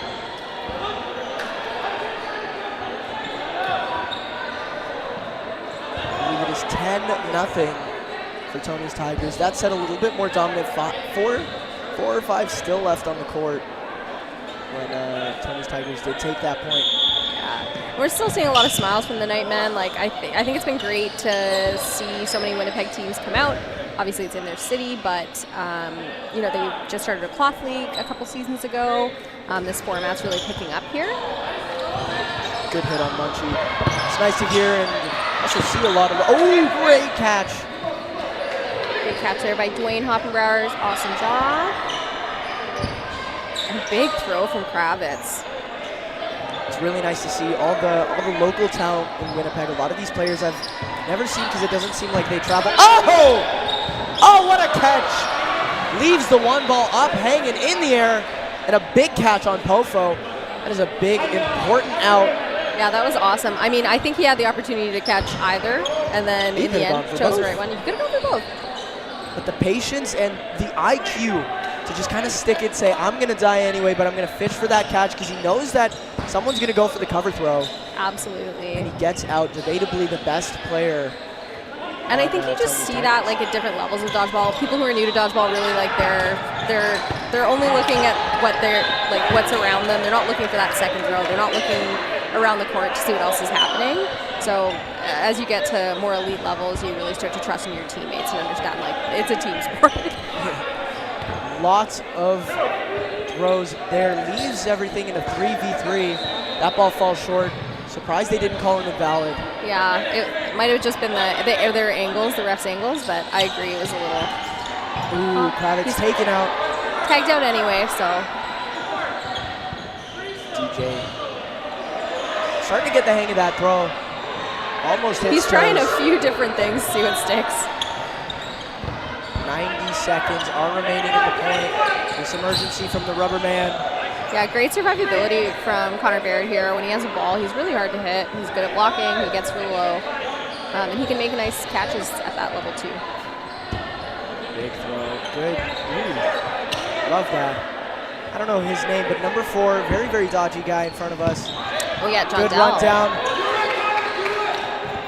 Ooh. Good hit. It's going to leave it in a 1v1. Actually, this is don't where know I'm if he saying. got hit. Oh. See, I didn't think he did.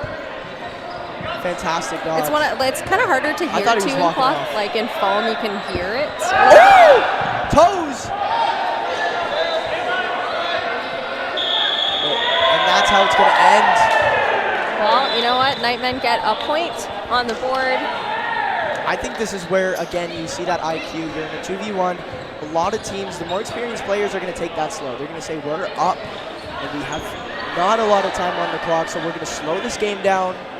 We're not going to do anything stupid, not risk getting hit, getting caught, and that's where Nightmen just kind of cost themselves their first 2 points in this match.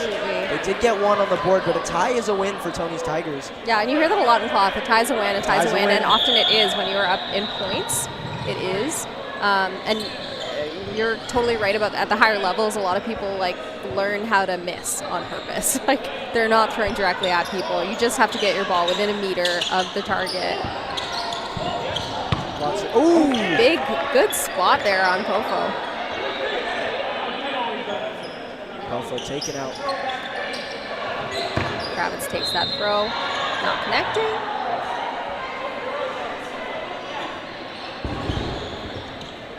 Good block from Nguyen. Ooh, great Nice spot. Spot gets past the block. I was just saying how his survivability was on point. Commentator's curse. And a lot of pressure from Tony's Tigers up the line here. They don't necessarily need it, but they're just, I think, showing a little more dominance and confidence. Big throw, Kravitz taken out. Oh. Goes for the catch, doesn't find it.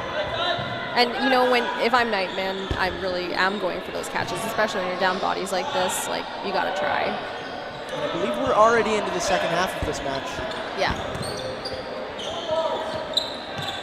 Ooh, good spot from Tony. Goes for the catch. He doesn't get it. JP's going to return.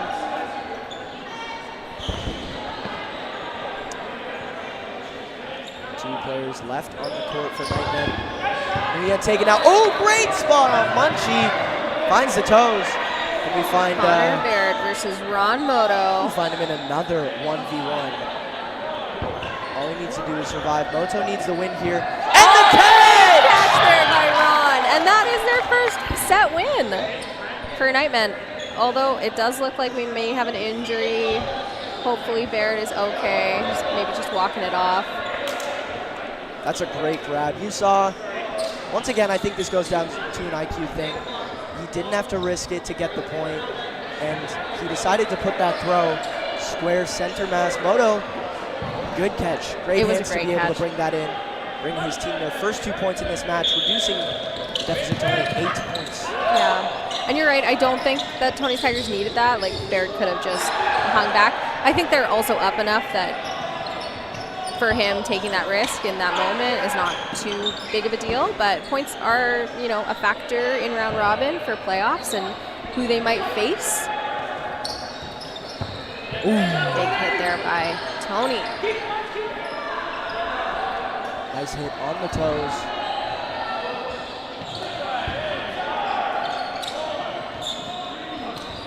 Moto throws on Munchie. Doesn't connect. Oh, catch! Block Munchie. into the catch, so both players standing on Nightmen. Munchie is out. Good throw from DJ. Cross court. Tony taken out. Nightmen, they have the momentum. Let's see if they can keep it going. And that's another kind of opportunity there where, like, you don't necessarily need it, but those block backs from either side, like, they do count as a catch. If you hit somebody and it comes back and you catch it, it counts as a catch, which I think Nightmen aren't really looking for them necessarily because it's just not in their repertoire. Pavone taken out. Good block from Pofo. Ooh, JP Nguyen again. Taking out LaBerge. JP on JP crime.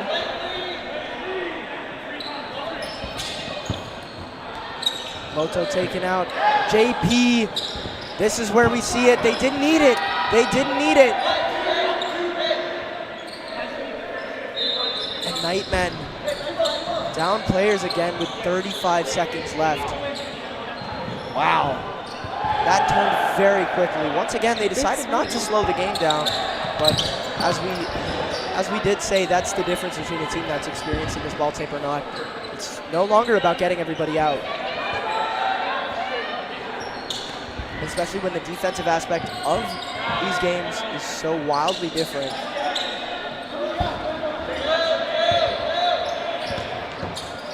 Pasquet still in, throws at Hoppenbrow, taken out. DJ gets caught. Tony's Tigers taking another set here. The point advantage is back to 10. Minute and a half left on the clock.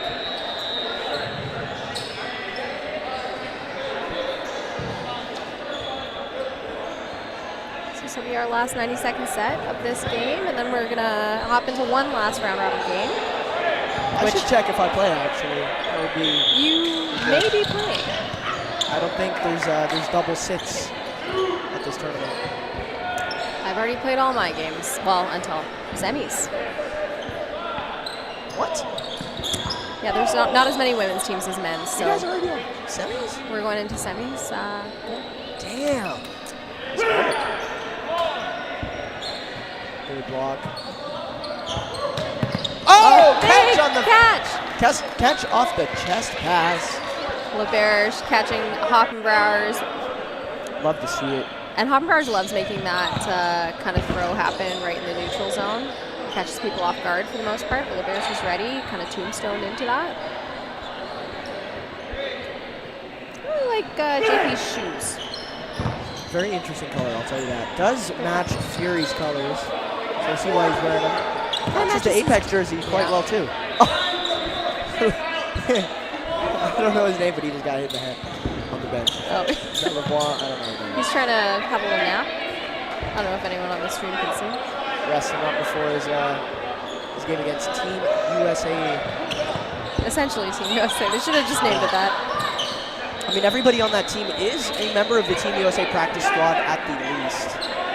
And, getting in some reps in cloth while they can. I believe Matt O'Brien was originally. I believe Matt O'Brien was originally supposed to be a part of that team. And that's going to conclude the game. It looks like Nightmen are going to take another point. We did have a little collision there. It looks like Tony is okay. Tripped on Favone's head. I hope everyone's okay. Well, that was still a fun game to watch. Thank you all for watching. I'm Tree Harrington. I'm Nicholas Danchenko. Thank you very much for tuning in. That was a very back and forth game. Stick around. We have a massive matchup next. Two of the best teams at this tournament. Team USA, Cloth Era versus Squarez. Squarez currently undefeated. Cloth Era do have one loss today. A very important against you. Against us, yeah. Oh, against you. Yeah. Well, congratulations. Thank you. Well, can't wait to see these two massive teams go up next. Stick around for more dodgeball action here on Dodgeball Top 5.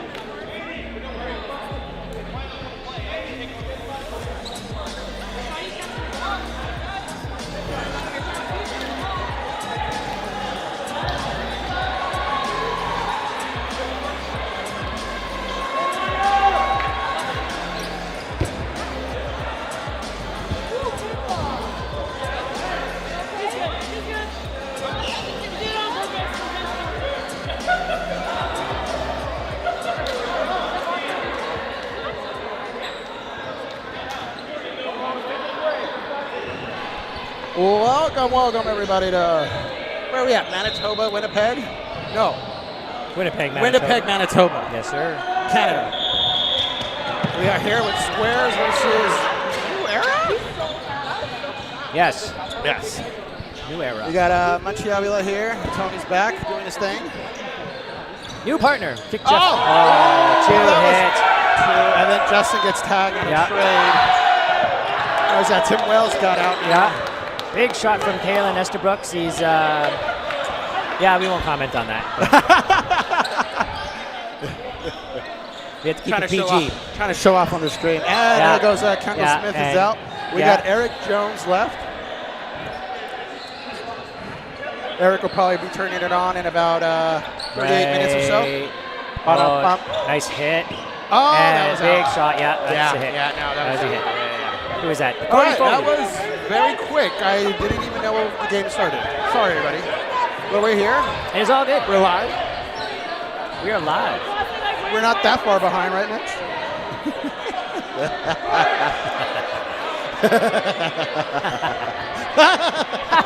Okay, we're just okay. All right, so we got lined up game 2.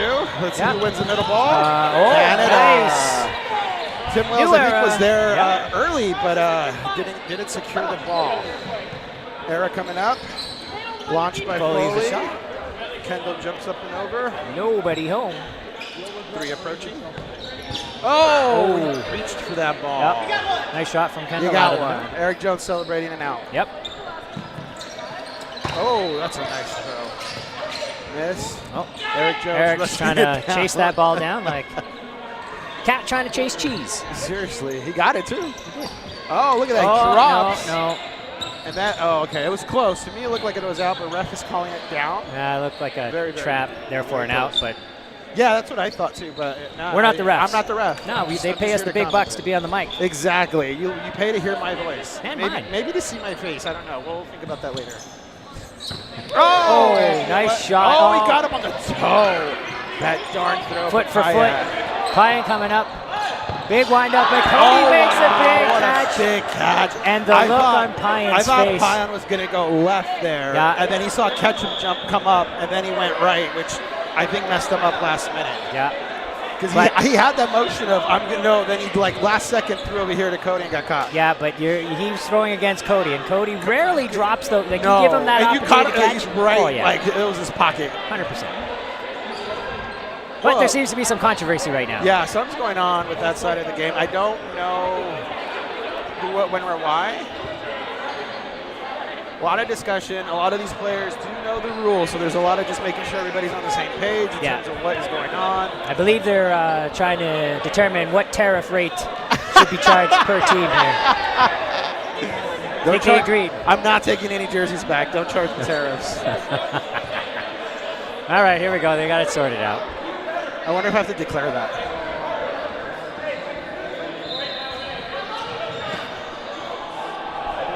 Not sure what it was, but wait, no. Yeah, no, premature. The clock wait, and no, everything. We're still waiting. I don't know what's going on. Yeah, we don't know either.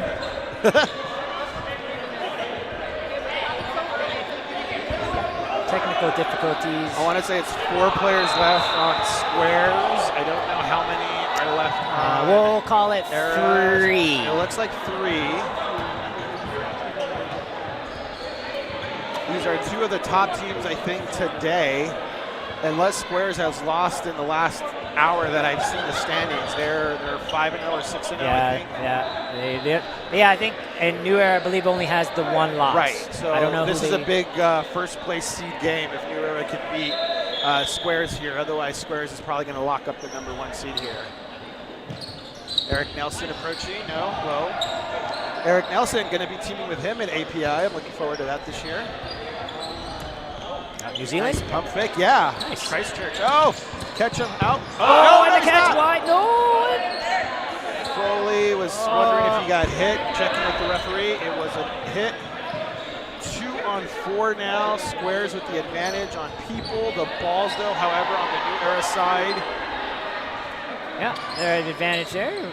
Eric Jones with the pump fake. Big grab. catch by Eric Nelson. Good job. Big grab. That's a big grab. Especially coming from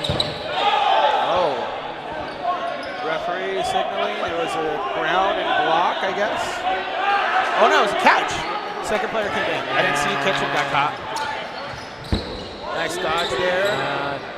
Okay. We'll go with that. Yeah, I mean, I don't know it's what not like we can change the rules. And if you're keeping score at home, well, you can't really score that differently. 1 out, down to 3 on 2. Nice shot taken. Squarez approaching, Tim calling Wells the play. out of the middle. Kendall Smith throws the ball. Eric Nelson with the rush down. Oh, nice cover. Gives us opportunity to get his teammates back.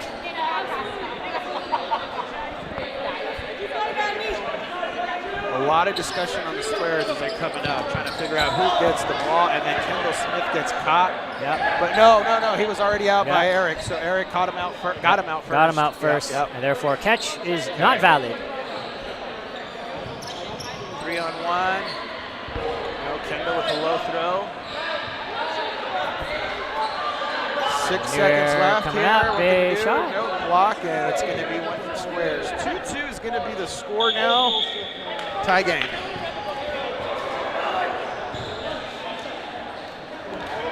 We are live here thanks to Dodgeball Live. Shout out to Dodgeball Hub.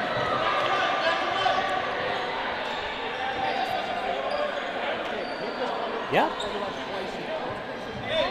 Heat Hens making an appearance. They're not playing anything. Oh, nice grab. New Tim Era. getting to the ball first, Yeah. but New Era yanking That's, it. I think, the 3rd time Tim gets to the ball, but just cannot secure it. Nice dodge there.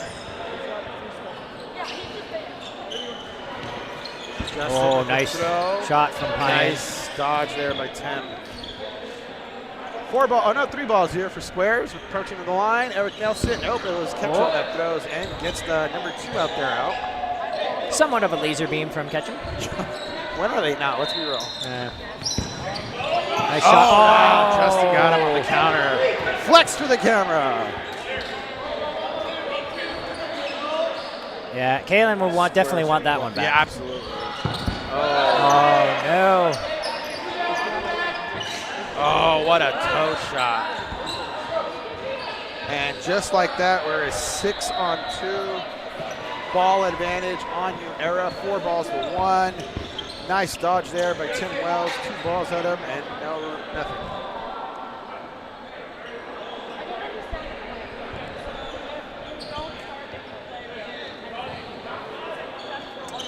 Here we go. Ketchum with the shot. It's up in the air. If he calls it, no. If he would have just seen it, I think Honestly, he would have caught it. he was not even like, he looked everywhere but up.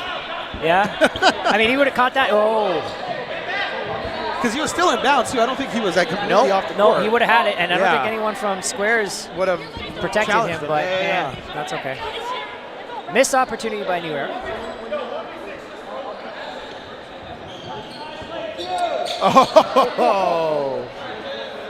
I kind of wanted him to drop that a little bit because it was just like right there. But it's also a very skillful catch because he caught it with one hand. I mean, he showed his juggling, half juggling skills. I was like, nope. It didn't look very good. It wasn't juggling. But No, it really wasn't. It was like this ball is in the air. Love is in the All air. right. So the score is now 4-2. Oh, look at that. Tim gets there first and secures it. Oh, And Cody catches one with the hit.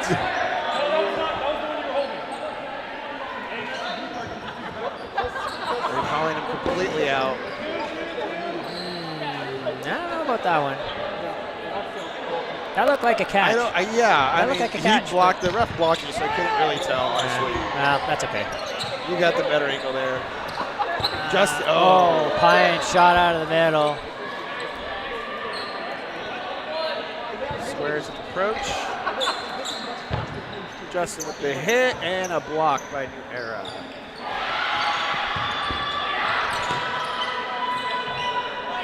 Three balls now on the side for Squares. Yeah, the offense here. Block. 2 throws, a block, and a miss.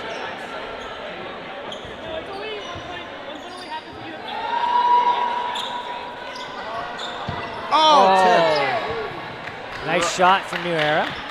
From the wing, taking out Tim out of the middle.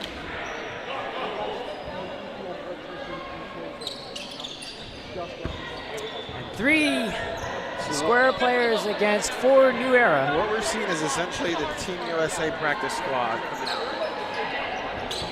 If Nice you didn't block know. there. Nice block there. Ketchum almost falling out of bounds there. Managed to stay in.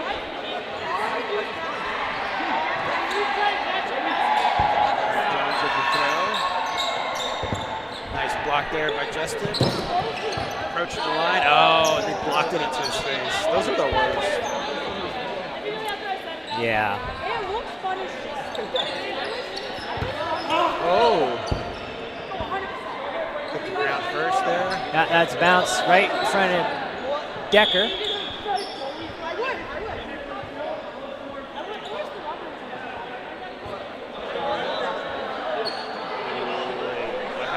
I don't know. I don't know It what can't be all happened. balls. Someone has to be out in that scenario. Yeah, okay. Both players were called out because of a playing ball call that was called. And Oh, that's what Squarez he missed. takes the Yep. win. Yeah. Oh, wait. Well, that's right, because Justin approached him while they were throwing, and he dropped the ball, so he never threw. And thus, it was an out for 2 players, because 2 balls had to be thrown. Yeah. So for confusion for people at home that don't really know the rules, when a play ball is called, and they're called basically on that one, they call play 2.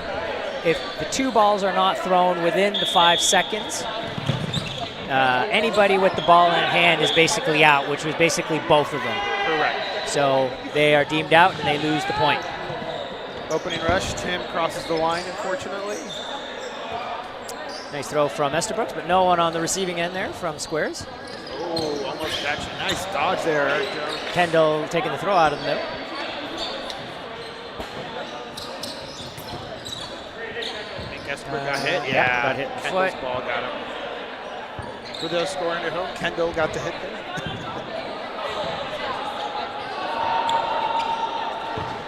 Nice dodge by Nelson. Wow, got him in the back toe.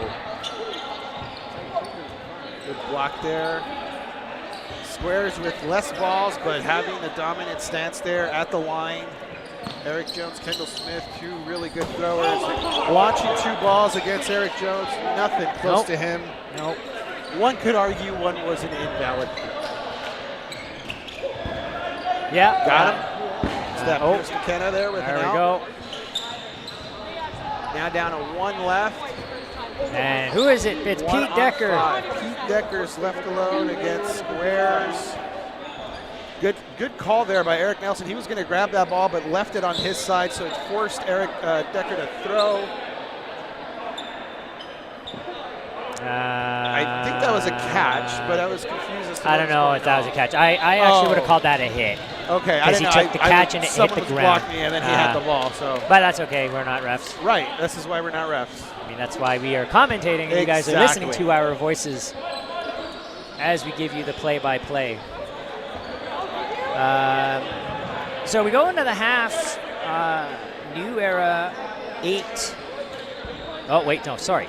Squares 8, New Era 2 going to the half. Oh, they switched the scores? Yeah. Okay, because normally they don't. So let's see how New Era is going to make some adjustments here.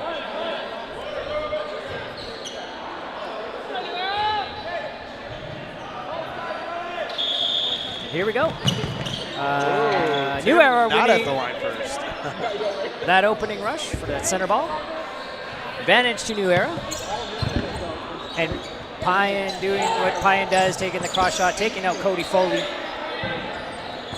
Oh, that was a nice hit there by Ketchum.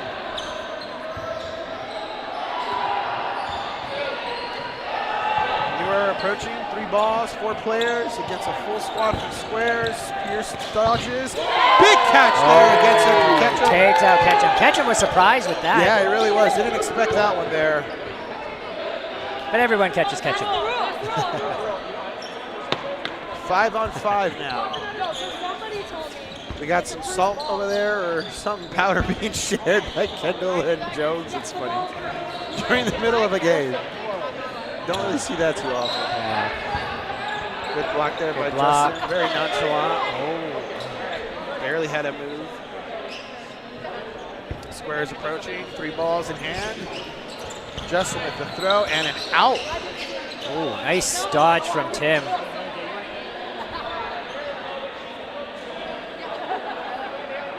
Advantage to Squarez. That got him. Very low ball there by Eric Nelson, and a big catch there across the court. Who's that bring back in? Ketchum. Ketchum. Full squad now, I think. Yep. 6v2. Big catch by Foley. Tim Wells. Yep. Tim, no stranger to the sport. No, not at all. And Ketchum. Footfinder.com. Search for Andrew Ketchum. You'll see a bunch of those. I don't know if that's true. You can't legally tell. You know, I'm not giving you any type of advice. Foot finder. I'm gonna search that up. Is that a legit site? Oh, That's legit site. That sounds like a foot fetish thing. It is. Damn. You never seen Shota tag it on his Foot Finder reels back in the day? Probably. Decker gets out of the way. Smiles that off. Piece of cake. Here, shot. Approaching. Big counter from Big block there. Ketchum, and Pyron slows it down. So now, Squarez with 4 balls. Justin directing traffic. He's like, you guys come up here. Now you guys go talk. I'm going to throw. Yep. Oh, nice blocking by Cody. And it's no. Oh my goodness. Nobody's looking at the no ball. one says anything. Nobody. Are they saying invalid throw on Ketchum? I don't understand. I don't know what's going on. All I know is that New Era should have caught that ball. 100%. And somehow Ketchum goes out. I don't understand that. I don't know. New Era touches out of the way. Oh, honest call. Maybe they didn't see that it hit somebody and it was in the air. Maybe that's why they. I don't understand that. That's weird. Oh. Nice play there by Eric Jones. He had like 3 balls come at him, maybe 2, and dodged every single one. Squares with 5 people on. Eric Nelson gets tagged. Take from Estabrooks. And another catch! Catch and a hit with the throw. Did he get somebody too? Yeah. Ooh, good dodge. The Pine makes the big catch. Oh, I think Eric Jones made a catch as well. Yep, because Eric Nelson's back in. So just a little over 1 minute left in this match here. Big catch by Eric. Oh, Foley threw that a little too accurate. Almost. I thought he had secured that. it. I thought he had that. It sounded like it. Not and paying Pete attention. did not pay attention. I've definitely felt victim to one of those before. That is why, folks, we always keep eyes up. Always eyes up, looking up, look ahead. Yep. Otherwise, you just get punished. All right, we're at 12-2. Squares is up. Plenty of time left on the clock. Squares is running away with the #1 seed here today. So it'll probably look like a 1-2.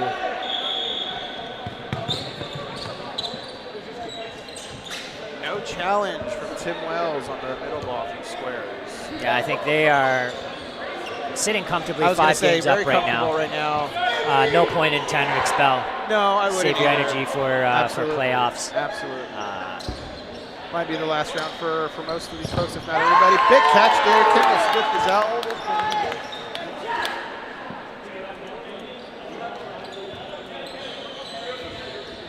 3 approaching. Ooh, counter by Payat out. Eric Jones tries to make the catch after, but he also gets hit, leaving Ketchum all by himself. 1 on 5, 2 minutes left. Definitely plenty of time. 1 on 4. Ketchum now has mostly all the balls. This is where he shines. Yeah. Give him so much time and just a million throws. Oh, a catch and out. Someone comes in. Tim Wells is in now. And just like that, we're at 2-2. I don't even know what just happened. There was a lot of chaos. I can't even open my mouth. Ketchum, wow. Ketchum being Ketchum. He is wearing a Dragon Ball Z thing, so he's probably. He's feeling it. Yeah. Wait, what? What happened? I missed that. Okay, so they called the play and ball. One person's out because 2 people, and they had to throw one more ball. Oh, play So ball. it's still 2-1. You had to play ball. Okay. You gotta love those play and ball calls. I mean, I didn't hear it. The gym is pretty loud here. It's pretty loud. I don't think I've heard any of the playing calls. I haven't heard any of the refs. That part too. But here we go. See what Tim Wells can do.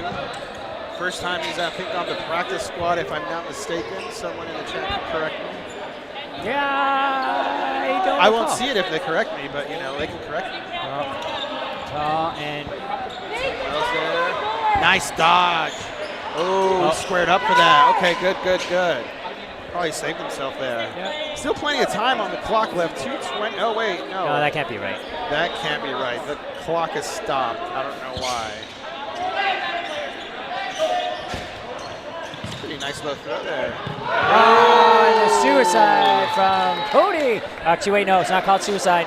Flight kill. Flight kill. I don't like that name. You know what? I don't either, but I kind of do prefer it over suicide. Yeah, really? You don't want to promote that. Okay. To each their own. Maybe kamikaze. I like kamikaze. Yeah. I mean, there's a lot of syllables. That is, but I mean, kamikaze sounds pretty cool. It sounds pretty cool. Better Kamikaze! better than flight kill. That's true. It sounds better. Especially when you say kamikaze! Kamikaze for the win! That's true. I like that. Because then you go flight kill for the win. It doesn't ring the bell. You're right. The kamikaze with the multi-syllables is work. Yeah. I officially declared from this day forward it should be called a kamikaze. Yeah. So from now on, kamikaze. No flight kills.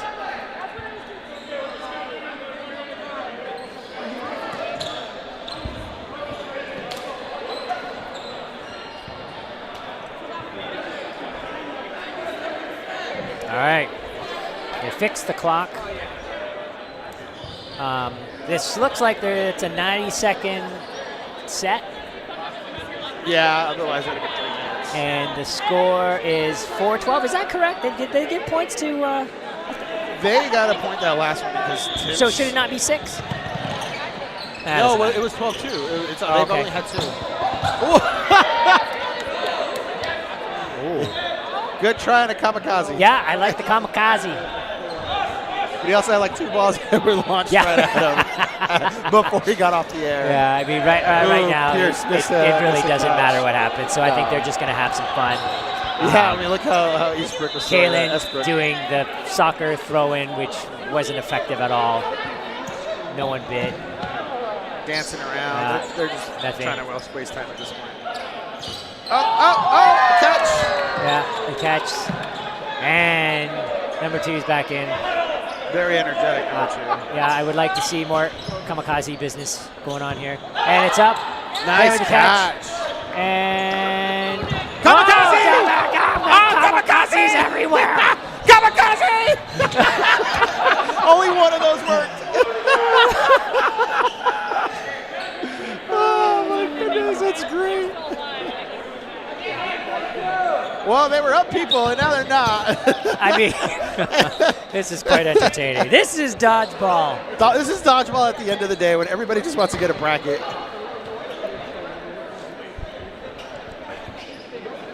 I like it. 3-on-1 now, Squarez. Oh, Justin dropped it. No, that's definitely not a catch. Oh, no, sorry, 2-on. 2-on, 2. Catch, and over. And it's over. Squarez with the victory. Catch over. Squarez takes and the that number 1 is seed. it. New era, I believe, is going to be the number Will be the number 2. Well, that was us, folks. Thank you for this. Yeah. Check out everybody else who's sponsoring us. Dodgeball Live, Dodgeball Hub. Who else is sponsoring this tournament? I don't know. LA Stat Crew is helping out. I mean, if people want to, sponsor the thing or whatever. I mean, we're open. That's the wrong tournament. Well, not the thing. Right. But But you can, if you want to get your game scored in Stat, go to Los Angeles Stat Crew on Instagram and submit a request. Yeah. We watch your games and take your stats and make some cool graphics. All right. Next up, we don't know who's coming up. Actually, I believe it's playoff. Playoff now. Not sure who. Whoa, third voice of God. Just So here showed we up. go. Stay tuned. We got. Oh my goodness, it's scary because then he just tells me things and then I can't communicate to the audience. All right. Well, stay tuned. We got. I believe it's the men's first. Yeah, who do we have? Oh, okay. So potentially you might Well, see you're going to us see play. us playing. So stay tuned. Potentially, if not, it's another game. But It is a pee break. Go is a grab a pee drink, break. grab some popcorn, because I guarantee you that next match is going to be a something. See you All soon. right, we'll see you soon.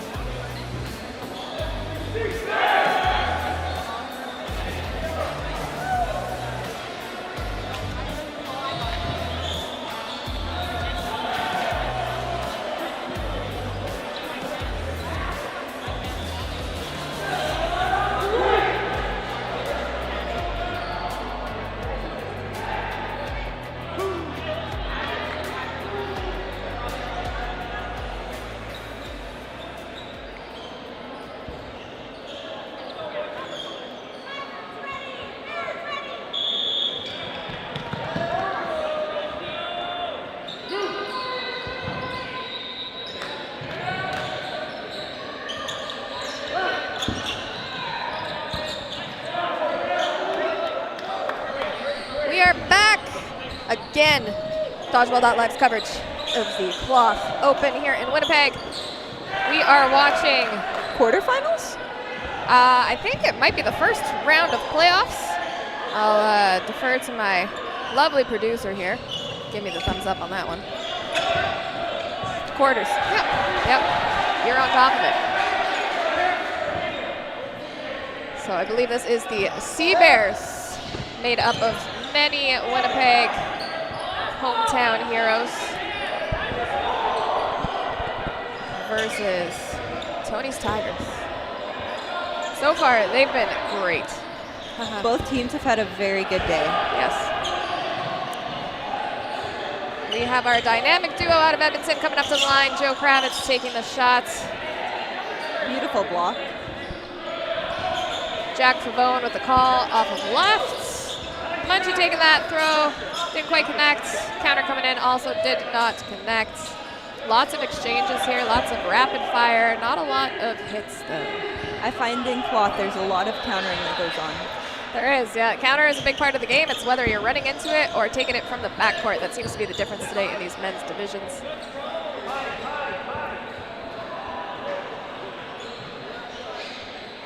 Tony Tigers coming up to the line. Kravitz with a great shot on the beat of Van Stone, I believe. Yes. Yes, thank you. Gonna have to help me out with some of these names. They are far away and lightly colored. Munchie tagged out. That is gonna put us even bodies. And with that mutual destruction, we are still even. Still 2v2? Yep. Sea Bears taking that shot. Beautiful throw. Nice block by Hoppenbrauers. Now, Dwayne and Jack over here on the side of Tony's Tigers. No stranger to playing together. They should have some chemistry. They hail from Mint. Is it Edmonton? Yeah, foam team out of Edmonton.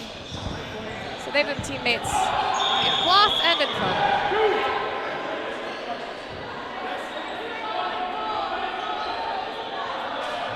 A little bit of a conversation there. Refs coming in to talk about it. I believe the ref said throw 2 and they only threw 1. Okay, so yeah, one difference that you're gonna see in cloth, if you haven't already gotten this earful today from our other lovely commentators, is you have 5 seconds to start moving up and making a play with those balls. If you do not, ref is gonna call play ball. In that moment, you have to relieve the majority balls plus 1. And if you don't, then whoever still has a ball in hand is dead. So it seems like you might be right. That looks like that's what happened just now. Greg did not take that shot. So it's going to be Gatsa on his own with ball advantage. He's coming up with 2 in hand. Jack with a nice block. And that's going to give Gatsa a refund to work with. Yeah, and that's not a bad strategy there.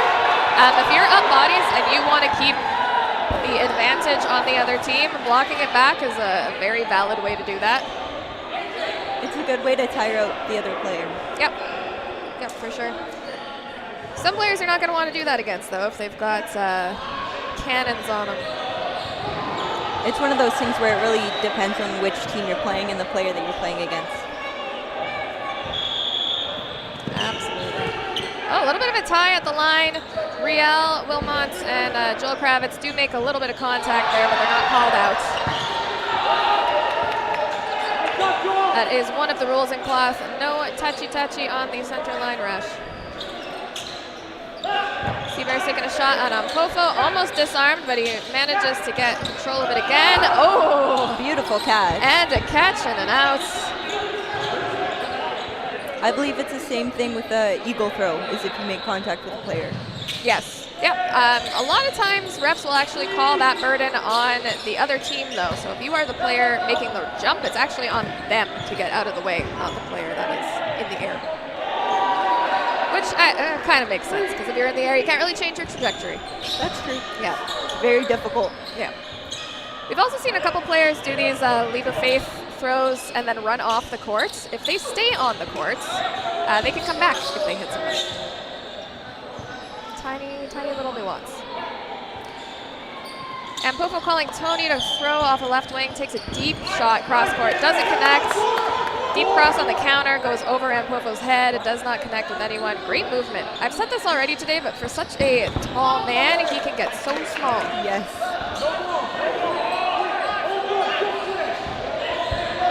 That's going to leave Tony's Tigers with no balls, but they got a lot of humans. And one die in that exchange. We've got Joel Kravitz tagged out in the middle. Tony Tigers has Burden. Up to throw one off their right wing. Now it's going to be on the Sea Bears with ball advantage. Owen Kemble with the toss. And Hoppenbrauers with a follow-up. Sea Bears just hanging out in that neutral zone a little bit too long, and Dwayne is not afraid to close that space. He's pretty good at that, taking those rundowns.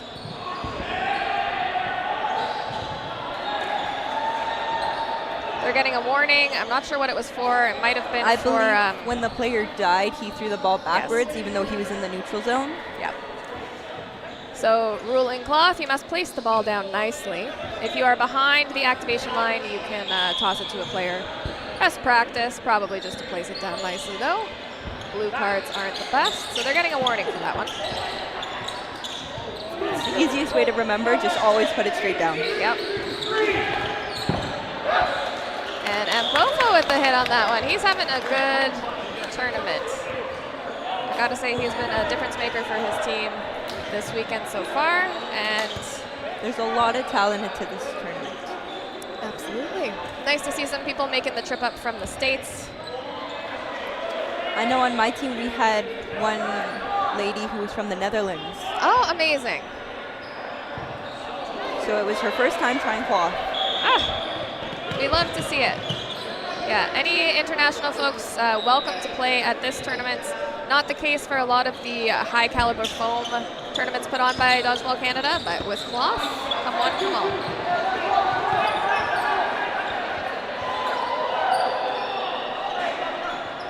Jack Favone at the last ball, trying to make something happen, doing a little bit of fishing. Manages to stay alive, gets 3 balls for his team. Looks like there was one hit on Tony Tigers. Yep. Leaving it at 5-5. Should be even. They spent 2 on Kemble, but unfortunately cannot make that exchange. It's going to give Sea Bears ball advantage. Nate Gatza with the call. And Riel Wilmot with the throw. Does not connect. JP Nguyen's out of the middle here, hailing from Ottawa, making the call. It's nice to see lots of out-of-province teams coming together. Yeah, absolutely. We've got a really good representation from across Canada. I know, the first couple years of this event, it wasn't necessarily the case. So we've definitely seen cloth pick up in Canada over the last few years as it's become adopted by the WWF. Oh, beautiful Great catch by Munchie there, and Ampopo is taken back in. Rather caught back in. Sea Bears with advantage. A nice shot, just getting the man Tony himself right on his foot. Oh, Munchie taken out by a pre-counter. That is going to give Tony's Tigers quite a few balls. Pavone with the shot goes wide. And Popo with a great block.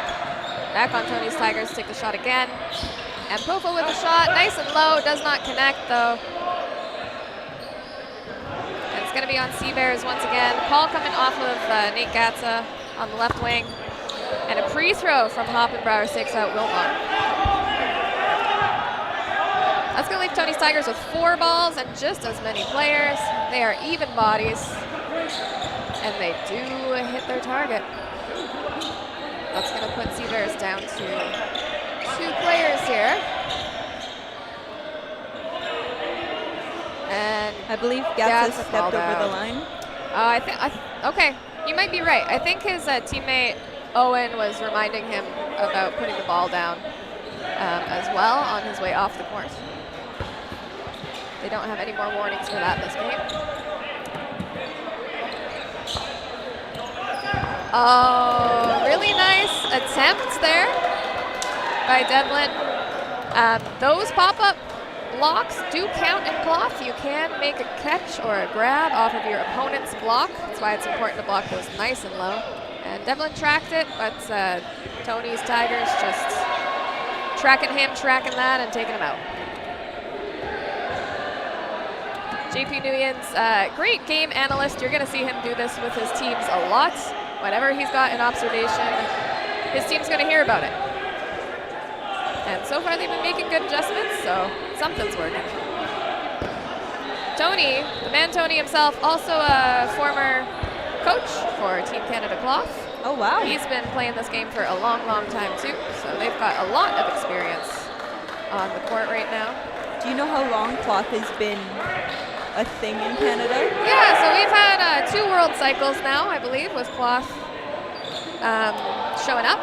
Before that, I would say Hamilton was one of the only communities in Canada that was playing cloth sort of regularly, so there's a lot of talent out of Hamilton that's familiar with the balls, but not necessarily the rules.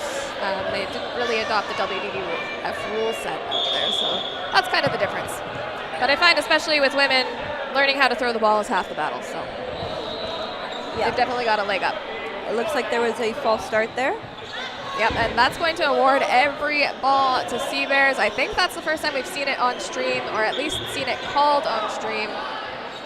They are going to have every ball immediately activated. Let's see what they do with it. We have 1 casualty. You know, it could have been worse. Abendrar is a big target, though. It looks like Sea Bears still have burden. Oh, it looks like rapid fire. Rapid fire at the line. Quite a lot of exchanges. It's still going. There is chaos. Looks like it's 3 players for Sea Bears versus 5 players for Tony Tigers. Yeah, Sea Bears come. Oh, I think that's going to be a twofer off of Nguyen's because JP was hit, but that ball hadn't died by the time he was hit by a second ball that took out his teammates. So that's going to put Tony's Tigers even with the Sea Bears. Not much you can do about that, unfortunately. Oh, Devlin tagged out. Tries to get the cat. Yeah, tries to look for that rebound off of him, but can't quite swing it. Nate Katza been having a pretty good tournament today. He's the right wing over on Sea Bears. Seems to be a priority target here right now. Sea Bears going to be on the return. Greg calling himself to throw. He seems competent and confident and just as competent. Hits Tony in a really nice spot.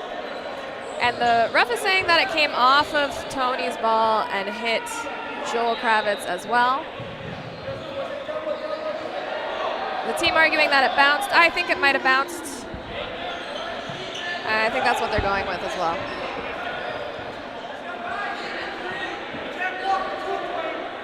Sea Bears, 2 players, 3 balls.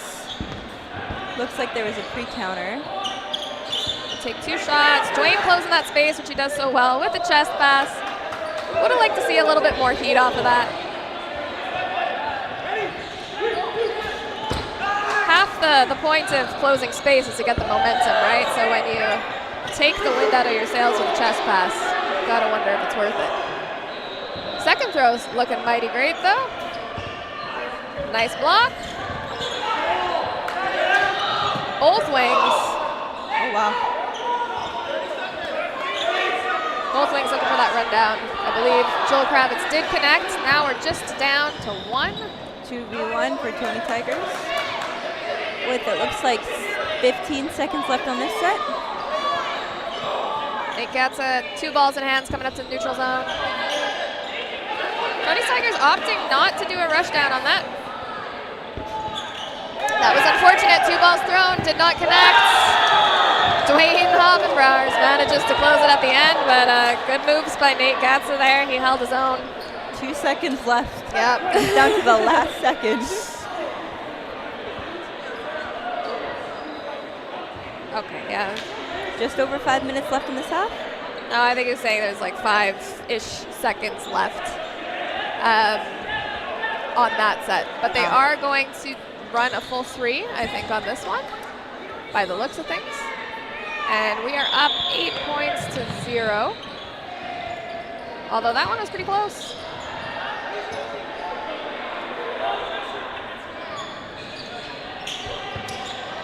Oh, looks like we had a team catch there.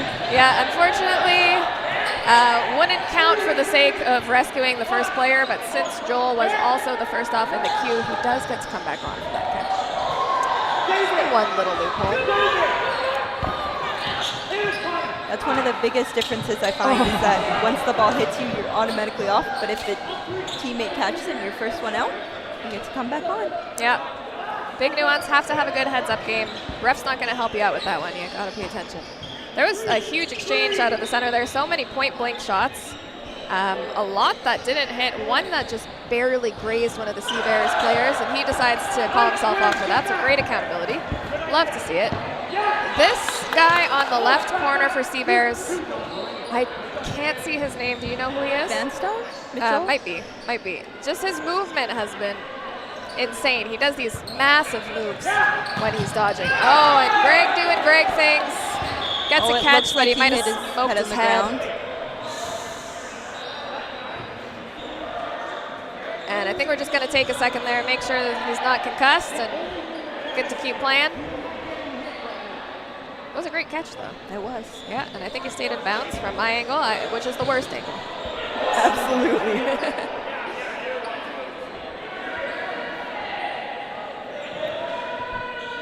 It just shows how much effort people are putting into the sport. Yep.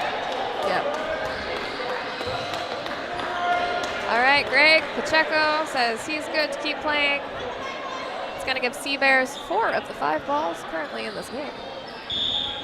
Let's see what they do with it. They are down 1 player. In this situation, I'd like to see them go for a body over a ball. They opt to go for a ball. Jack dropping that ball, looking for the catch.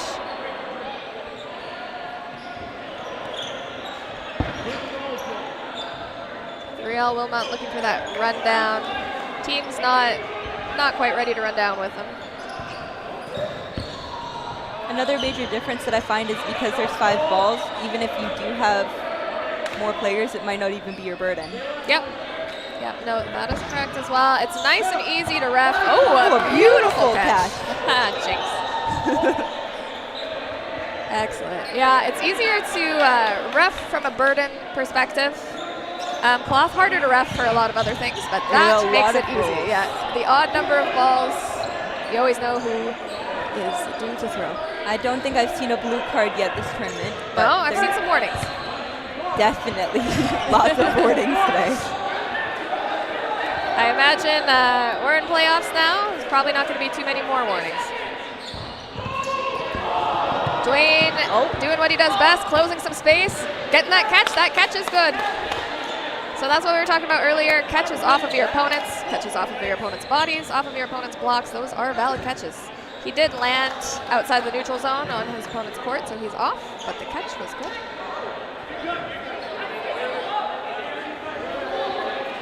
Not sure why we got the game stoppage here. I believe someone threw at Greg and he had a ball in front of him. So I think they were discussing whether it hit him or the ball. Yeah. And old school cloth rules would have dictated that if it hit a ball on the ground and then hit him, he'd still be dead. But they changed those rules. Yeah. I think the first world cycle, that cloth was allowed.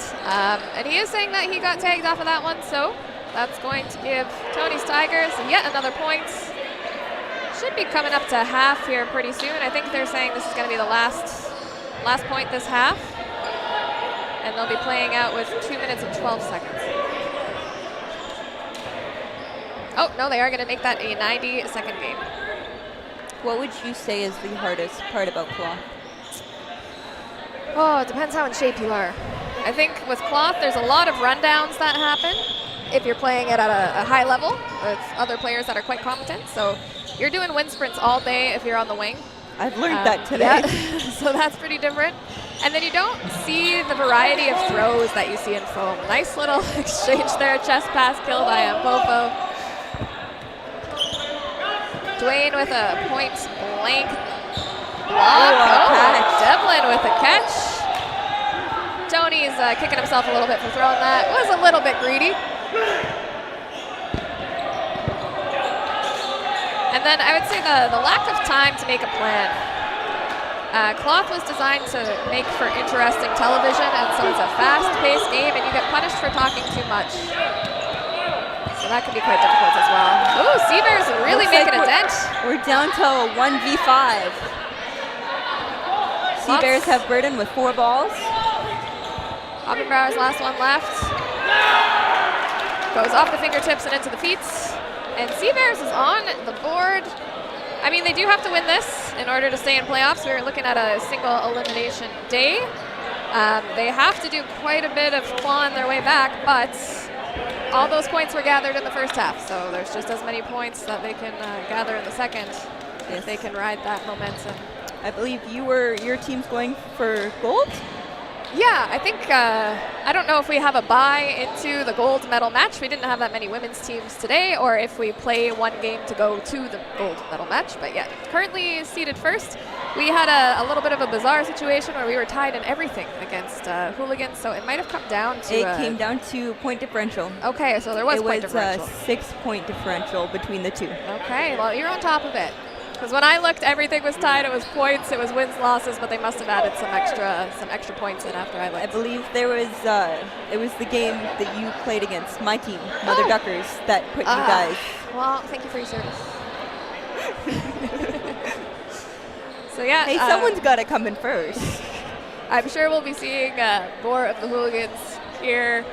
I know I was talking to Sydney Somerville, and she said she had looked before to figure out how many point differential. Yeah, it was close. We had a good discussion before each game around how many points we needed to secure and when we could start slowing it down. And sometimes we did slow it down, sometimes we just got too trigger happy. But at the end of the day, it seems to have worked out, so that's okay. Are you playing mixed tomorrow? I am. Lovely. Are you? Yeah, I will be playing mixed with some of our lovely American friends that have come up. So that'll be exciting. What is your team name? What is our team name? Oh, we are Cloth. That's with an F if you're listening at home. Double F, not a TH. Cloth. Cloth. Yeah. I will be playing on Cloth and Order. Oh, okay. I love it. Yeah, the puns. The puns. Always count on Dodgeball for weird punny names. Yeah. For as long as there has been Dodgeball, there has been Dodgeball puns. You can probably thank the movie for that. Well, if you look at the Seabears jerseys, they actually shape the bear in a C shape. They sure do, yeah. I'm liking the matching jerseys. And then there's the Hooligans. Yep. Spelled with 2 O's. Yeah, shout out Steph Ness, formerly Hooligans. I know she's watching at home. Nice shot from center on Tony. Yeah, under the bottom of the block. That was from Jordan Hikeaway. Nice shot. He's going to be calling Devlin to throw by the looks of things. Nope. Oh. I am full of crap. Or else they're just not listening. We'll see. If I can read calls correctly, it's going to be Owen taking that shot. There we go. 1 for 2 ain't bad. 50% success rate on my call stealing. I find that when I played co-ed, if you just let the boys call. Oh, I don't know. Boys can be a little trigger happy too. That is also very true. All right. Looks like Devlin will be throwing. Yeah, Devlin taking the shot on Jeff Nuyens. JP Nuyens does not connect. Oh, we got some balls in the air. I'm not sure that counted for anything, that grab. I was too distracted by Kemble just hitting the ground in front of me here. 2 shots on Kravitz, connects. Wilmot gets the glory for that out. The nice part that I found with these floors is they're not too hard if you fall over. Yeah, shout out Barry. If you want to play on cement, that's the place to be. Nice block by Munchie. Jeff Nuyens. Beautiful trade. Devlin with nice little trade at the center line there. It's with the Seabears up so many players, even if they do trade, they still have the player advantage. Yep, for sure. I'm not mad at a trade when you are up players. And I think Jeff knows that too. On his side, probably not the time to go for a trade, but that's all right. We know he'll kick himself for it later. I Bears. think everyone's going to be sore later. This has been a very physical game. Tournament. Yeah, tournament in general. I've seen a lot of bodies hit the floor.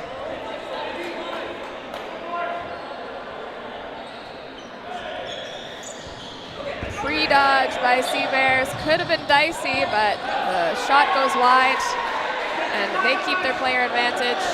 Nate Gatza with the call, calls himself to throw, takes that shot, goes wide. Beautiful catch. Munchie with a counter, but it is grabbed by Gatza. Looks like there's about 20 seconds left in the set.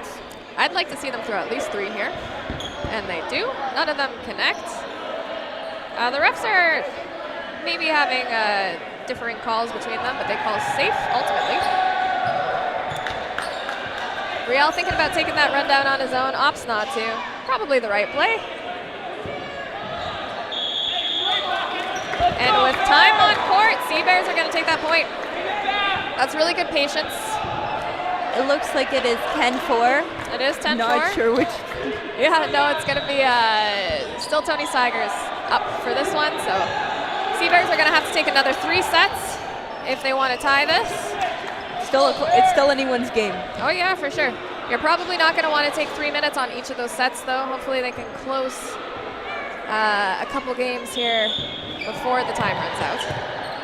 I'm not sure exactly what we've got left for full game time, but I know it's 10-minute halves, so I don't think they can afford They're to 20 do minutes half now. Oh, okay. Playoffs. So going into playoffs, we're looking at 20-minute halves. Okay. Proper WDBF formats. 16 minutes to go. Thank you, production crew. Nice hits. Tags out Kravitz right on the side of the foot. Beautiful block by Owen over here. Yeah, stays alive. Has some choice words afterwards as well. Nice hit in the foot. Looks like it was somewhat of a trade. Looks like Tony threw it Haikwe, and then Kimball took the counter. Okay, so Sea Bears with ball advantage and player advantage. They've definitely hit their stride. They've found some momentum in this game. Whatever was said at halftime, really. Yep. Oh, to be in that huddle. I think that was a hit. Yeah, the ref is also calling it a hit, as is the linesman. It did come in nice and low, so I can see why he might think it was a bounce, but just the lack of any other noise besides the foot made that a pretty definitive hit.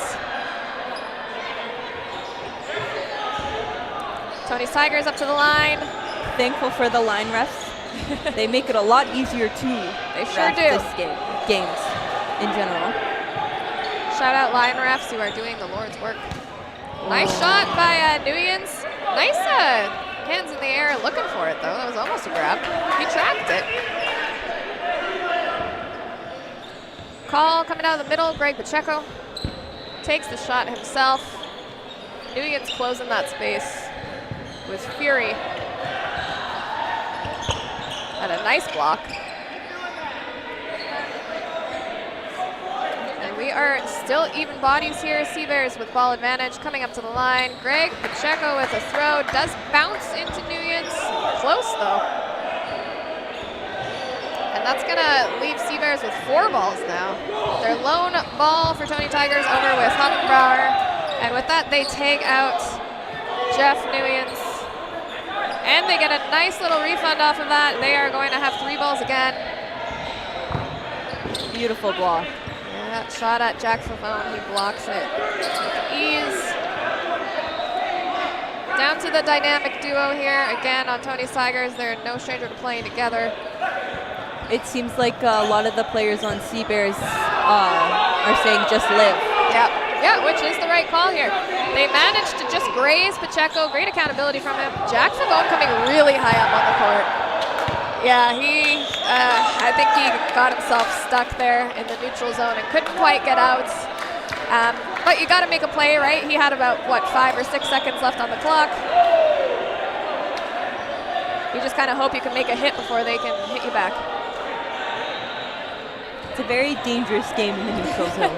Yeah, the point-blank game in the neutral zone could be scary. Fun fact, you could actually technically hit someone in the back of the head in cloth. Yes, you can. It happened during one of our games. Oh, lovely. You can also hit someone from the side. Yeah, They're just at each other. Riel Wilmot with a call. I think he calls himself to throw here. They managed to fish another ball, but they do not throw. Those defensive throws do not reset burden. It looks like they got told to throw 2. They ended up throwing 3, and then there was a counter after one of the throws. So now they end up with 2 balls. Which, I mean, that could have gone a lot worse. It looked like there was a lot of panic on that call. I think it's good for teams to have a system figured out for when those play balls come in. Otherwise, that panic can kind of cause you to just I think your team had a good dynamic and knew what to do when a ref did call play ball. Yeah, a lot of our girls have played on that higher level too, so they've got their own systems that come from their own teams and generally manage to swing it all right. Wilmot. They do take out Wilmot, yeah. And Sea Bears are going to be down in bodies, down in balls. Let's see if they'll do a rundown off of this. Nope, they stay back. Play it defensive. Owen saying that block is clean. Takes a shot on Pofo, doesn't connect. Good attempted coverage here, but I think they ended up screening each other just a little bit. That's the worst when that happens. You get hit off a screen. Yes. Oh, beautiful blocks. Yeah, 2 consecutive blocks by Pofo. Looks like he holds himself from throwing that ball as their team only has 2 balls. Nate Gatsa with a shot, does hit. Get an out. Countered by Hoffenbrauers, does not connect, and that's going to give Sea Bears 4 balls. The lone ball on the side of Tony Tigers with David Pofo, who survives 3 throws. Wow. And it makes a catch off of a hit. Oh, clip that. Write down the timestamp, folks. I want that one. Nate Gatsa on his own. It was looking so good for them there for a second. And he takes out Pofo. He's got less than a minute to make some moves happen here. I find that he, no matter what, whether he's hit, caught, he always has a smile on his face. He does, yeah. Give this man the Spirit Award. Nate Gatsa coming up to the line. Oh, really risky play here. They're dancing. And there's that side hit. That chemistry I was talking about earlier, and that side hit you were talking about earlier. Still not impossible. Sea Bears down 6 sets, not 6 sets, 3 sets, 6 points.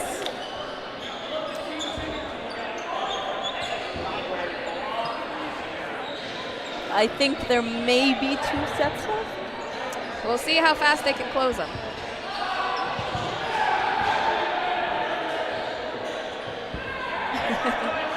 Our lovely ref, Helena, having a hard time counting all the players because they tend to camouflage into each other with those jerseys a little bit.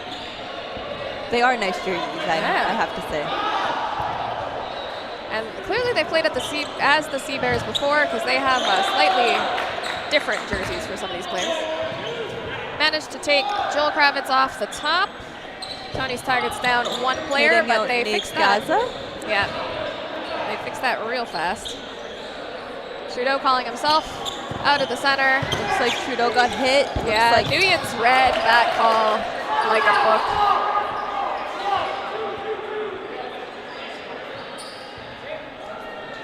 Wilmot with the call. Sea Bears down to 3 players. Nice take on Nguyen's. Takes a little bit of a greedy pre-throw and gets punished for it.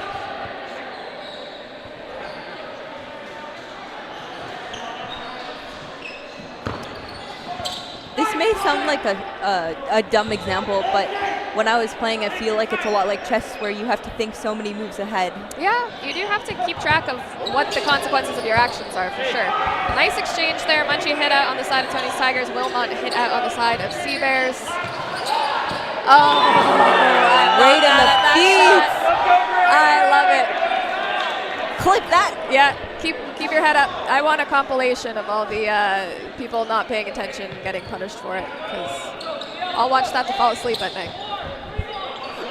All right, Sea Bears hoping to close this out. Looks like the Sea Bears aren't even secretly calling. It looks like they're just pointing and point and run. throw. Hey man, throw it so hard, doesn't matter if they know. Nice movement there by Devlin. He's coming up to the line by himself. Did the rundown, but didn't have a teammate with him quite yet. Looks like they have 3 balls. Tony with the catch off of Pacheco. So we got the man, Mr. Ampofo, back in again. Devlin's got some work to do. Good start. Looks like just under a minute in the set. Survives 3 shots. There's only 1 ball to worry about. He's yeah, calling we're gonna himself call a hit. Yeah. Whether it hit or not, if it crosses, it would be an invalid throw because he wasn't within a meter of a player and he did drop his ball. So one of those 2 things happens. It's one of those stickler rules. Yeah. I believe the rule on that is crossing the center line, not crossing the neutral zone line. But if I'm wrong, yell at me in the chat. Can't read it from where I am, but I'll read it later and cry. Riel Wilmont tossing that ball back to Kemble, who takes the shot on Ampofo. He read it, but couldn't quite grab it. Oh, there's chaos. I'm seeing like 4 exchanges it looks here. like there was a trade off the guards on the left side. Yeah, and now we have Tony's Tigers with Burden to throw. They are down 1 body after all that chaos. Pacheco with a shot on Favone, doesn't connect. Munchie with a shot on Devlin, that one does. Riel Wilmont jousting with Nguyen's in the center there. Throws on Munchie, easily blocked. Back on Tony's Tigers to throw. Favone with the call out of center. Munchie throws a catch. Great, yeah, great shots. Brings great back Kemble. Kemble's back on the court, and that's quite the swing for Seabears. And a catch. Another catch. Throwing all the balls. And they take out Nguyen's. That's what you have to be doing when you're down this many points. You can't wait for those sets to end with bodies on the court.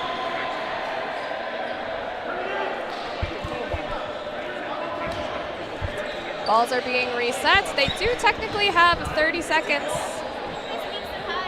They have 30 seconds that they can play around with between games here to set up their balls.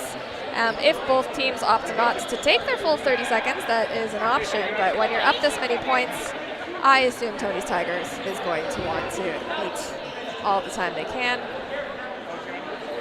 Refs having a little bit of a conversation over how much time is left on the court and what that means for the possibilities of Seabears to close it. Sometimes if there's no opportunity to catch up, you will see teams take the forfeit.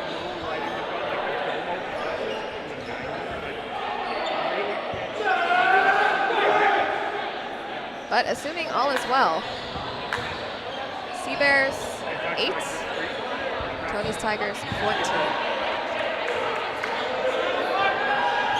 Yeah, Seabears want to make sure they've got every moment on that clock that they can take.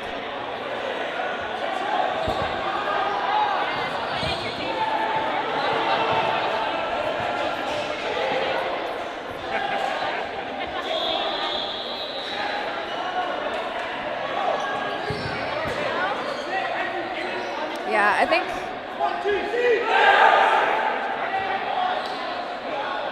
we are going to be resetting there.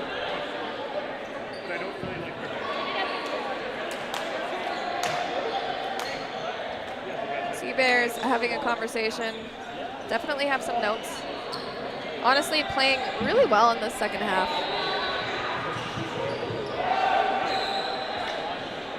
Tony's Tigers up points. Probably a good thing some of these guys are looking a little tired.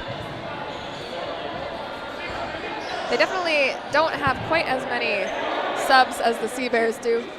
So that's a lot of cardio. These are long days, especially the men's team. On the men's side, they've played 3 or 4 more games than the women have.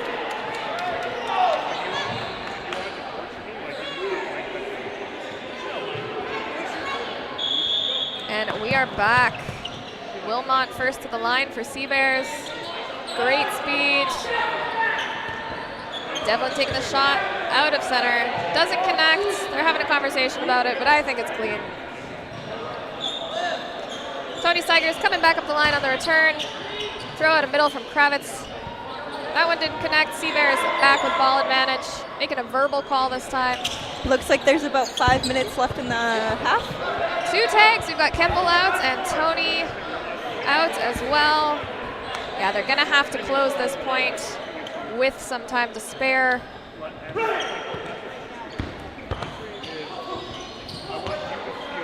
That was a good play by Wilmot. Took the run down. trying to make something happen, but Tony's Tiger's not in a big rush right now. Beautiful Pacheco with a catch. catch. It was low.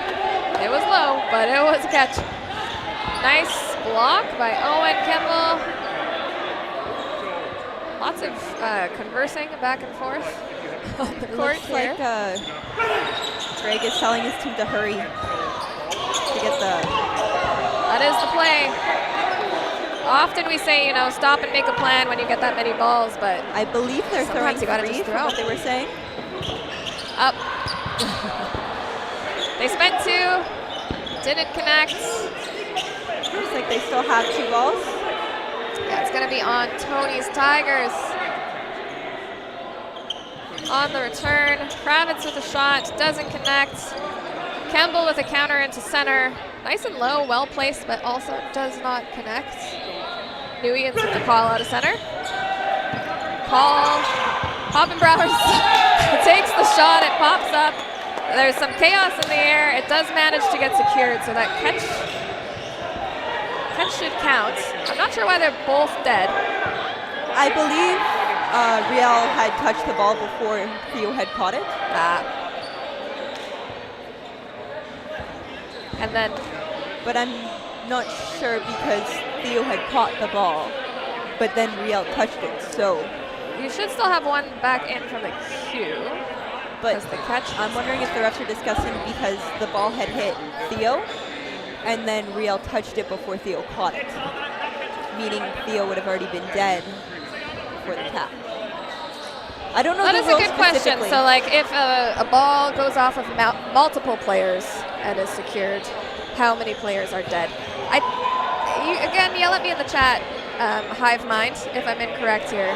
But I think everybody but the last player would be dead. So even if it went off of 2 players there. Well, it looks like the refs have come to a decision.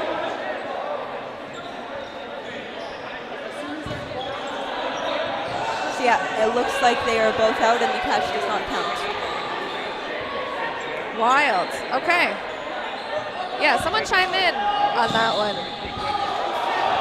Curious to see if we all agree with that call. It's a very specific rule. It is, but it is something you see, especially when people are up in the air like that, grabbing for a catch at the same time. It's not uncommon for that ball to do some ricocheting, some ping-ponging. Yeah, you do not need 2 points of contact to make a catch at all. So even if they catch it in the air, it's just when you have control. That's also another different rule from foam. Yeah, well, the WDBF rules now allow for catches without points of contact in foam too, but Canada is kind of disputing that rule. And if you want to dispute a rule for the WDBF, you have to show evidence of it in high caliber play. Yes. Sort of being utilized and tested. So Canada doesn't always play that way. 2 shots, Kravitz and Hoppenbrauer's taking out at the same time. And Seabears is going to take that one with players on the courts. They're saying, like, hustle, hustle, hustle, let's reset these balls. But again, if Tony Tigers wants to take the whole 30 seconds, they can. And I think they're down to their 90-second game now.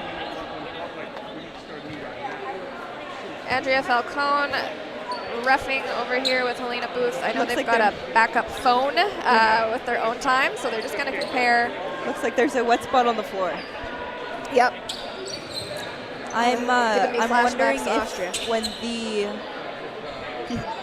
I heard it was very hot in Austria. There was a lot of, the mop was the MVP. I'm wondering if the last time they were speaking, the play clock didn't stop, just the set clock. That is possible. I know that's why they've got their own timer going on. They did have to pause time. For the sake of playoffs, you definitely do want to pay attention to the game time as well as the set time. When we're in round robin, it's a little bit more of a global clock. Probably not going to stop game time for every dispute, but it means a lot in playoffs. So this is a really vital moment because this is the difference between whether Seabears can possibly tie, technically, or not. So they have a lot at stake here. You can see kind of the panic as they have this discussion with the refs.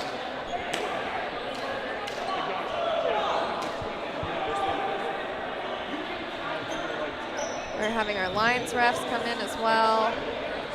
It looks like they may. I think they are adding be more time adding to more the clock, time. by the looks of things.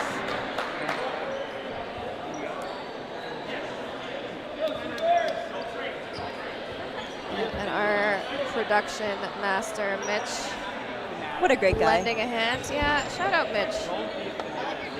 He has been making sure that all of the Score iPads have been working. Yeah, we've troubleshoot a lot of tablets today. Shout out to Dodgeball Hub. Oh, thank you. And if you are just tuning in, we have the Sea Bears versus Tony Tigers quarterfinals playoffs at the Cloth Open here in Winnipeg. Tony Tigers is winning 14-10 for the Sea Bears. Sea Bears have to close this set in a hurry. And hopefully take a 90-second set as well. Looks like they're still discussing whether there should be more time added to the play clock. Yep, both teams definitely have skin in this decision. We've got one of our organizers, Jenna D, coming in.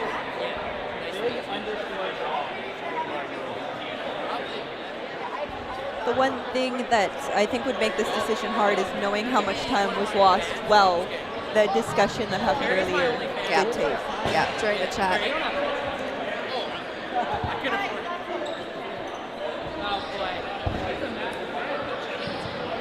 Tony Tigers taking the opportunity to discuss their strategy going into this next point while they've got a little bit of a break. I know a lot of these players don't like getting cold. The air conditioning is intense Quite strong in here. Yeah, so they will cool down pretty quick. Would you rather it be like this or how it was in Austria? No, definitely AC. AC for me. I mean, we already lost like 23-3. Like, I wanted to watch it. It definitely makes sure that you don't overheat while you play. It's after you're finished playing and you actually sit down that it gets cold. Yeah, I'm on an hour or two here since my last game, so going into those playoff games is going to be a little bit of a challenge.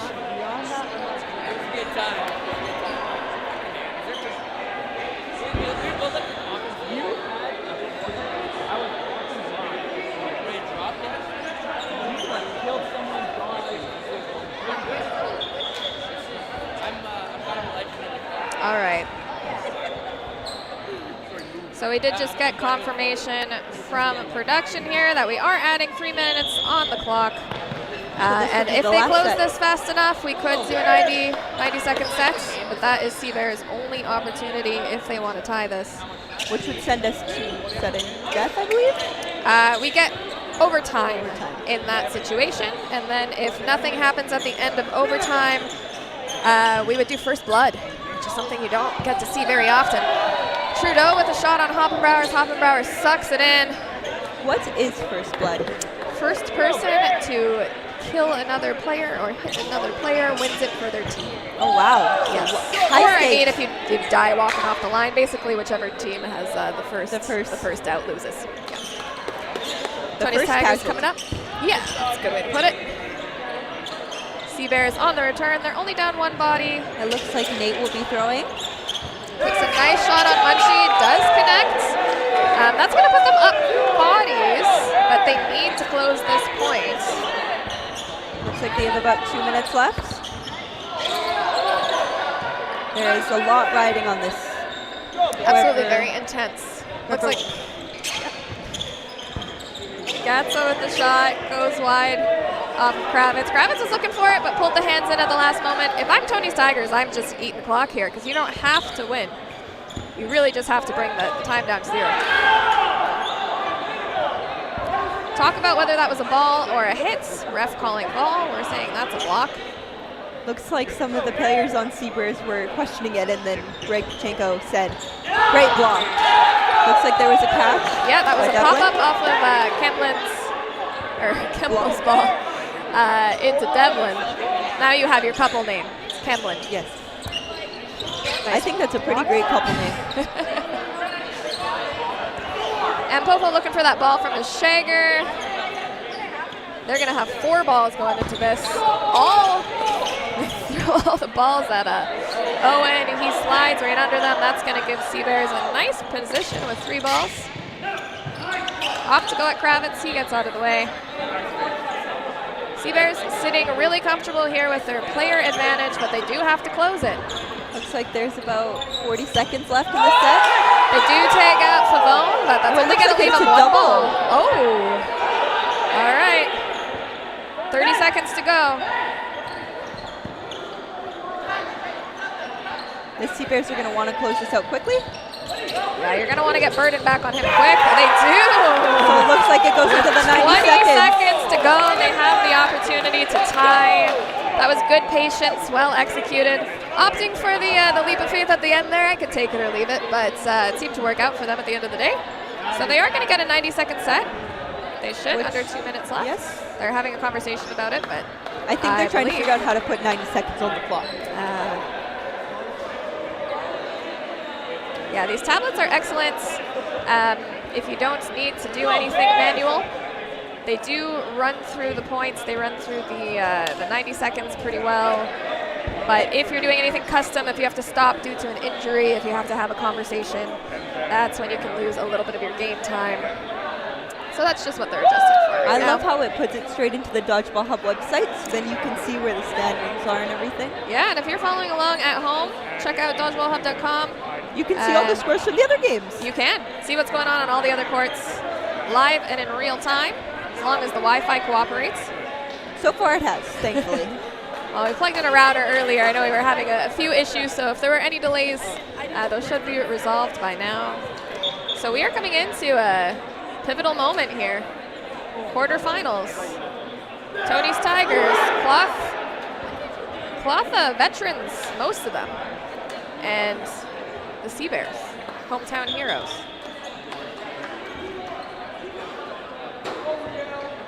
Will the Sea Bears have the grit and determination needed to close this with a win?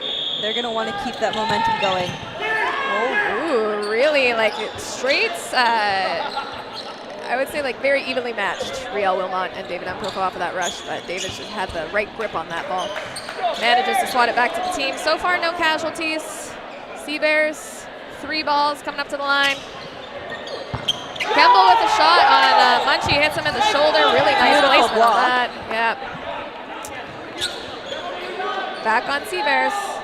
Sea Bears finding themselves in the position of ball advantage quite often. Not sure if it's luck or planning, but it seems to be going I think that they're way. playing very conservatively and not taking as many counters. Ooh, and Popo with a nice catch and a hit.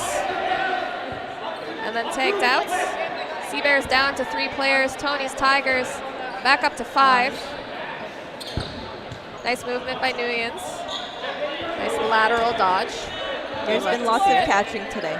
Yeah, absolutely. It is more of a catching game than foam, that's for sure. Gatsa with a couple nice blocks coming up. May as well close that distance and take a shot. He got 1 hit. And he hits Favone. Sea Bears only down the 1 body now. They're clawing their way back, but Tony with a great catch. Sea Bears down to 2 players. And Pacheco slides out. Gatsa throws a catch. Munchie sucks it in. What a finish. Looks like Pacheco might have hurt himself onto that. Oh, he has a cramp. Hopefully it's just a cramp. Yeah. He doesn't seem too concerned. He's saying, go high five without me. I'll stay here.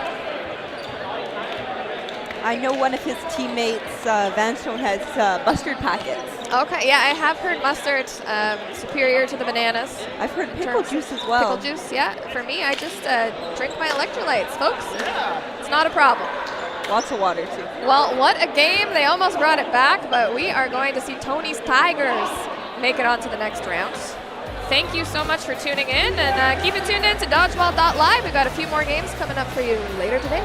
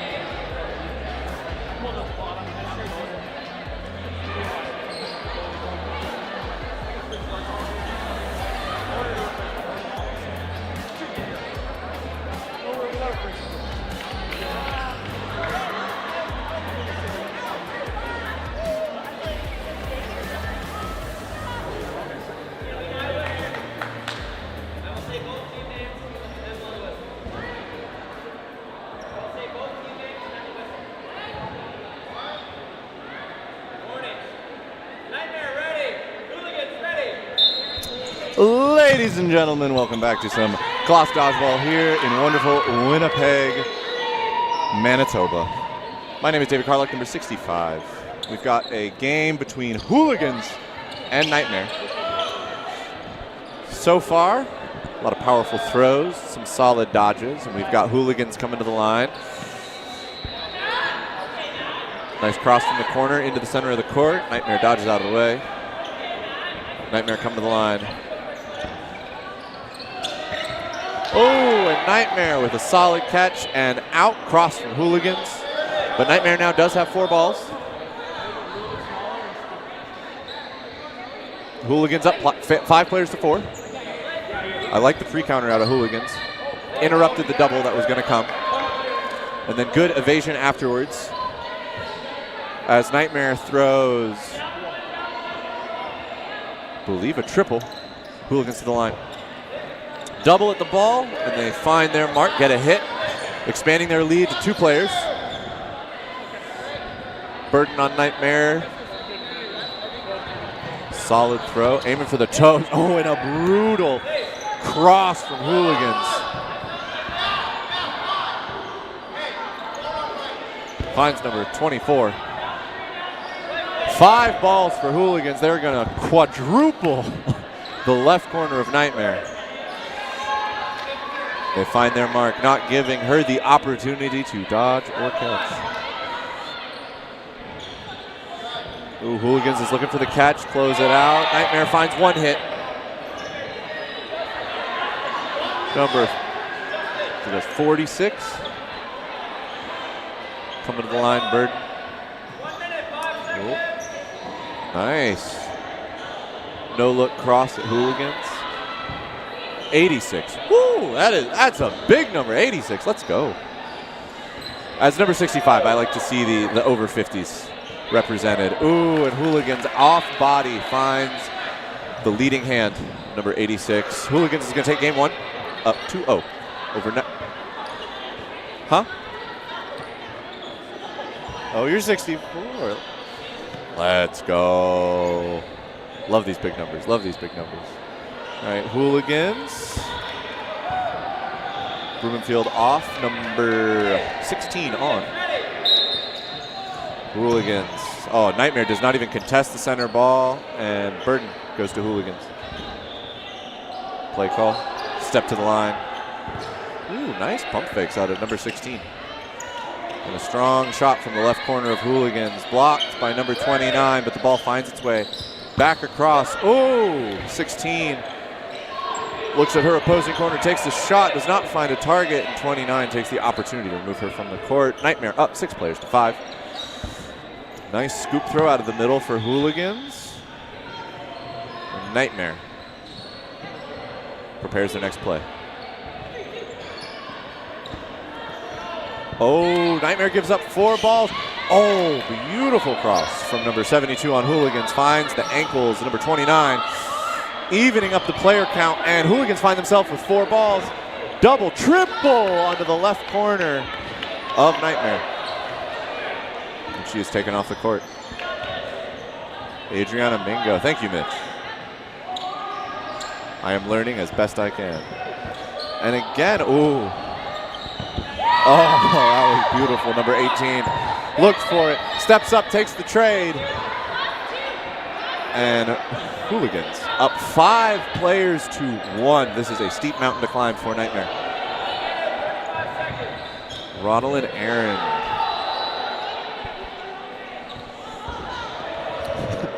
Hooligan players calling. Shaggers, please get us the ball. 2 balls thrown from Hooligans. Aaron dodges. Come to the line. She throws. Sidestep from the Hooligans. Hooligans have a very nice owl. Hooligans.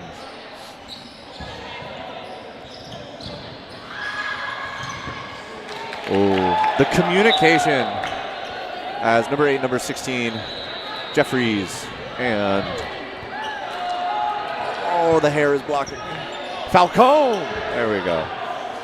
Falcone and Jeffries. There was, as they were coming to the line, they both knew that they needed to pressure, and there was communication between both of them as they came to the line. That was beautiful teamwork right there. And a very strong double to to win them the second game of this match.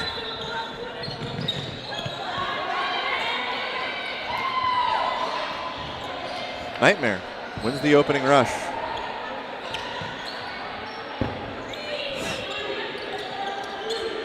Cross from Hooligans. Nightmare with the nice lateral side steps. Good block by Jeffries.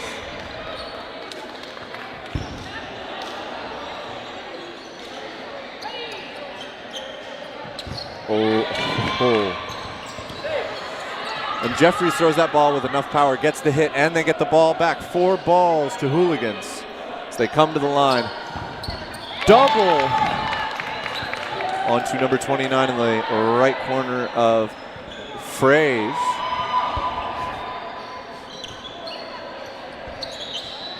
Hooligans find themselves with 4 balls. It's going to be a quick call between Jeffries. Yes. And far corner, they double at ball. Forkelson, who dodged, evaded. And Nightmare continues to there we go. Jeffries finds the knees, the far corner. Nightmare is giving up the 4th ball a lot, and Hooligans is really capitalizing on this to throw doubles and find hits. Dwindling down the numbers of Nightmare on the court. 90 seconds left on the clock here in game 3. A solo from Pippa Broomfield.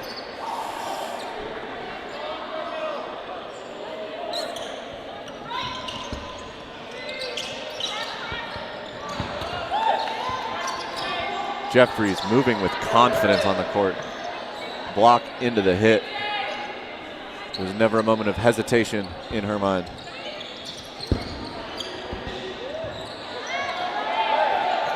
Solid dodge from number 11.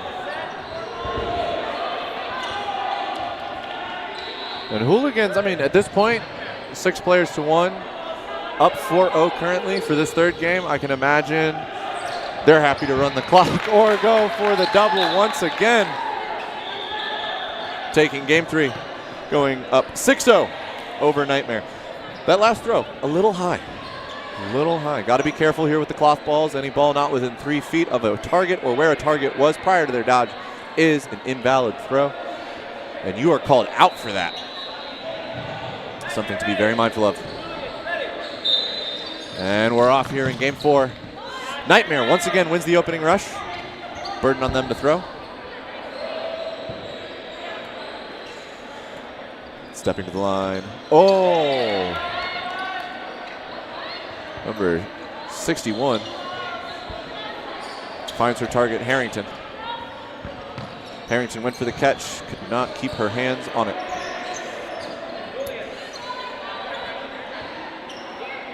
I do believe, yeah, O'Reilly did.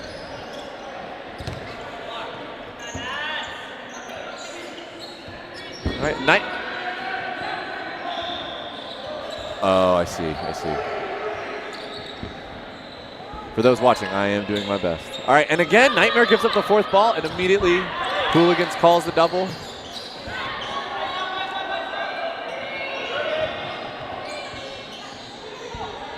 Gotcha. All right. Yeah. For everybody that's like hearing me say a number and then say a name, I've got a little bird named Mitch in my ear, giving me the the insider intel for the names. Nightmare come to the line, even on up on players, 6'5". Oh, beautiful block out of the middle by Nightmare. Hooligans finds himself with 3 balls again. Quick call, and they come to the line. Strong throw. Jeffries has been crossing all match this match, and every time she finds a target, gets that hit. Evens it up, 5-5. Dramatic dodge in the middle by Hooligans. Gets underneath. Very nicely placed ball by Nightmare. And with about 60 seconds left on the clock, we find ourselves 5 players to 5 players, still evened up.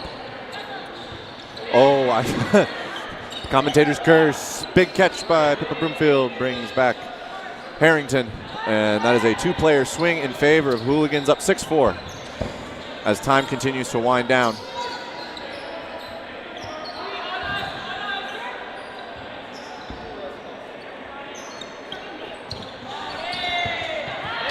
Oh, and there's just a flurry of action. Hooligans loses 3. Nightmare, I believe, lost only 1 in that exchange, bringing it much closer, 4 players to 3 players. Nightmare making some moves here in the final moments of this game. But Booth at number 22 for Hooligans find the right corner of Nightmare, making it 4-2, 2-player advantage, 20 seconds on the clock. Nightmare trying to make something happen, pre-countering. Dodge and a block from the left corner of Nightmare, steps up. 3 players to 2, 9 seconds on the clock. Is Nightmare going to make it happen? Is it going to be a tie? 2 beautiful blocks. Oh, a block attack leads to a catch. And it's going to be 2 players to 2 players. We've got a discussion from the refs on the court.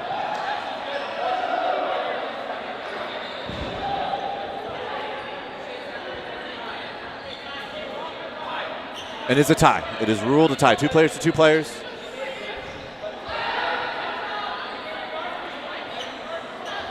So, fun rules thing about cloth.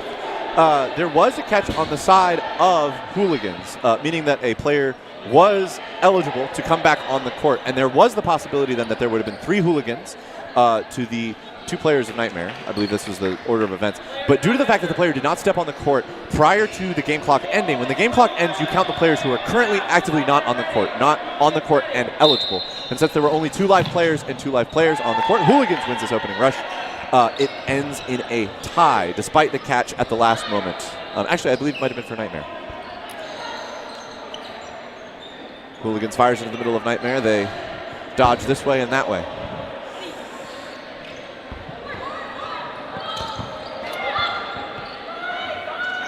And Hooligans, 6 players with 4 balls, comes to the line.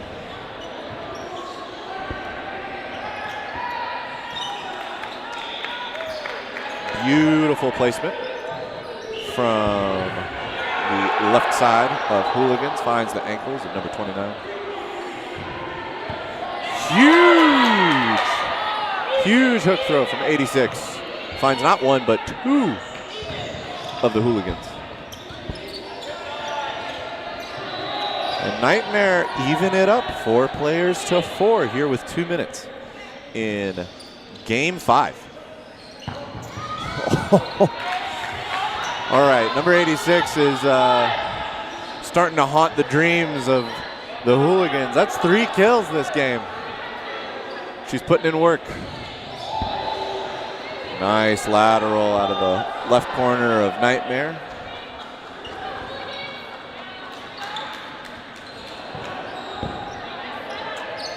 And Nightmare definitely believing in the hot hands once again, calls their right corner to huck one of these beautiful cloth balls. Cross the line. Nice block from number 18. Cross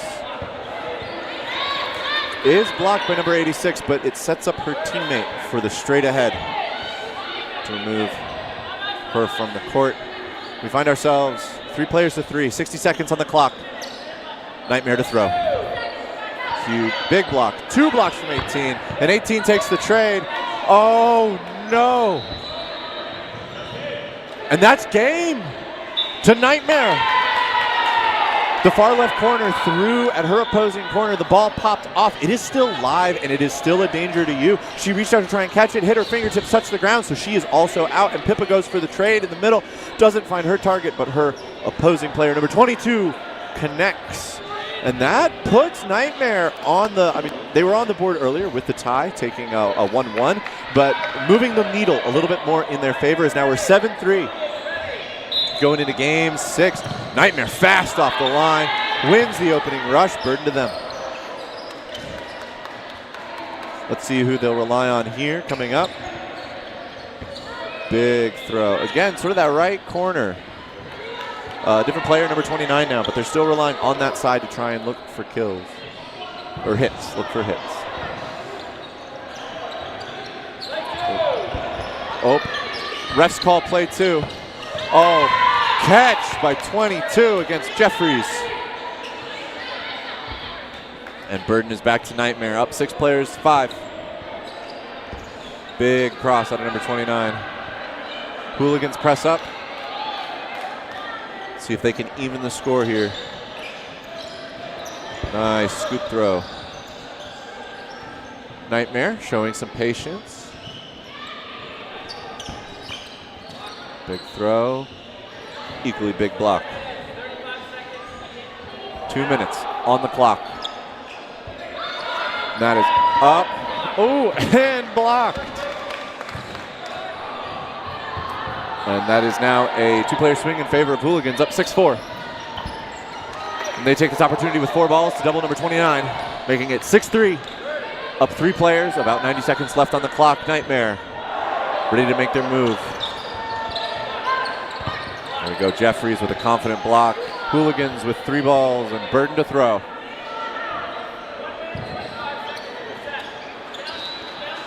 Pump fakes across the board from Hooligans. Very nice lateral and jump dodge from number, I believe, 17. The far right corner. Oh, it's 13. 13. Hooligans waiting for the ball to come onto the court, but goes ahead and makes the play call. Oh, and Jeffries finds the knees of number 11.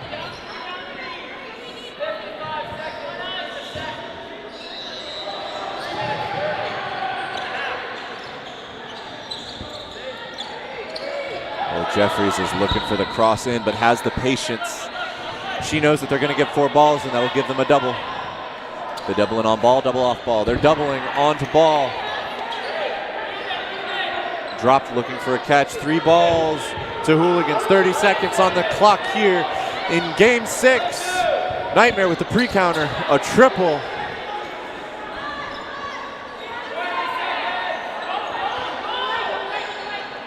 Nightmare with 15 seconds to make something happen. They throw all 3. Hooligans happy to see this. They're happy to play a patient game. They're happy to play the clock out. How many do they throw? Do they throw 1? There's Jeffries finds another hit. And game as the 3-minute timer runs out. Jeffries finding the last hit in that match, taking it to 5 players to 1. For the final for Hooligans. I think Hooligans, before they hopped into this dream, definitely took their melatonin because they are not being haunted by any nightmares tonight.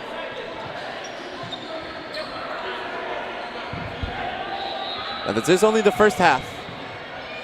These games have been going about the full 3 minutes, 9-3 in favor of Hooligans. Oh, timeout is called. Timeout is called by Nightmen. All right. Hooligans has been doing a really good job of supporting each other. They've been doing a really good job of pressuring on Nightmare and looking for crosses. Jeffries is just absolutely eating out of this right corner, covering her middle. I think on the side of Nightmare, what I'd like to see is a little bit more control after an offensive play. Come up with a 3. They do their single ball throw. And then I think get back. A lot of times, Hooligans is putting pressure, and they're putting pressure because they know Nightmare's going to throw, and then they're going to get that 4th ball, and they just go up and throw a double, which has almost every single time resulted in a hit. And bodies off the court is bodies in your favor. So I think I want a little bit more patience out of Nightmare, a little bit more energy getting back off the line from the offensive, because their defense is solid, dodging, catching, blocking. They're just kind of getting caught in that transition. And I think a little bit more discipline in that area. They can turn some of these games around and bring it back.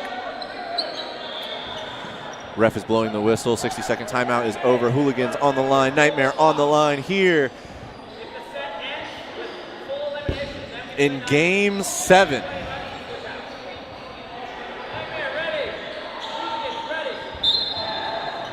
And we're off. Nightmare wins the opening rush.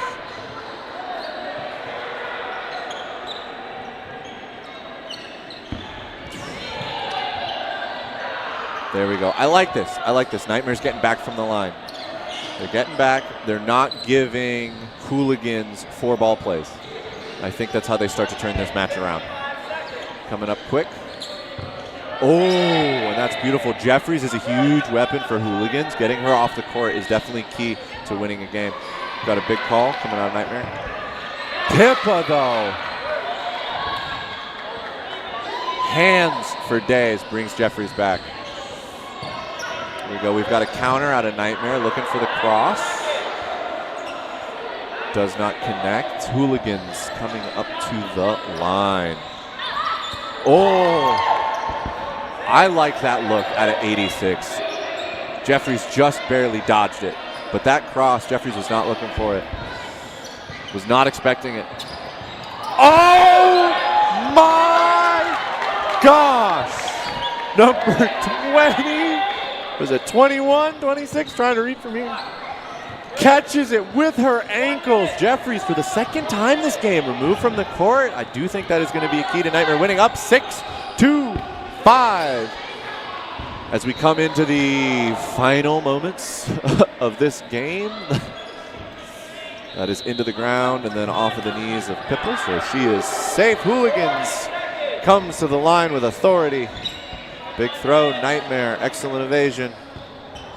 A little bit of a standoff on the far side of the court, 86-22, staring each other down. Pre-counter. And an exchange of throws.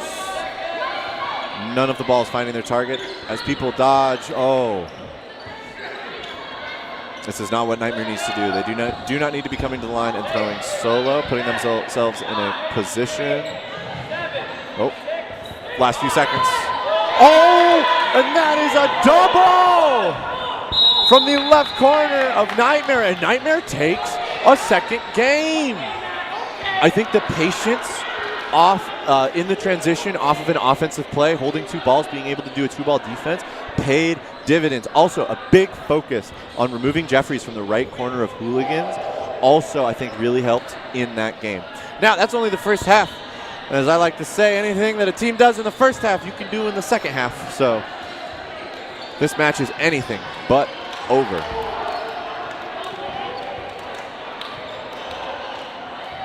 Score right now should be, I believe, 11-5.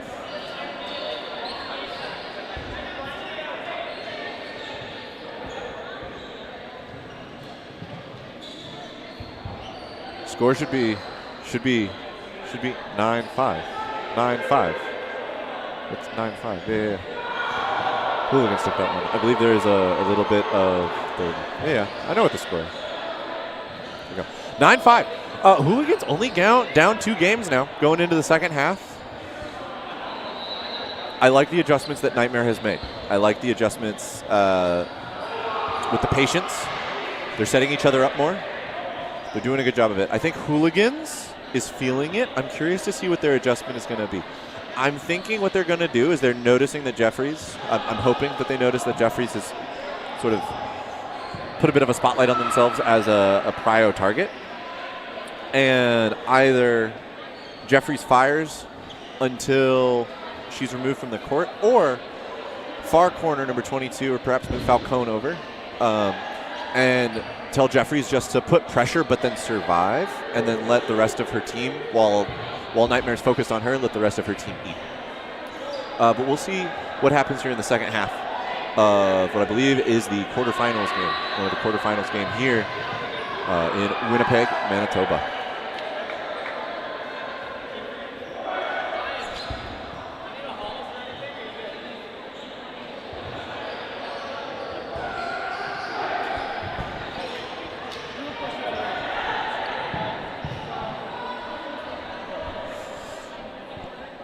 Now, again, cloth, a little bit, a ball type that is emerging in the U.S., a ball type that I would say is starting to emerge in Canada. Obviously, all of our friends over in Europe have been slinging this ball around for some time. Another rules thing, so in foam, when you run for your balls, obviously there's the 3 balls on your side, 3 balls on the other. And you're allowed to go over the center line in foam in order to retrieve your ball. In cloth, if you're retrieving one of your 2 balls, which are on your side of the court, those ball retrievers can only have 1 foot go over the center line. Both feet cannot go over the center line for those balls. And for the center ball, the contested ball in cloth, no part of a player may go over the center line, and contact between the 2 players rushing for the ball is not allowed. Either of those incidences will result in the offending player being called out. So fun little things about the opening rush. in cloth.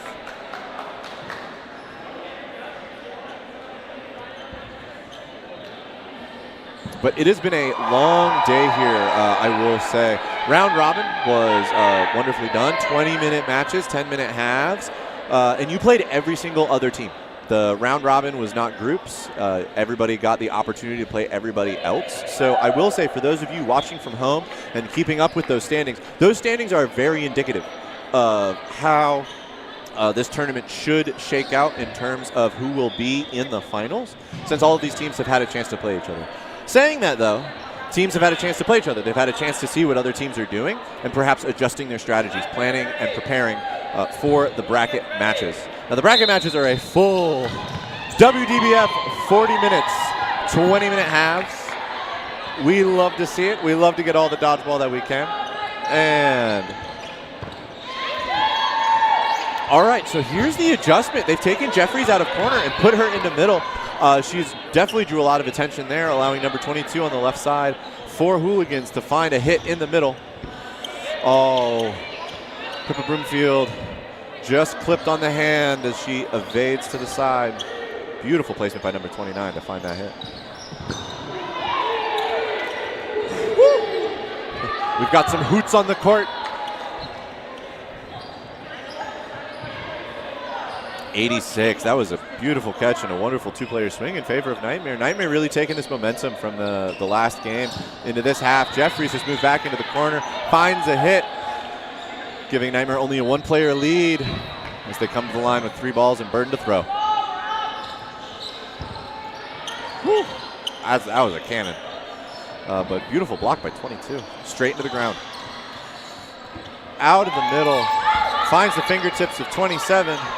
Menko. And Hooligans has evened it up 4 players to 4, but Nightmare's got 4 balls. Pre-counter from Hooligans. Nightmare still throws a double, but dodges across the board 29. Fruj trying to find 22, not looking. Hooligans coming to the line with 3 balls to throw. It's going to be Jeffries with a cross. Finds the knees of Noel, number 20. Playful call from Nightmare. 3 players, 3 balls. Little over 60 seconds. Jeffries ducks under it. Takes a 2-step counter. 86 hops over it. Ground directly in front of Harrington. I like that placement by Knoxman, number 81. Jeffries letting it rip off that right corner. Oh, I like that 22. Soft phrase, looking cross court, took the opportunity to take the counter. Hooligans up 4 players to 2, 40 seconds on the clock. A double at Jeffries, a dodge and a block. Hooligans up 4 balls, 4 players, 30 seconds. Who's the double? Double at ball. Pre-counter from Nightmare. A triple from Hooligans. And number 86 puts themselves in a very nice position to dodge or catch down on their knees. Refs are calling that was close enough. Oh, 86 finds Jeffries. Last 7 seconds. I will doubt Hooligans will throw. They will win on time. Hooligans now using patience and using the clock to their advantage. Takes it to 5-11. So we move into game number 9.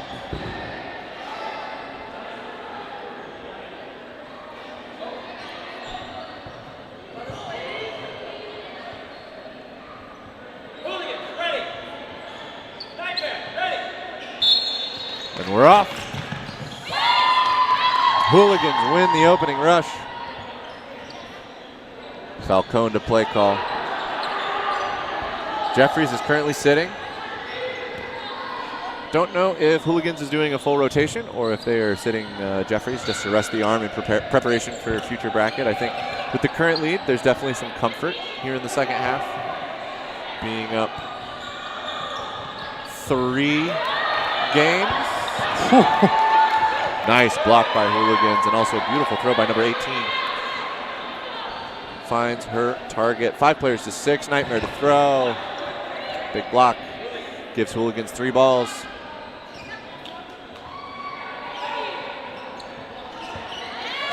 Nice pump fakes. Making sure Nightmare's not able to discern who is the thrower.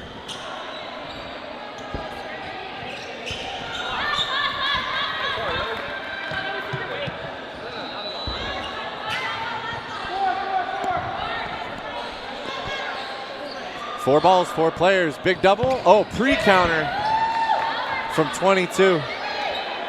Finds her mark and interrupts the double from Nightmare, making it easier for her teammates to dodge. I like it. Oh, Nightmare's starting to feel the pressure. They're starting to look for catches. I like that look from 22. Didn't seem like that corner was looking. Oh.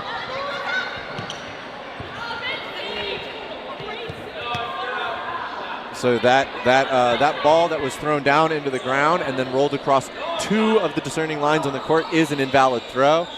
Number 18 will be called out for that. Double at ball from Nightmare. And Hooligans, I can imagine being up 5 players to 2, is happy to run out the last 60 seconds of this clock.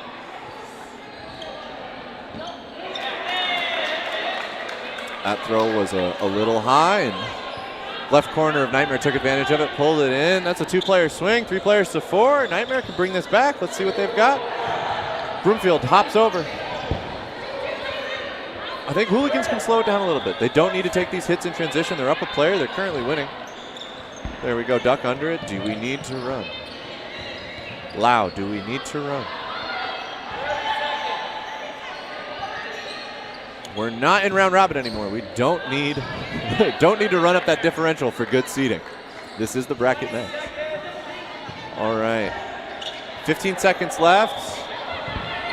I like Nightmare doubling. I like that. They do not have any balls. 5 balls to Hooligans, but they've got it 3 players to 3, and it's the last 10 seconds. Hooligans throws 1, 2, 3 balls. None of them connect. As 17 does a beautiful, 13 does a beautiful sliding dodge. And that's going to be a tie. Now, with the current game disparity, I think Hooligans will take that. Up 12-6, that's 3 games. A tie means that the differential stays the same. In the same breath, you can say that Nightmare would be happy about a tie. That differential doesn't grow anymore. And 3, I will say, with how much time I believe is left on the overall game clock, is more than doable. Both of these teams giving it their all. Next opening rush. Off to the races. And Hooligans, again, wins the opening rush. Oh, hold up.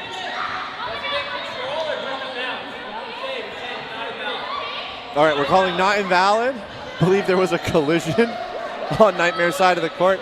Hooligans, I do believe, is going to be happy, though, getting a 4-ball play right off the bat. Tons of targets, 6 of them on the court. They're going to double at ball. It's a safe option. The other 5 players without balls are definitely looking for catches or dodges. Probably hoping to get the first ball to trigger a blocking position. Second ball goes around the blocking ball, finds the hit. There we go, 86 looking for a catch across from 18. Hooligans fire into the middle. Nightmare dodges. They get their 3rd ball, come to the line. Throw into the middle. Lots of pressure from Hooligans. Number 18 is looking for the toes, We are still 6 on 6. 2 minutes on the clock. Oh, that was a reach. That was a reach from Lau. Jeffries crosses, but Jeffries get countered. Nightmare up 5 players to 4. With only 1 ball, 4 balls coming to the line. Big dodge out of number 13, I believe Dorville. Oh, 86 with some nice movement. Number 8, Falcone, is going to block into her foot. Because of the spin on that ball, 86 sees the cross from the middle, ducks. And Nightmare is up 5 players to 3 with a little over 60 seconds. Harrington finds the toes. Nightmare up only by 1 player, 3 balls on them to throw. Harrington pre-counters. Ryan takes a shot. Balls are flying every which way. We're running, we're countering, we're throwing, and Nightmare with 3 balls to throw. Harrington is liking these pre-counters. 34 seconds. And Harrington with a huge catch.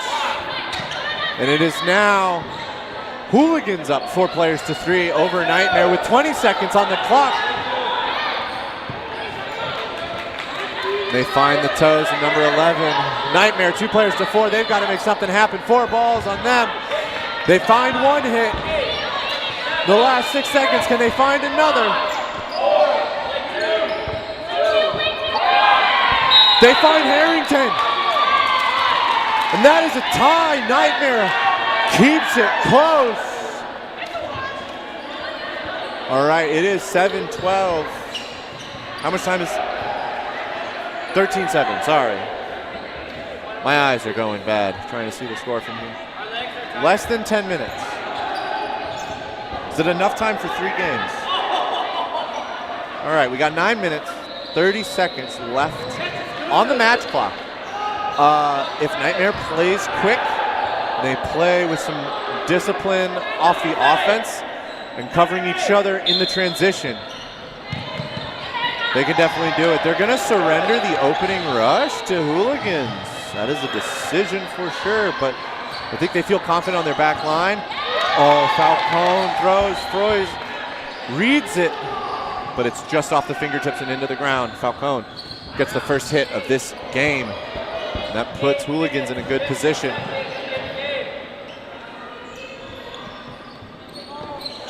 Lau crosses into the middle as her teammates pump. Nightmare definitely feels the pressure. Hooligans playing with patience. There we go. 3 balls on Hooligans.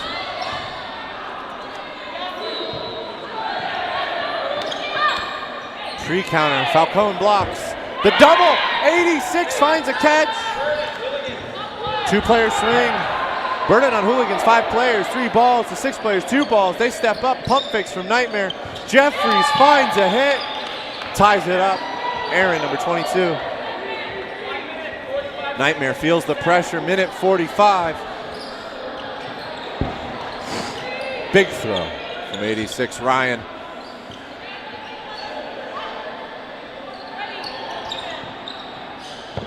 Oh! That was a beautiful throw and a beautiful catch. Number 20, Noel pulls it in. Pre-counter from Jeffries, blocked by number 29. Nightmare up. 6 players to 4. Pre-counter, Broomfield blocks it. Jeffries looks. Nightmare's right side evades. 2 balls are thrown. Number 29's hunting, looking. Feeling it out, 4 balls. There's a solo. Brookfield is not able to pull it in. Nightmare goes up 6 players to 3, 50 seconds on the clock. Burden. I like it. All right, so we've got 9 minutes 30. 40 in the, I guess we're down to like probably 7 minutes, just about on the match clock. 30 seconds left in this match. Nightmare, if they're aware of the match clock and the game clock and the current game condition, know that they play smart, they win this game, close that differential a little bit, they play the next game quick. I will take it. 29 takes a trade on Jeffries, 1 for 1. It's 5 players to 2. Removing that 3rd player in that 3rd ball position that can happen during burden situations is huge. A double into the middle from Hooligans. Hooligans does not have a ball in hand with 10 seconds left on the clock. Nightmare. Oh, number 86 blocks it to the teammate. Falcone off the forearms. Ryan takes it and boom, Nightmare wins a game, turning that momentum. It is now 9-13. Timeout is called by Nightmare.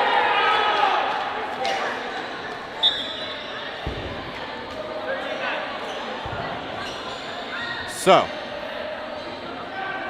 it is 9-13. 2 games ties this up. in the favor of Nightmare, and that is just about how much time is left on the match clock. Push it into overtime.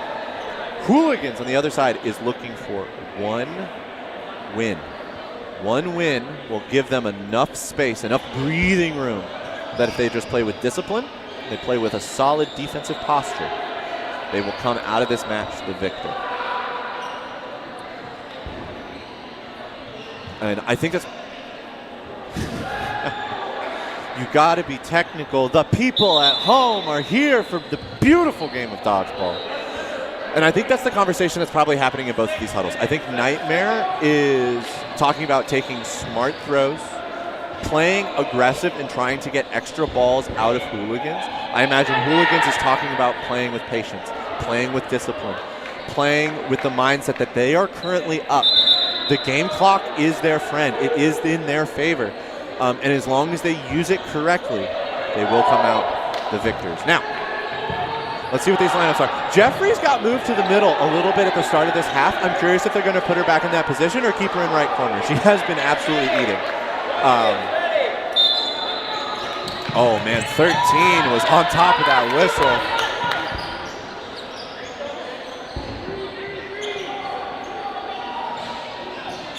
Nightmare wins the opening rush once again. And there we go. Nightmare is playing aggressive. Nightmare knows they need it, and they're playing with aggression. Hooligans, I don't think needed to take. Hooligans does not need to take that double. Giving 4 balls to Nightmare. This is a dream situation for them. We're talking about sleep, and this is a dream. Pre-counter. All right, they got the play 3 off, was called for them. Hooligans is able to evade. I don't know about that pre-counter from Lau. Big counter. Jeffries is, yep, they put Jeffries back in the middle. They want that arm somewhere where she has the shortest distance from target to target. Nightmare fires off quickly. Number 29, 2 minutes on the clock here in this game. We're still tied up, 6 players to 6 players here in the quarterfinals. Big pumps. 86 is looking for a catch. Ryan, she wants it. Let's see who Nightmare calls for this throw. Oh, and number 29 finds a hit. Nightmare goes up 6-5, and there was enough power on that. It rebounds all the way back across the court. Stepping to the line. Pre-counter causes number 11's ball to find the pocket of number 9, who reels it in. And there's that 2-player shift. 5 players on the side of Nightmare, 6 players on the side of Hooligans. Nightmare needs to make something happen in a little under 90 seconds. Big throws, big hits, pre-counter. Broomfield unable to pull it in, and 86. Now Ryan finds her target. Number 11 looks for a throw at 72. Harrington blocks it. Harrington with the pre-counter. Cross-court from 29 finds the shoulder of number 22, Lau. Nightmare now up 5 players to 4. 58 seconds on the clock. 86 throws. Jeffrey steps up. 18 covers into the middle, 27 even players, 4 players to 4 players. Hooligans with all 5 balls. 45 seconds on the clock. And with 3 balls thrown, Hooligans finds both corners, Frage and Ryan of Nightmare. Both a double at Jeffries. Jeffries charges, but she knows. She knows. 30 seconds on the clock. She's got 3 teammates on the court. She doesn't need to throw. Wait for the teammates. Wait for the pumps.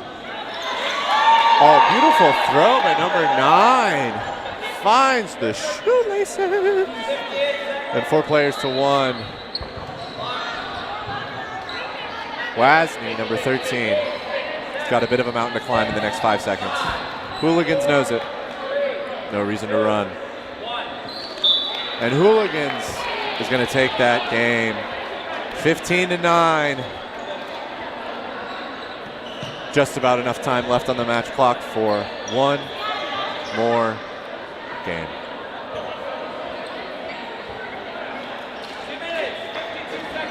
Two minutes and 52 seconds on the clock. I mean, Nightmare plays this fast. They play this hard.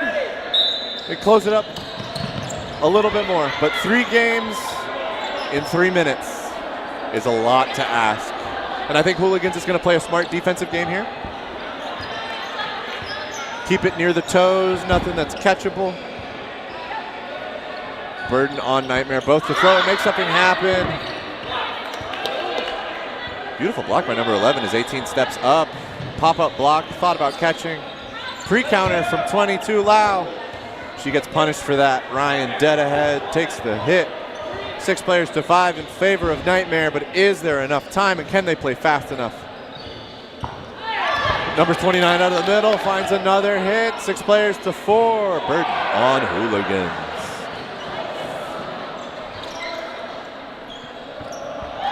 Oh, and the fingertips of number 11 are found by number 9 of Hooligans. Evens it up a little bit, 4 players to 5. Under 2 minutes left in this match, not just this game. And Burden on Hooligans. Falcone throws it nice and low.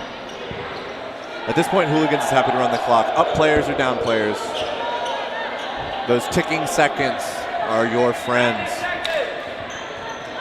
Pre-counter. Cross. Ryan looks for the catch. But 18's just got a little too much heat. Even players 4 to 4. Hooligans. Falcone finds a hit off the knees. Rebounds all the way to Pippa Broomfield, who passes it back to Falcone. Falcone, looks for another throw. Big catch by Nightmare. 4 to 3 in favor of Nightmare. A little under 60 seconds. We've got pre-counters. We've got crosses. We've got 50 seconds on the clock. Big throw invalid by number 13. Evens it up 3 players to 3. Wasney, you got to hold on to that ball. There we go. 18 finds the toes. Refs called for a play 2. 30 seconds. Number 18's taken out with a double as she trades. Then there's a 2v1 in favor of Hooligans. Burden on Hooligans. Broomfield. And Favone. And with a beautiful final double, Hooligans takes another game. Pads those stats. And that is game. 17-9 in favor of Hooligans. Now the team name is Hooligans. You expect them to be a little silly. Expect them to get up to some, I don't know, shenanigans. But I'm going to be honest, that was probably some of the most technical cloth dodgeball I've seen. They're coming up to the line, setting each other up with good pumps, taking strong throws against priority targets, covering on the retreat. And then in that transition, when they see Nightmare planning, when they see Nightmare caught, kind of stuck, taking those shots and placing it right on the toes for those hits. Are they playing again? Oh, for finals. I'm so sorry, chat. I'm so sorry for all the viewers at home. I said quarterfinals a little bit earlier in that match. That was semifinals. Hooligans will be back here soon for the women's finals. Who are they going to be playing against? Yeah, so they'll be playing Shark Week, who definitely smell blood in the water. We've seen Somerville with some pretty nasty shots earlier today. And Shark Week has definitely made a name for themselves. I was just told they won a match 27-1.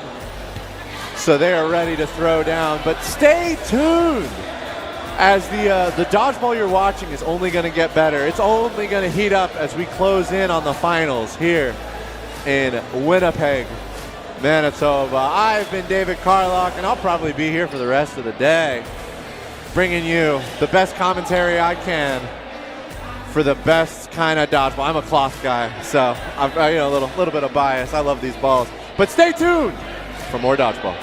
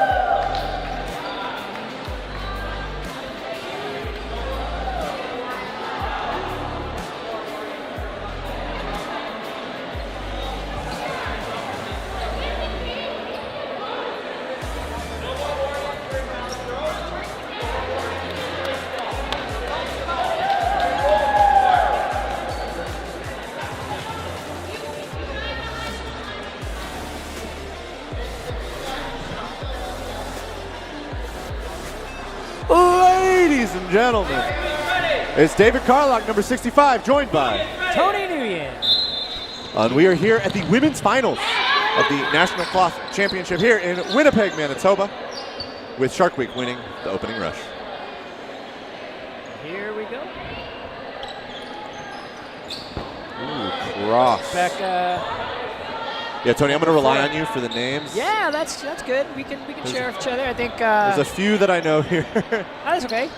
A couple of USA Canadian players. It's a nice mix here. Oh, absolutely. And Jeffries finds the toes of Rowan, giving Hooligans 6'5" advantage. Michelle throwing out of the middle, the one there. Hooligans to throw. Jeffries big throw. Nice sidestep. Becca counters, nobody there.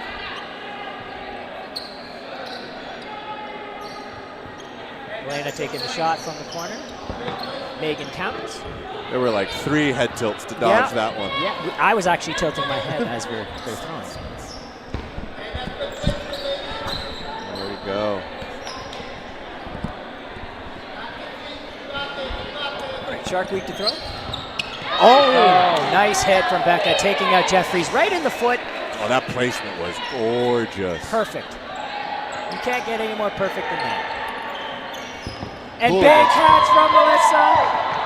McCaffrey's puts the pressure on, though.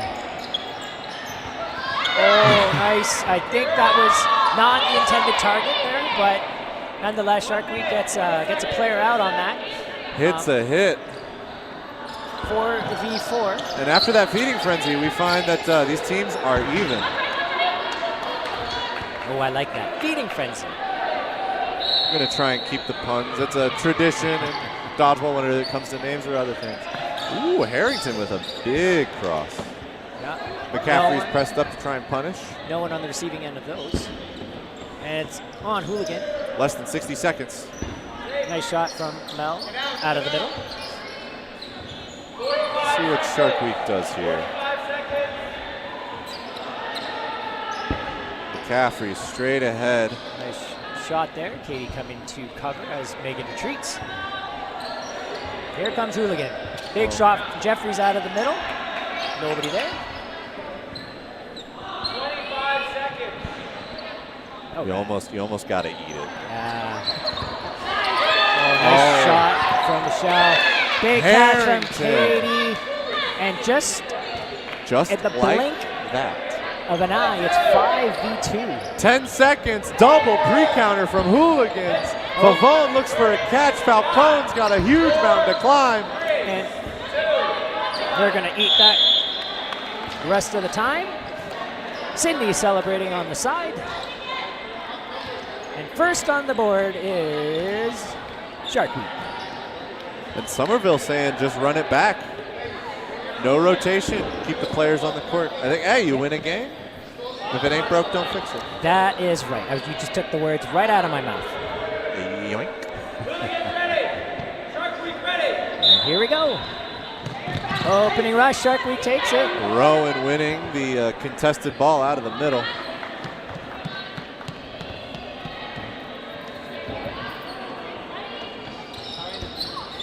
Becca takes the shot. Lily takes a shot. No one on the other side of that.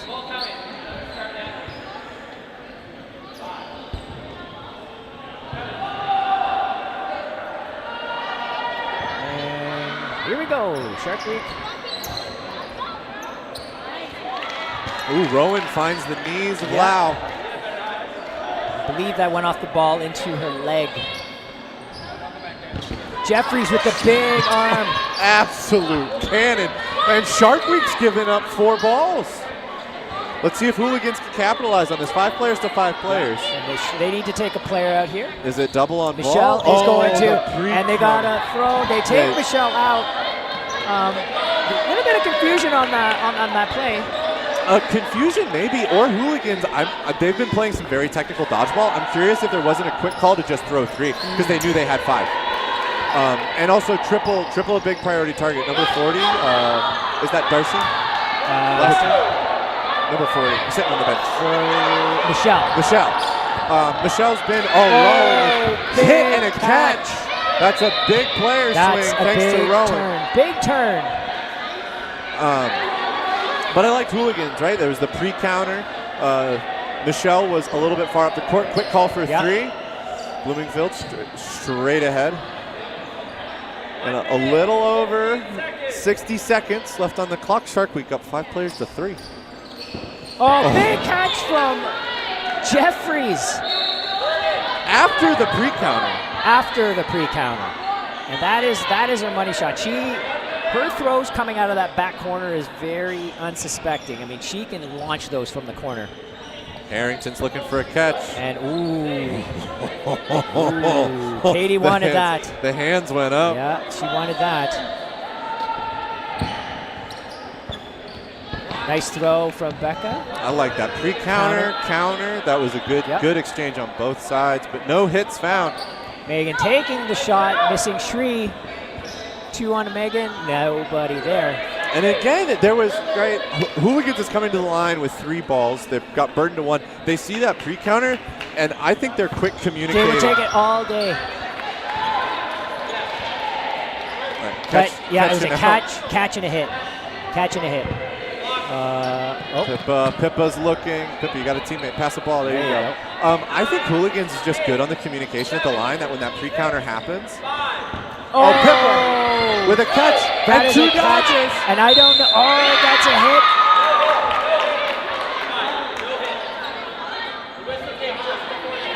All right, refs are saying whistle was blown before the ball was released, so it's going to be 3 players, 3 players. It's going to be a tie game there. If I'm Hooligans, coming back from, I believe, a 5 players to 2 or 4 players to 2, I'm happy with a tie. Yeah, I think they will be very happy with that. Just got to build off that now and look at the next match. Shake it off. Here we go. All right, they've moved Jeffries out of the middle. Jeffries is back in the corner. At least defensively. I'm curious to see if they'll shift her back to the middle for the offensive play. I think the Hooligans are fairly dynamic. I think a lot of the players are interchangeable in a lot of the positions there. Oh, Somerville's on the court. I just noticed. They pulled Somerville in for McCaffrey. Yep. There they go. Lily taking out Michelle.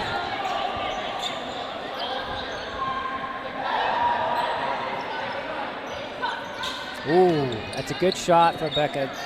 Jeffries did not see that one. And the spin that Becca's able to put on that ball, that actually moved in. Yeah, yeah. Which is, you don't see that. Don't see that a lot with a cloth ball. Not a cloth ball. These cloth balls are really hard to manipulate. Unlike foam. Oh man, foam, you can get it to do crazy things. Oh yeah, nice shot from Sydney to take out Jeffries. There we go. That is a big threat removed from the side of Hooligans.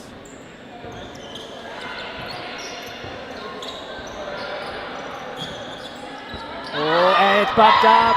Helena with the catch, taking out Becca. Harrington with 2 strong blocks, one of them that And allows who them does to it bring bring Jeffries back. Yep. Jeffries is back.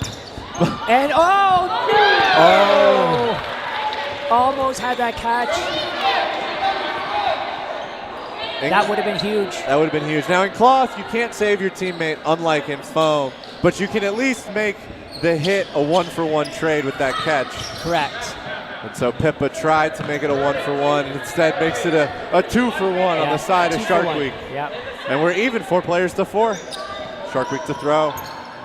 Oh, it's a good shot. Yeah. Rowan finds the toes.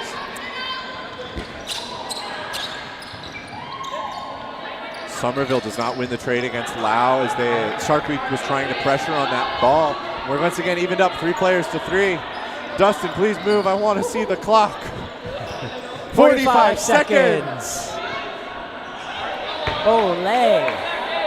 Ole, ole, ole. Shark Week. Here we go. They're on the offensive. 3v3. Aurora. Oh. That almost stuck. Val definitely wants that one back. Yeah, Rowan put some power behind that one. Harrington throws it low. Good shot from Shree. Taylor Yu with the call. Dirty balls here. All right, Shark Week's happy with this. 10 seconds, up 1 player. Harrington feels it. Lau lets one rip. Shark Week with 5 balls. And that's time.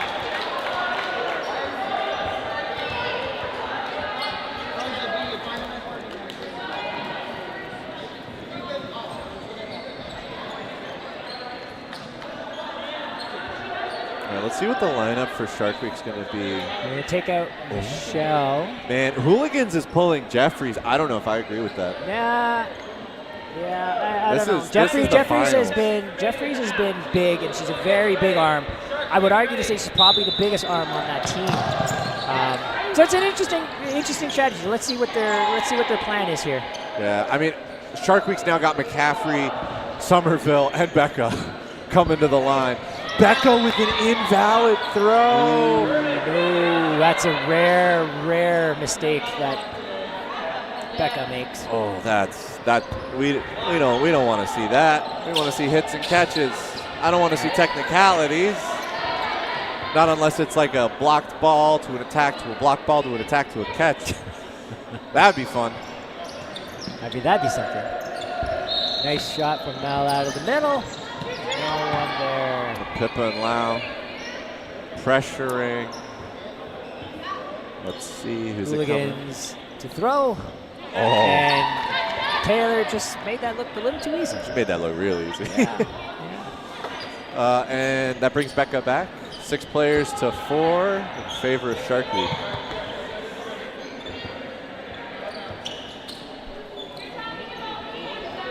A little under 2 minutes on the clock. Advantage to Shark Week. Okay. 2 shots. This is an opportunity for Hooligans. No, this is an opportunity for them to take a player out and nice catch. Catch and out. Rowan holds onto it as she falls backwards. Just enough. Fantastic catch Shark off Week. Lily. Yeah, Shark Week really, and kudos to Rowan. They gave up a 4-ball play. Hooligans came out with a solid double, and Rowan made it much less damaging than it could have been. Nice. I don't know what happened. No, that ball's got to go over. Somerville passed that ball back. That ball is surrendered to Hooligans. 60 seconds, 3 players to 4. This is definitely this is doable for Hooligans. This is anybody's game right now. I think the composition that's on the court right now, there's a lot of Team Canada, well, actually national players or former national players on the court collectively, especially in cloth. There's only a few of them that are foam national players. High stakes final with some high quality players. Yes. Nice big dodge from Becca, dodging 2 balls. Just floated a little bit, just floated right over the top. And we've got a double cross, 10 seconds on the clock. All right, Hooligans. They're gonna need to come out, get one person out, and they will not get it. That's rough. 3 Hooligans. quality throws. Double into a single. Yeah, I mean, but it was just a better dodge. Megan got out of the way. Little hop, skip, and a jump. And Shark Week goes up 7-1 as we go into game 5 of the finals, women's finals here in Winnipeg. We're off Jeffries. Oh, Jeffrey wins that opening rush. Middle ball, Hooligans to throw.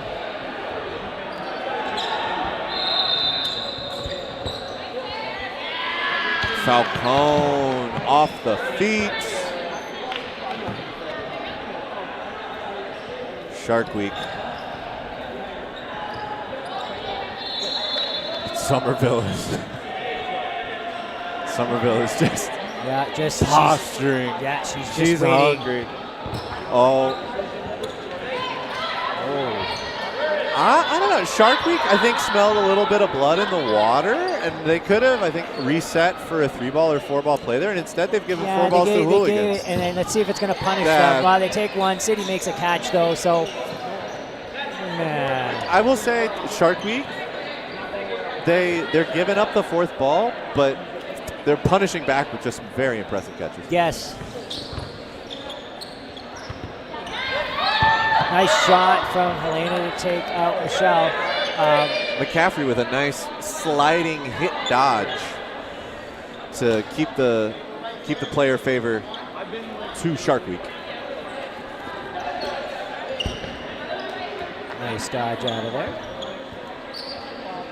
Now, Hooligans definitely needs to capitalize. They need to get a hit here. I'm going to say Somerville's sitting a little bit high, and Becca's not sitting quite high. It's a little bit of a weak side. If I'm Hooligans, I think taking your left corner and kind of that situation, shifting in to the side of Somerville. 100%. Somerville doesn't need to be up there. They're up 4 players to 2. You can just win on clock. She's a little high, trying to bait.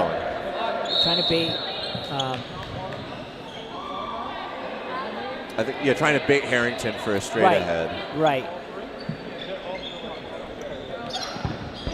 Nice hit from Becca. Double over there. Now it's just Shree. Oh, Somerville wants to catch. Yep. Somerville with an invalid throw. Oh, man. And that's it. There's 40 seconds on the clock. Yeah.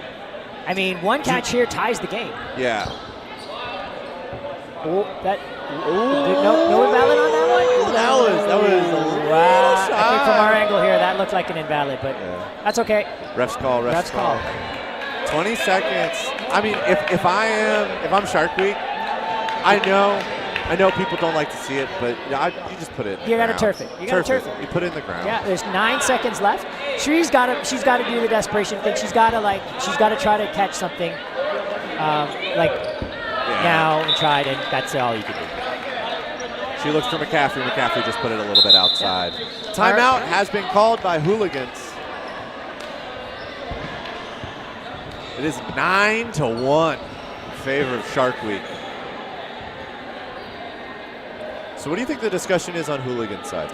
I will say they've had a lot of situations where they're up players, but they're not able to close out the game. Yeah, I think Hooligans had opportunities to take advantage, and they just really haven't captured that piece that kind of really puts them over the edge to get that win. Whether it's misses or whether they're just kind of hesitating a little bit. I think they're playing a little flat on their feet.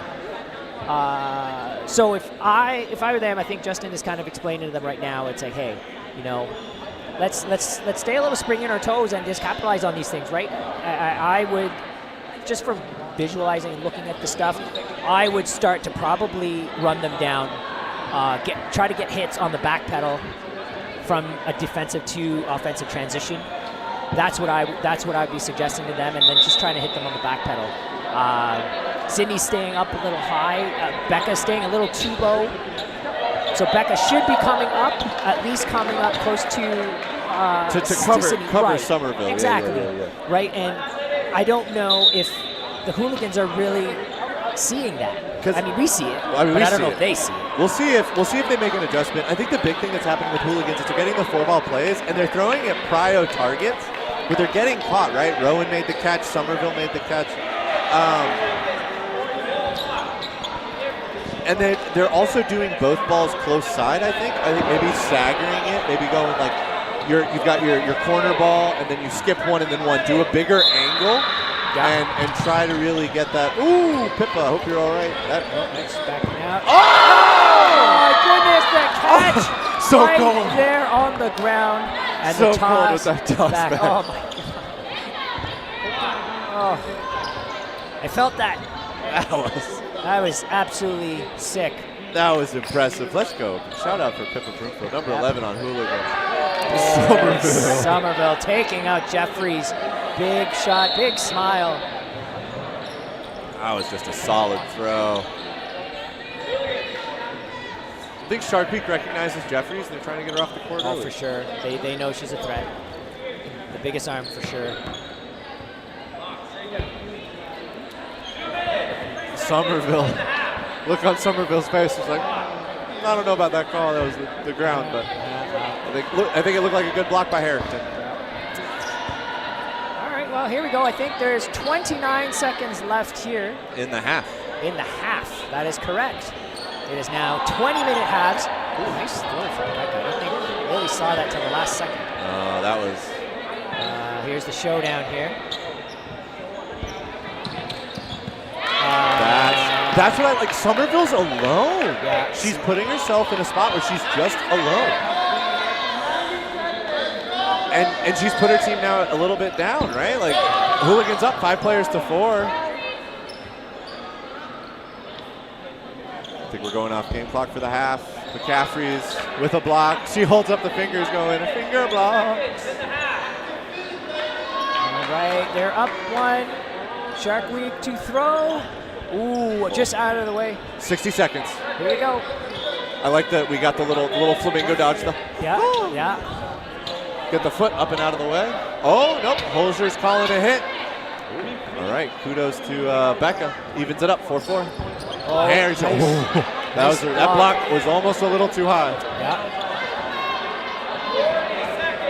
Shark Week taking the shot. Oh! Megan McCaffrey taking Lily's feet out from under her. Like a shark finding the foot of a surfer. So now, right here, with the time clock running down, Hooligans going to have to take a little bit of a chance here. Ref's call play There it 2. is. Harrington There doesn't it pull is. it in. Take it. Takes Taylor out to, no. Last 8 seconds. 7 seconds. Here we go. And Double. that's it. Shark Week's gonna hold. Yeah, and that's it. They will take that. There we Hooligans go. needed that. Needed to gamble a little bit more. Just came up short for that. So here we go. The half just ended. I believe it's 11-1 for Shark Week. But still a lot of game left. There's still 20 minutes left. Anything can happen. Anything a team does to you in the first half of the dodgeball game, you can do in the second half. Absolutely. And I'm willing to bet that Hooligan is going to come out firing the second half here. Yeah, Hooligans just had a little huddle there, and they came out of that huddle all smiles. I think that's a really big thing in dodgeball, especially after the first half. Keeping those chins up. you know, there may have been some trades that didn't go in your favor, some unlucky pop-up catches, and maybe just some insane grips by your opponents where they pull in balls that you were expecting to be hits for you. But keeping that chin up, keeping the head up, keeping the vibes up on the team is huge. And Hooligans right now, the looks on their faces is a team determined and a team ready to win. Yeah, absolutely, absolutely. And I think that just goes across, it doesn't matter what sport you play, man. The mental part of the game is, I would say, a majority part of a winning thing, right? You can't win being down.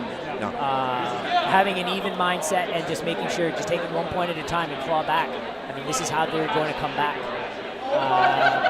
So yeah, their composure is good. Their body language, looking at it right now, they're not down. They know they're not out. I mean, realistically, they're only down 5 games. And we got 20 minutes of dodge. 20 minutes. 20 minutes, which is at least 7 games of cloth. And the best part is the viewers at home get 20 minutes left of us. Actually, probably a little bit more than that because we're sitting at half. I will also definitely be hanging around for the men's finals. Should be coming on right after this. It's going to be cloth era. A little evolution of new era into the cloth space of dodgeball versus essentially the Team USA practice squad. Justin Pine, Eric Jones, Eric Nelson. Yeah, there's a lot of talent that's going to be on the court on both sides. Pierce McKenna.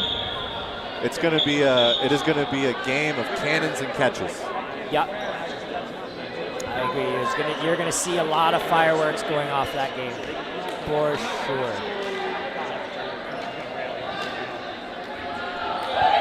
All right, Shark Week, lined up and ready to go. Hooligans hooting out loud. How do we feel about these owl shirts? How are we feeling? There's these jerseys. I like the. Who knows? Who knows? I like the color combo. I like the color theory. A little bit of teal, a little bit of orange. Yeah. I mean, I like it.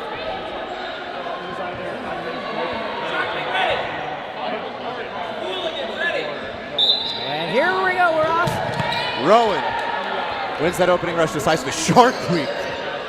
Sprinting, I thought one of them was going to take a shot. Yeah.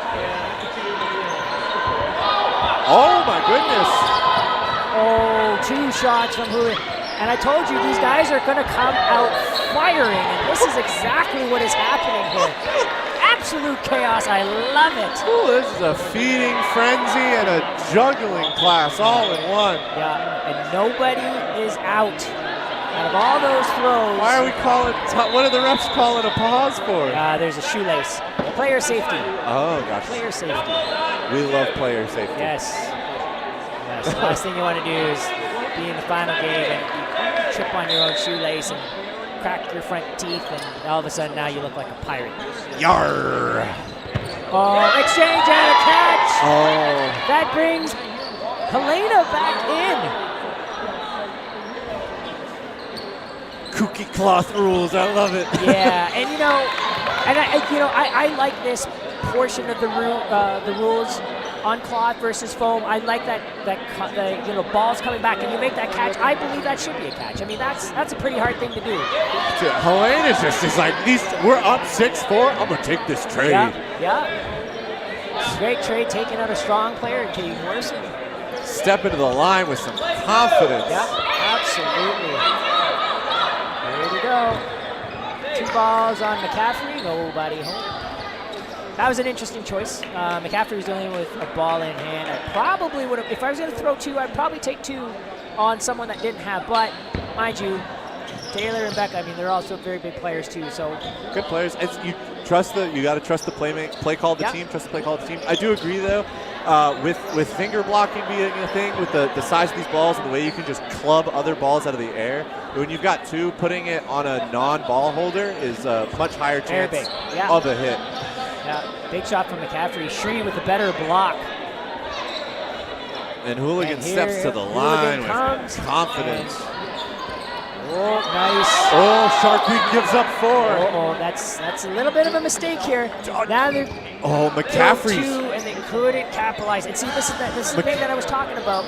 You know, they have their opportunities to make their hits, and they're just not seizing that moment And that was a big one. McCaffrey's went to pass the ball to Becca on the far corner. Nobody on Shark Week had a ball in hand either to block or to go for a counter. That was that little bit of an edge.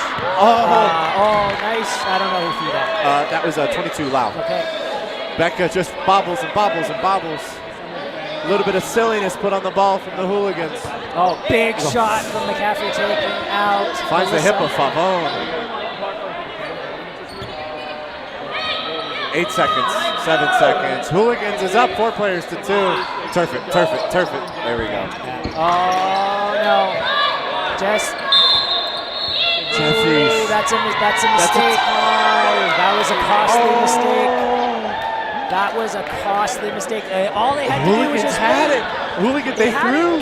They relieved Bird, and Hooligans had that. Yeah, they had it. Jeffries. Oh, that hurts. I feel that. That hurts. Literally 2 seconds left and threw a catch to give them the tie. Shark Week breathing a sigh of relief on that one. Yeah, 100%. And I think Jeffries probably realizes that, so she definitely wishes she probably held back on that. And it is what it is. Favone is called out for touching the hand of Rowan during the contested ball rush. No, Michelle taking out Lily. Oh, okay. Trade was a trade. So 4-5. I was about to say that's a rough spot for Hooligans to be in. Down 2 players in the first 30 seconds of this game. Oh, the block. Oh. Helena's taking these trades, but she's put her team in a tough position. 2 players to 3. I mean, I like the intensity. They know they got to go, and they know they got to take a little bit of chances. It's just right now it's not paying out. Somerville. Nice block. Comes to the line with purpose. And good block. Oh. Somerville with the.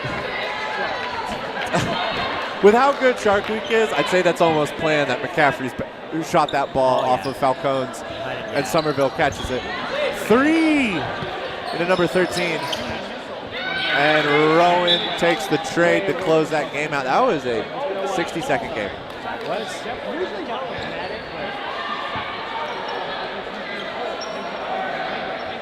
And we'll say Shark Week has definitely picked up the tempo. It's feeling like a little bit of a feeding frenzy. Yeah. There is blood in the water. I would agree. You can see it in Somerville's hair. It's turning it red.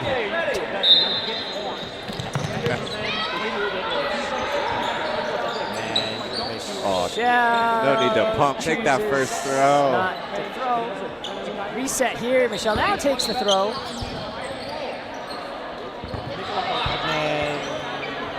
Big block. Big block. Yeah, I think it hit her hand, but in cloth. You could see it. See the handshake. Yeah, in cloth. Hitting the hand is okay. Jeffries back in the right corner for Hooligans. I want to give a shout out here to Rowan. It's not a hit. It's not a catch. Beautiful shot by McCaffrey. But having that speed to consistently win the contested ball on the opening rush for Shark Week just puts him in a very dominant position. Big catch from Andrea Falcone, doing what she does.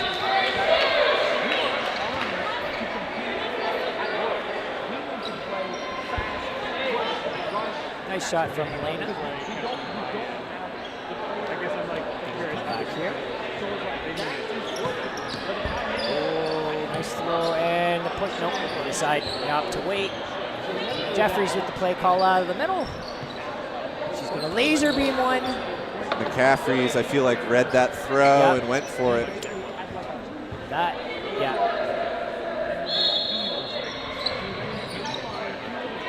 Andrea with the throw out of the middle. That was a little far from Rowan. Refs call it safe. 90 seconds on the clock. Hooligans up 6 players to 4. Helena's looking for the trade. She's like, let's go back off. She's looking. Hit me. Oh, nice block from McCaffrey. Last second seeing that. McCaffrey's was moving up for the pressure. That almost caught her in the foot. She's moving well. She's moving well in the court. 60 seconds. Oh, nice attempt. McCaffrey with the hit. Shark Week with 3 balls. Only Hooligans up by 1 player.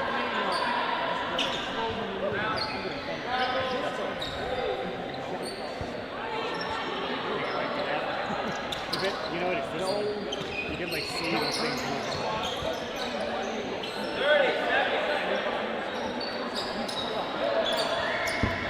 Big shot, and oh, there's a trade. That's a big trade, that's though. a big trade. That's a worth it trade. Somerville off the court. And Hooligans are up 1 player here, up 1. Still up 1 player. That is a catch and out. What happened? They had 4 balls. Burden to throw 2. Right. And that is a tie at the end of time. They had Burden to throw with 4 balls, so they had to throw 2. Okay. What they did was Coldplay. That might be a nickname. Coldplay and Jeffries doubled into the onto McCaffrey, because McCaffrey is prio, big arms. Yep. She's been taking a lot of kills. And McCaffrey, again, proving why she's a prio target, caught the first ball that got hit by the second. So it was a catch and out, which again, McCaffrey's just kind of, a lot of players on Shark Week have made a point of that. Even when they give up ball bird and they give up that 4th ball, they're still making sure to catch one of those incoming balls off the double to limit the amount of damage to the player count. Yeah. And seen right there as they secured the double, and Rowan once again decisively winning that opening rush. Hooligans not even finishing the sprint to the center line. Shark Week up now pretty decisively, 15-3. I'm not sure how much time is left here in the half. Can't really see it. 2 minutes 40 in this game. How much time left in the match, Mitch? Okay, 10 minutes. It's doable. I mean, that was nothing but hands! That was nothing but hands! Oh, that is sick. Oh. That is sick.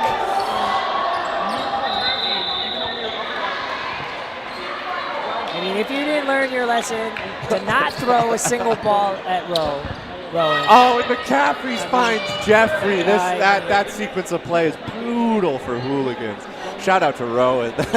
Nothing but hands catch. I mean, that ball, fully extended, that ball was a 1.5 feet above her head. Yeah. 4 balls to Shark Week. Do not throw a single ball like that at her. She's going to snatch that. Double on ball. Another double on ball. Yeah, and she gets away. She gets away with it. All right, Hooligans has been given a very rare opportunity here. 5-ball play. Yep. Let's see how much Shark Week can mitigate and how much Hooligans can capitalize. Hooligans takes a double. Becca gets out of the way. Hooligans to throw with 3. Becca with a big block. Interesting choice of target here.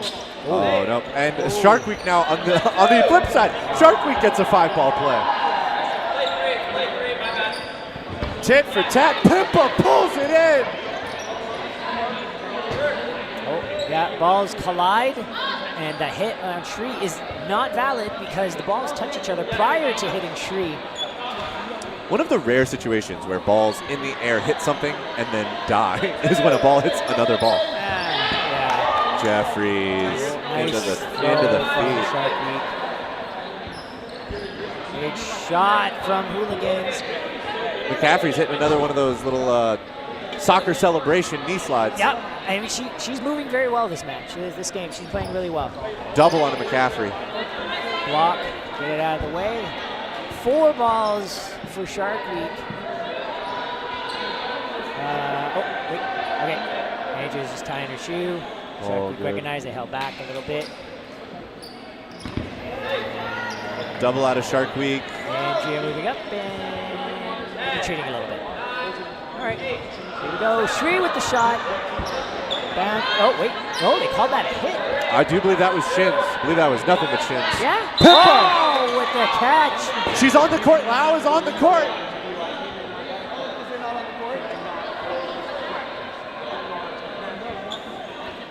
Lau hopped on quick. I think so. I think that actually counts. Lau hopped on.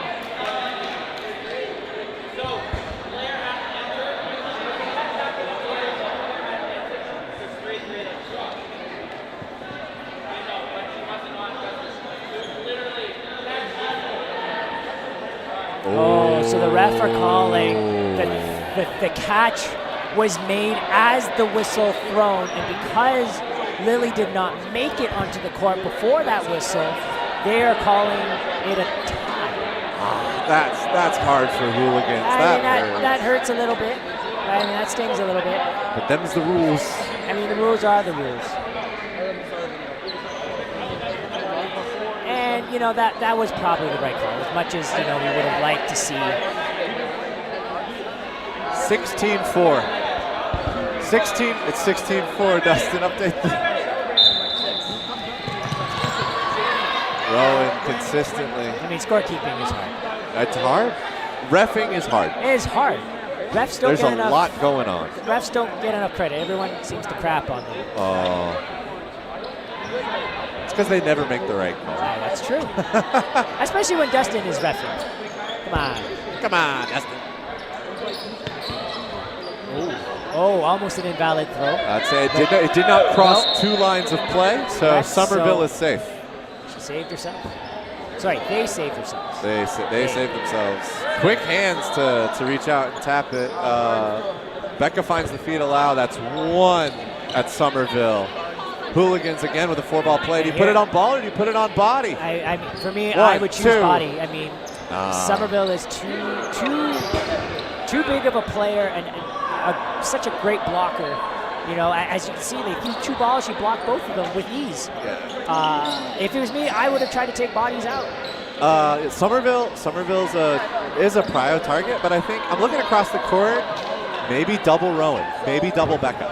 Maybe double anybody. Double anybody that's not holding a ball, or double somebody holding a ball. She had it and she moved and it just dislodged. It popped out. Yep. That's okay. Good throw, good attempt. We got a ball surrendered as player was hit, passed the ball back. In cloth, he must place the ball down on the ground. Jeffries with a little foot lift, gets out of the way. 5 players to 3 in favor of Shark Week here in the latter half of the women's finals. Somerville once again with a block. And they're going to take big block. And a bigger catch from Pippa has been putting in work for Hooligans with these catches. Somerville. I like Somerville's movement. As they come up the court, if the direct corner across from them counters, they shift in. They're like, I don't have to worry about you anymore. You're not a threat to me. I'm going to shift toward my threats and let them know. Yeah, Rowan just missing that. Yeah, reaching for it again. She was like, I did it once, I'll do it again. Yeah. But not this time. Oh, Jeffries, it's free, Jeffries. Again, they're putting it on ball. Yeah, the blockers are just. I mean, the blockers are doing a good job. They're blocking really well. I think as Hooligans, you got to recognize that. Oh, 100%. 100%. Hooligans just needs 1 in the next 10 seconds. Shark Week. Shark Week wants to open it up, though. 3 seconds left in the game. And they will win by 3 players to 2 points for Shark Week. 2 points, in fact. That's correct. The win is 2 points. 2 points. We call it a twofer. A double. Honestly, Shark Week on the far side, if they're true to their name, the number of pirates they've eaten, they probably have a few doubloons in the back pocket. And we're up. Jeffries wins the center ball rush. Yeah, Rowan finally getting an opportunity to sit and rest. Didn't have to run. Yeah, well-deserved. Well-deserved rest. Big block from Becca taking out Helena. I think that's one of the first trades that Helena's gone for and not taking a player with her. Yeah. And nice shot from Cold Play.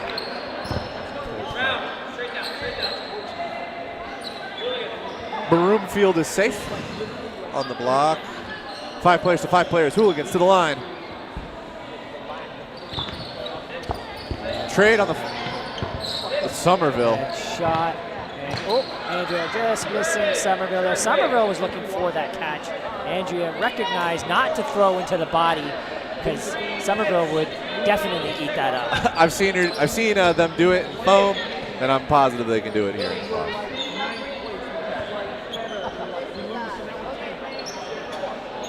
4 players on 4. Hooligans to throw. Nobody at the receiving end there.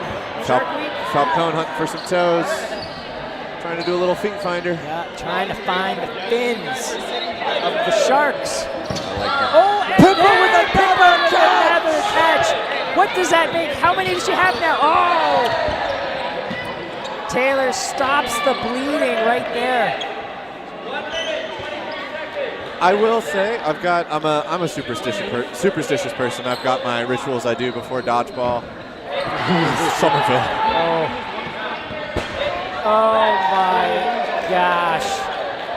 There's a reason Somerville is known. Hit, catch, and the toss, and yeesh. Somerville with a 4-player swing in the span of about 2 seconds. That was gross. But one of my superstitions is if you catch a ball, you can't throw that ball. It's a cursed ball. It wants to be caught again. That ball wants to be caught a second time. And it's always from the player's hand. So it's either I pass it off or I'm like, no, you can't throw that ball. Interesting. I believe it. I would buy that for $1. Any RoboCop original movie fans will know exactly where that quote came from. There you go. My tattoo artist back in Seattle, he's a big OG RoboCop fan. So if he's watching, Seth, if you're here. Yeah, come on, Seth, get on.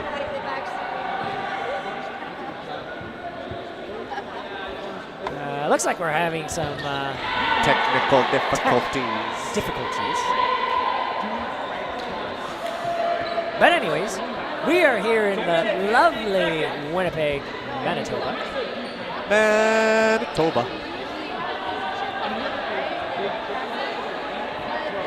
Beautiful province. Big open fields.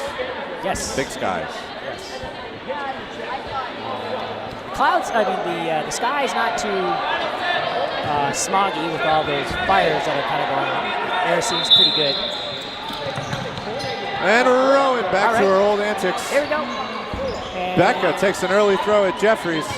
Somerville with a missile. Smelled blood in the water. All the way from the East Coast and landing. Big block. Ooh, Somerville is coming. She's up there. Like a great white shark. Yeah. They held down not 1, not 2, but 3 ball holders with a single ball. And Shree trying to take a shot on Somerville. Somerville just easily dodged away.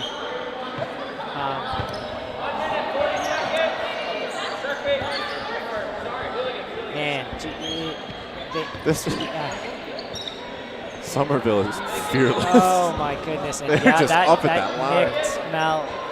Oh, man, Somerville finds another hit. I mean, what's the count now? Too many. Oh, and again, a good shot from Shree. Exactly the right play. Just missing.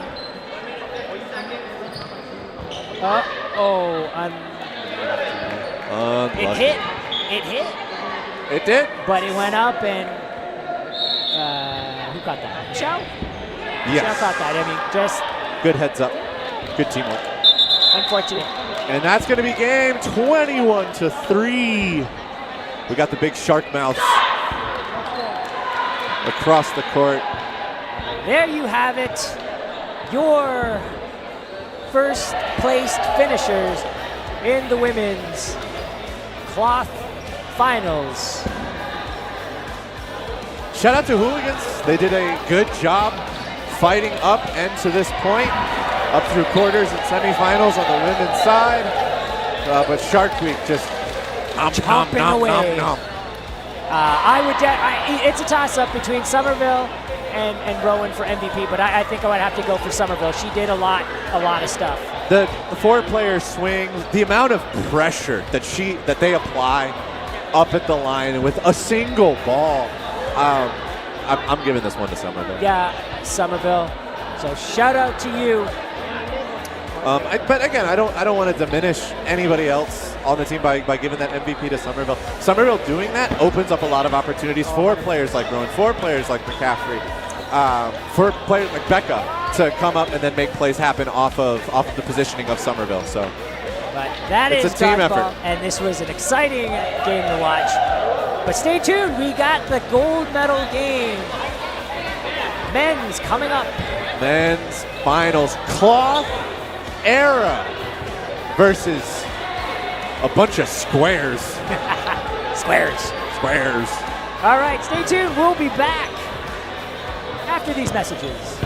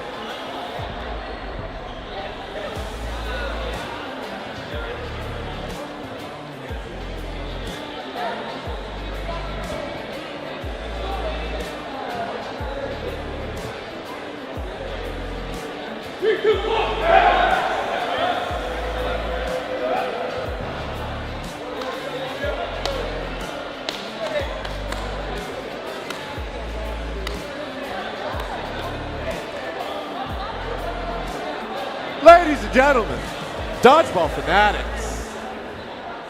David Carlock, number 65, here to commentate the men's finals, the National Cloth Championship here in Winnipeg, Manitoba. I was hoping to be joined by Tony, unfortunately, or perhaps fortunately. Tony has to go play in the third place match.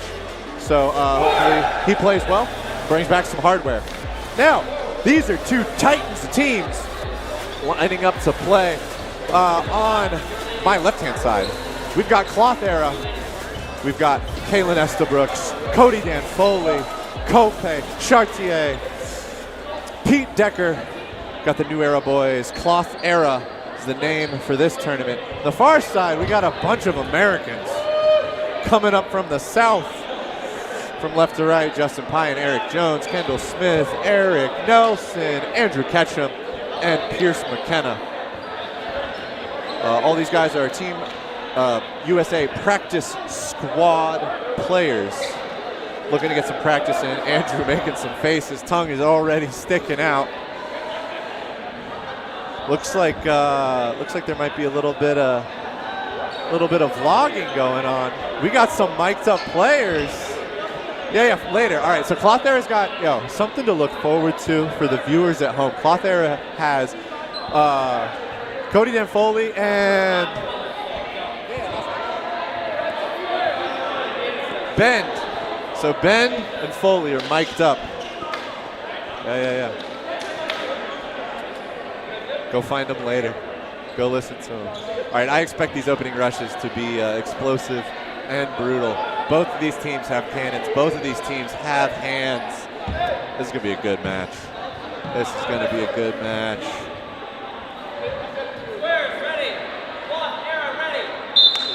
And we're off. Eric Nelson. Oh, no! Cloth Era is going to take it. They're coming to the line. Skipping, hopping.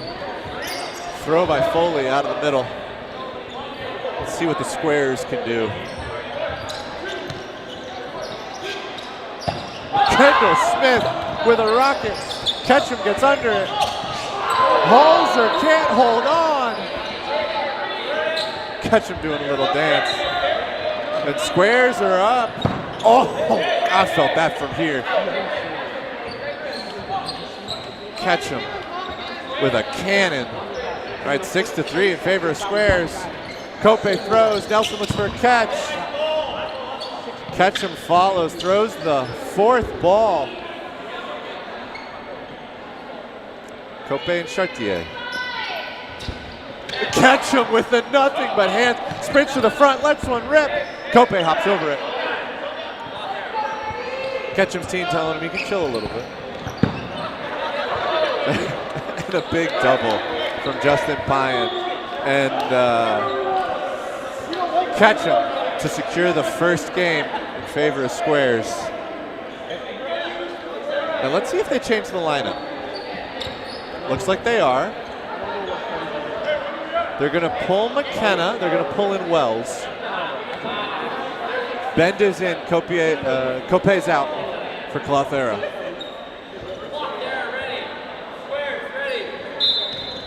Big sprint.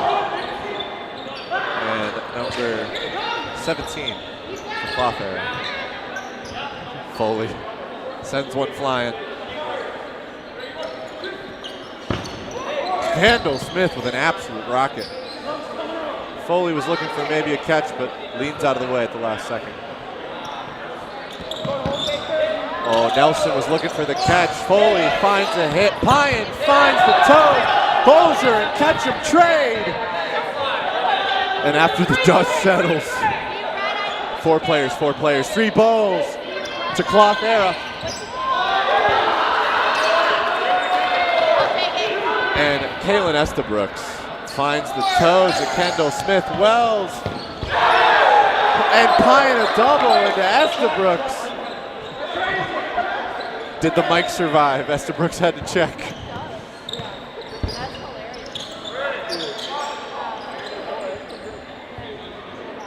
And with that series of exchanges and Estabrooks with some sticky fingers, Cloth Era finds themselves in a 5-2 situation.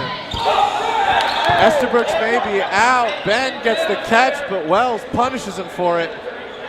4-1. Wells has got a big mountain to climb. 90 seconds on the clock. Keeps it low. Burden is on Wells again. 3 balls. Pete Decker taking the left corner for Cloth Era. Foley starts sprinting. Wells gets nicked on the finger by Foley. Pre-counter to try and take a hit.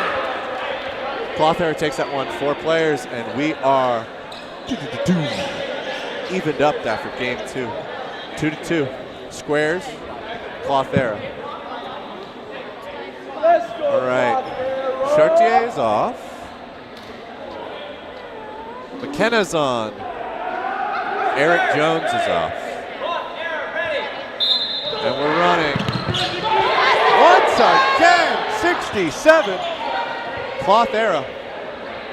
He's got rockets on his feet. There we go. Oh.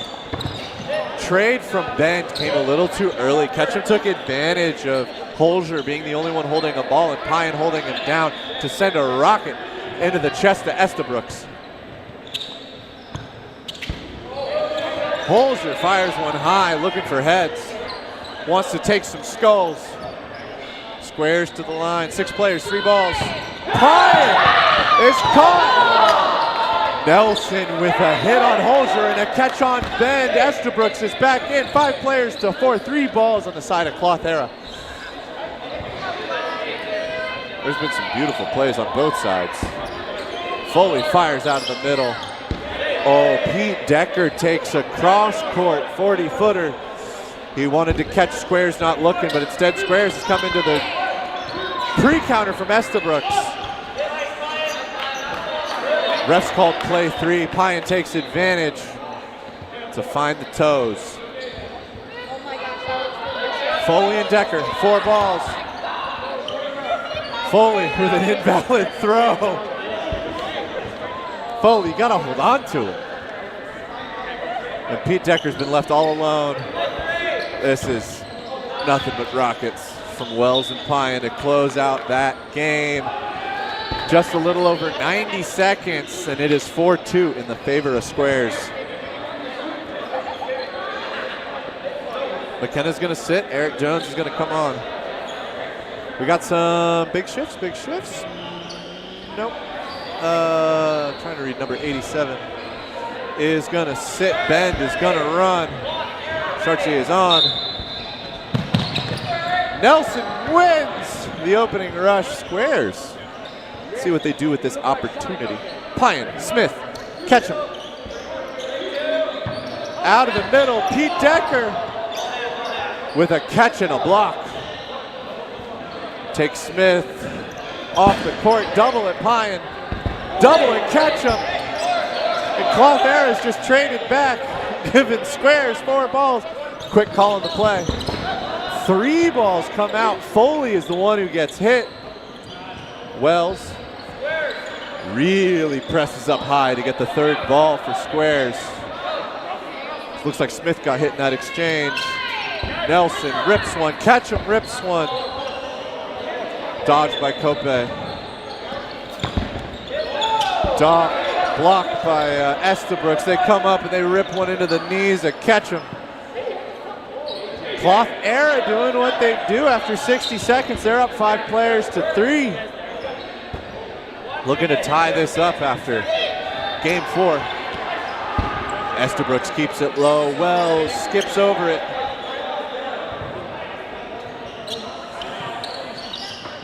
Nelson rips Bend, reaches a little too far, and Nelson finds a finger.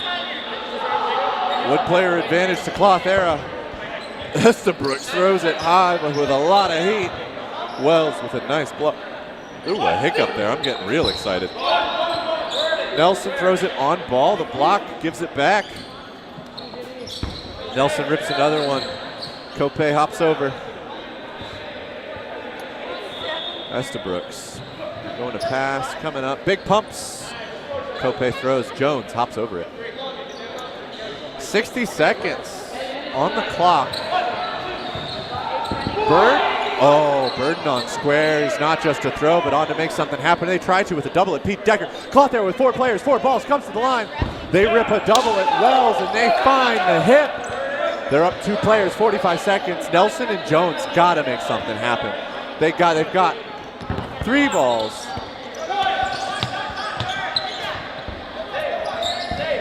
Nelson rips one at Estabrooks. 4 balls, 4 players for Cloth Era. About 30 seconds on the clock. I mean, Cloth Era doesn't have to get these hits. They can play time. Oh, Nelson catches Estabrooks. Jones goes for the catch on Chartier. Smith and out Nelson need to make something happen in 15 seconds. 1 rip.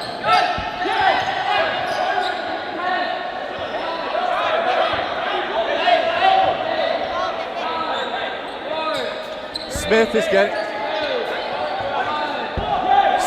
getting called out. And that time, that's Nelson. Oh, we've got spicy. There are some raised eyebrows on the court of Squares, and there's some claps happening on the side of Cloth Era off of that call.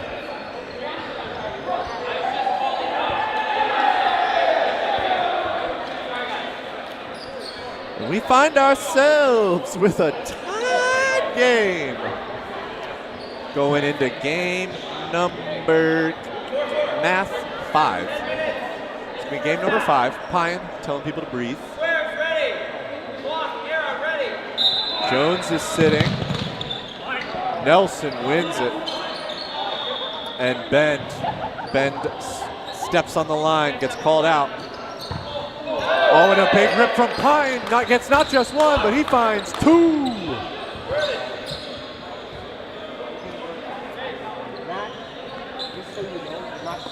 Estabrooks wants Ketchum. Ketchum wants Chartier. Ketchum will take that trade, though. Looks like Pine went for a trade of his own on the far side against Pete Decker and did not win that exchange. Big block by Estabrooks. McKenna, that's the first throw of the game from McKenna. Puts it real close to the feet of Estabrooks, but he gets the ball out, gets his feet to the side. Big throw from Decker. Wells is looking for a catch across from Estabrooks.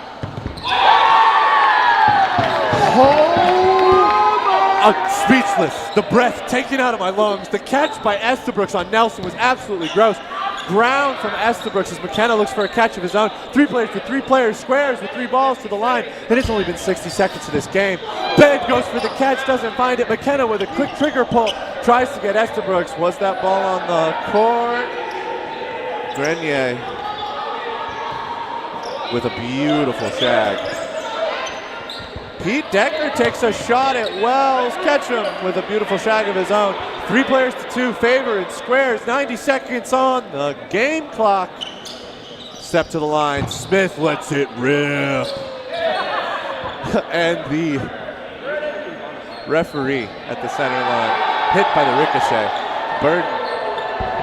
Pete Decker looking for the middle, looking for the hands, the fingers, the toes of Wells. Wells, head on a swivel, gets out of the way. Wells. I don't think you can see it with the angle, but Estabrooks' eyes got wide as dinner plates because that ball was real close to the toe. McKenna runs. And a beautiful pinch play. Beautiful pinch play from McKenna and Smith. Finds the feet of Pete Decker. Estabrooks with a pump and a toss.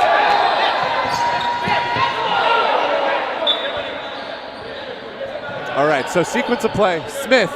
Want to give kudos to Smith here. Beautiful feet to bum, feet to butt catch on that throw. I also want to give kudos to McKenna. McKenna was not aware of the catch. He went all gas, no brakes, and did go over the line. So that was a flight kill as he launched his ball. So Squares with some goods, just full committal play there. And it is 6-4. This match is anything and anybody's game. Nelson goes for it. Grenier wins it. Cloth Era.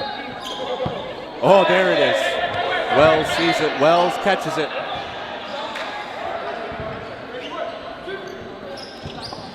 Ketchum rips it. Wells doesn't hold on. Pine all alone, lets one rip. 3 balls on the side of Squarez. They got to throw 5 players to 4. Squarez lets all 3 rip. Pine throws the 5th ball. Grenier puts it in his chest. Cope lets one go. Shorty Smith wants to make sure he's dead. Ketchum gets hit by 2, but both of them are live. Nelson with a heads-up play, catches it, bring back Wells. Smith has 4 players to the 2 players. McKenna puts it near the toes of Cope. Cope throws it, and McKenna with hands. Sticky fingers. Pulls it in, 5 players to 1. And McKenna, man, threw that ball. I mentioned it before, I am superstitious. McKenna's clearly not. Puts it off body. Grenier reaches.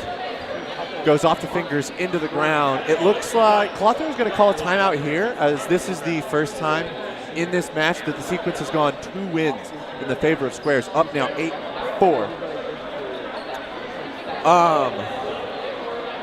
Man, normally I'd chime in with some commentary about, you know, what's the game plan for Clothera? What are they going to do to make this adjustment? The conversation is definitely happening on their side.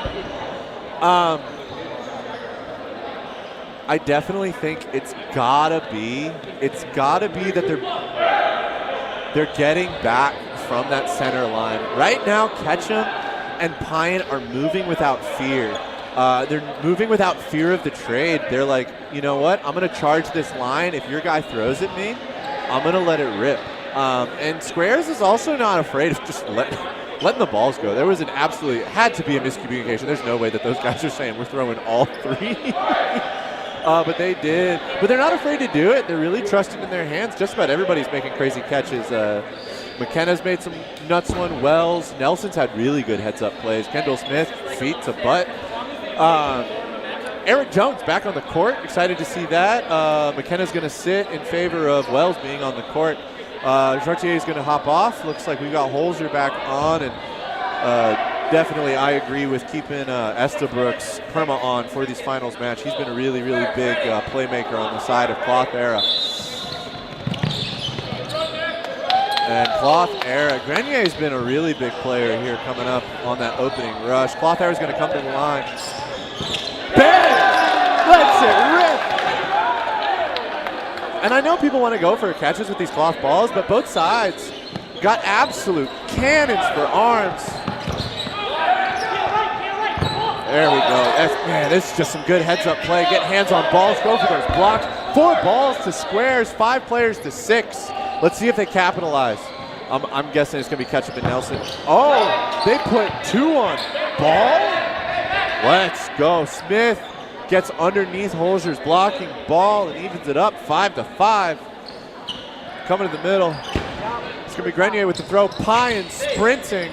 That throw was off the front foot. That was all arm. Ketchum baiting balls, takes out Estabrook. Smith reels it in. There we go. Off the head of Ben. Cope gets hit in the knees by Pine. Squarez is not afraid to throw the 4th ball. They're like, we go from 4 players down to 2. They're going to take it. Smith standing like a sentinel. He gets hit. He's behind the check line. He's permitted to pass it to a teammate. He was standing out there ready to take somebody out. He come to the line. Yeah, it's double. Jones with the block. So it seems like a big play for Squarez is if they're up players and the opponent team has 3, they're throwing 2. And anything less than 3, they're throwing 2. There it is again. And Nelson's able to find the arm. Oh, Ketchum's. Patience. Ketchum screams out on the court, I'm a father now. I thought he was going to let it rip, but clearly Ketchum has learned patience. And he's going to work with his team here. Let's goes for the catch. Catching out. Cody Dan Foley with an impressive swing. Gets out Ketchum and goes for the catch, and then makes the catch to bring back Holzer. Oh man, ref thought it was a block. Pyan thought it was a block. Holger's gonna be a good honest player and say no, it's off the knee. Man, Cody Foley really put in some work there. Took out Ketchum, caught Nelson's ball, was catching out off of that double, and then Holger came into a 1v2. Definitely a winnable situation with the amount of time left on the clock. Now, Squarez is in a really comfortable position. They're up 3 games. It's really on Cloth Era to make something happen. Squarez is really looking a lot to this right corner. They're looking at Estabrooks. Oh, this is huge. This is huge for Cloth Era. It's going to be a false start. I don't know if it was Ketchum or if it was McKenna that got hit with that false start, but it's going to be all balls to the side of Cloth Era. 5 coming up. Hold on, there is a ref on the court. There is a referee on the court. Oh man, that would have been gnarly. Just unsuspecting bystander, innocent individual on the court. Referee was just explaining the reason for the call on the false start. Pyan looking a little bit grumpy about this one. Shakes his head. He's like, it's fine, we'll catch it. All right, let's see if Squarez has the hands to mitigate this little bit of a fumble here. The start of game number 8. And let's see if Cloth Era can capitalize. Hoping for 2 kills here.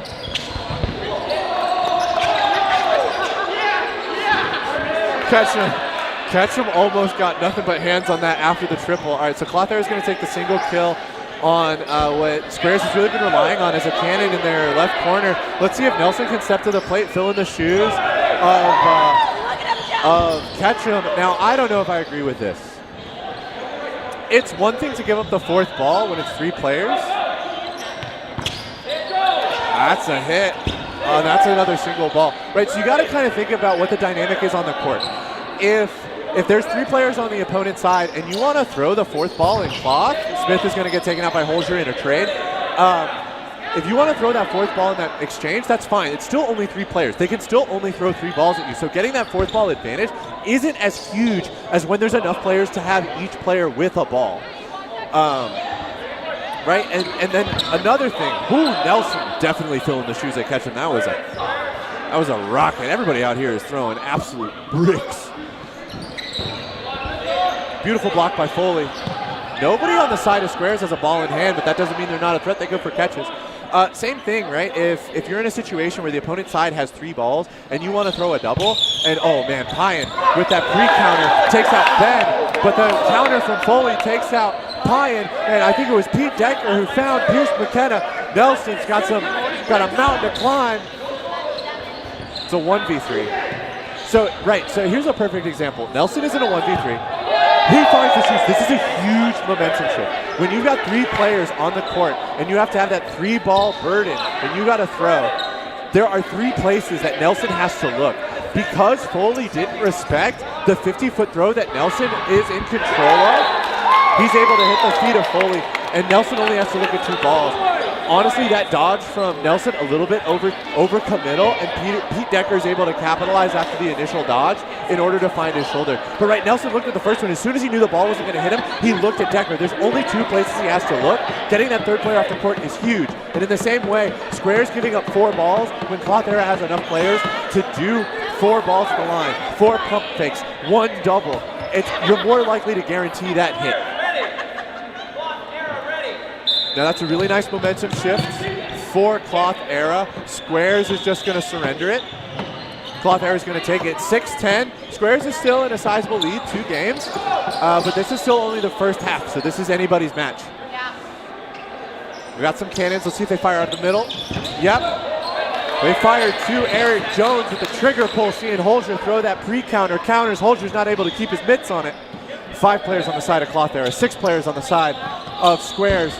The throw from Estabrooks goes high. Ketchum's like, let's go, Ben. Come on. Mano y mano. Let's see what happens.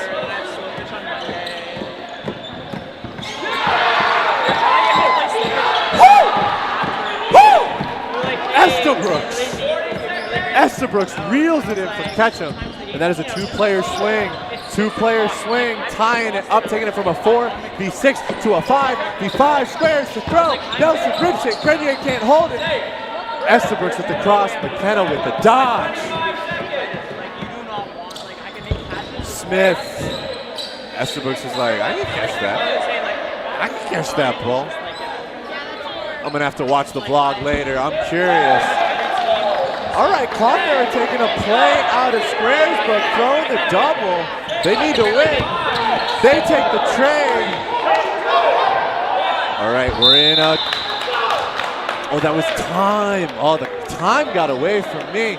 Squarez is going to take that one. 3 players to 2. And that's the half. All right, so we're coming into the half. Squarez up 12-6. If I'm Cloth Era, I think I'm just committing to some of those trades a little bit harder. I think you just got to know that Squarez isn't throwing at the non-ball holders during that transition phase. They're looking at people like Estabrooks and they're like, man, you're going to catch it. And when bend, if you're going to plant like that, take that shot on catch him. Like, you got to know that he's going to let it rip and you're going to die. You're going to get hit out. And you just got to take another man with you. Keep the player count even. And then trust that you've got people like Chartier. You got people like Estabrooks. You got people like Grenier. You got people with hands. Pete Decker, get the shot out as well. People that have hands, they're going to catch you back in. But this is a close match. Both of these teams are absolutely putting the pedal to the metal. Oh, it's a beautiful day here in Winnipeg. Beautiful day for some cloth dodgeball.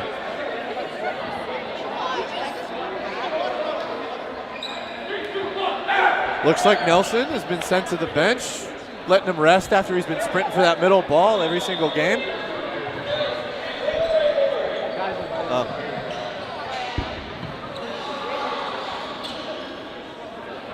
Oh, Nelson's just sitting, just resting.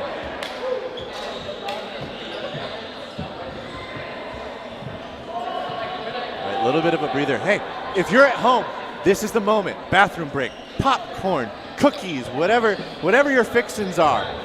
Run and get them right now. It's halftime, baby. It's halftime.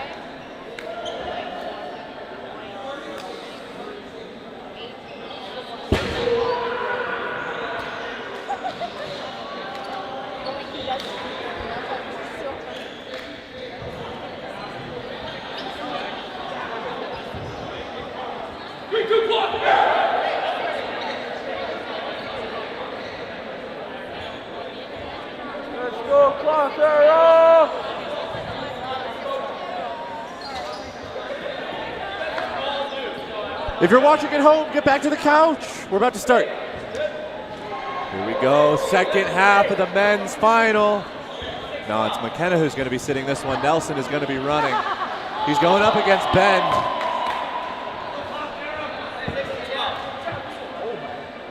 I want some dodgeball. I want some dodgeball. Bring me the carnage. Ben snatching it up, and Pete Decker runs for both of Cloth Era's balls. A little bit of a shuffle, a little bit of a shift. Estabrooks has been pulled out of corner and put in the middle. Oh, nope, I spoke too soon. Estabrooks back in the corner. Chartier catches it in the shoulder off of an absolute bullet from Pyan. Cloth Era up a player now. Smith, up. Cope catches the blocked ball. Cloth Era feeling themselves. Jones, beautiful block. Down and away. A little bit of a risky shag there. Wells gets back on top of it. 1, 2. Catch him. Lets it rip. Wells gets taken out by Estabrooks. 4 balls. Now see, I like that shot by Estabrooks, right? That this is the situation. It's 4 balls on Squarez, but they can only throw 3. Chartier takes the trade. This is a 2v5. Cody Dan Foley lets it rip it, catch him. All right, let's see. What are we gonna do? Ketchum's got 2 balls. Oh no, Jones got 2 balls. Jones, low and on target. Good placement A little under 90 seconds. Cope gets over it. Let's go. Boys got ups. Boys got ups.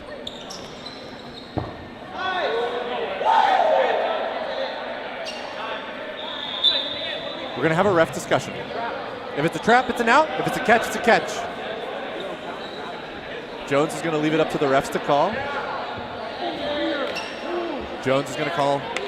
Refs are calling him out. I think Jones is also going to call himself out. It was close. It was close. All right. You know Andrew Ketchum. You know he's got the tongue. You know he's an absolute must. He is. Bend with the sauce. Bend with the sauce. He just reels that one in. Ketchum put some power behind it. All right, this is the momentum swing at the half that Cloth Era needed. 12-8. Squares are still up, but Cloth Era is feeling themselves. They're feeling themselves.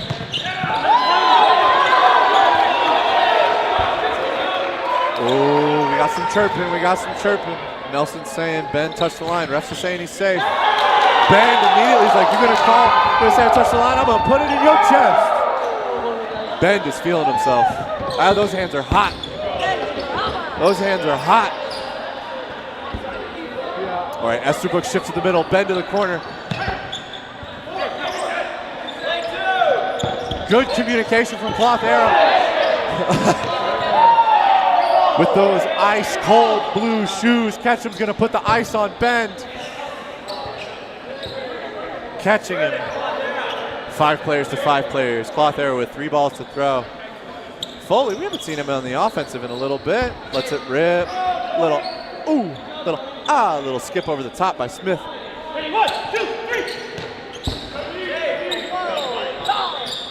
Chartier looking for the catch, Smith looking for the toes.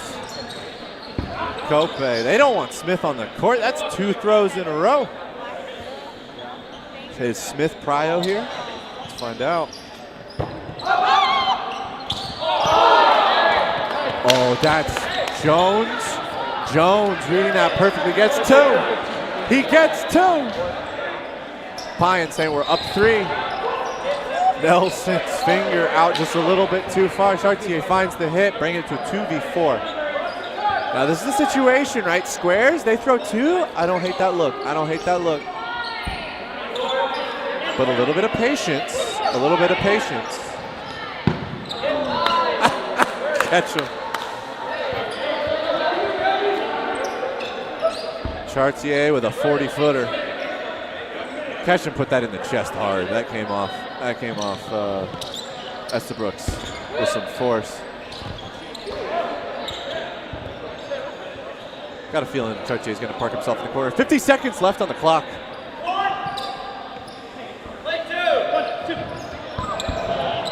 Ref says play 2. Squares plays 3, and they find the hip of Chartier. Trying to keep that score wide. 14-8. 14-8 as we go into game number 12 here in the men's finals of the National Cloth Championships in Winnipeg, Manitoba.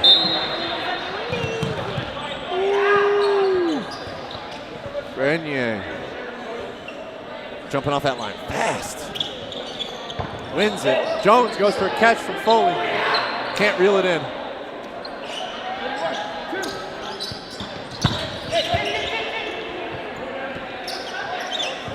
So there is Esterbrook's taking out on the right corner. Holzer comes up and gets traded. 4 players to 4 players. 3 balls on Cloth Era. 2 balls into Ketchum.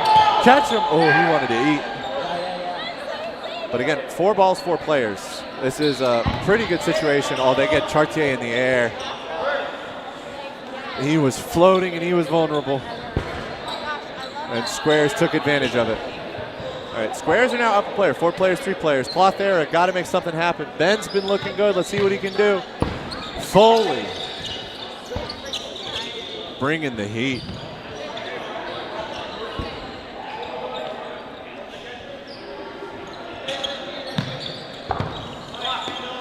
Grenier at Smith. Smith with the block. Minute 45. Ketchum with the block.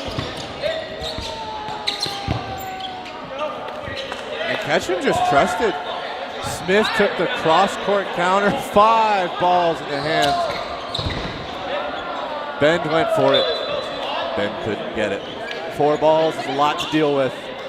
But Ketchum just came up so high and applied so much pressure. And it really just let Smith kind of do what he wanted, take that cross-corner shot, and then after Foley released the last ball in hand for Cloth Era, I mean, Ketchum's up there and he's looking at the situation. He's like, what threat is there? What do I have to worry about? It is a point-blank shot into your knees. I'm not putting it in your pocket. I'm not giving you the opportunity to catch this. So Squarez widens the gap a little bit more. Oh, Bend was all over that line 2 ways to Sunday. That is unfortunate. Pine in the corner, squaring up against Pete Decker. Estabrooks on the sidelines. Holzer finds the knees of Wells. Wells wanted it a little bit higher. He wanted it somewhere that he could put it in the pocket. Take it home, put it in the bank. Foley with a nice block. Jeez, Pine. Pine is headhunting. Smith is trading. Foley's off the court. Chartier's shagging balls. Double is coming at Pine. Jones caught not looking. 3 players to 3 players. I like this. I like this chaos that Cloth Era is bringing. I like this high tempo, high speed dodgeball. They know they got to make something happen. Holzer gets caught by Nelson. Chartier shaking his hand. Felt that one. And Ketchum with the final hit for that game is going to close it out. 3 players on the side of Squares. 1 player on the side of Cloth Era is further going to open up this chasm. I think Squares is finding their groove. They're finding their rhythm. I want to see what Cloth Era is going to do. What's the adjustment? It's got to be high-speed play at this point. We're coming down. Wells won the race to the line, but Grenier won the slap fight.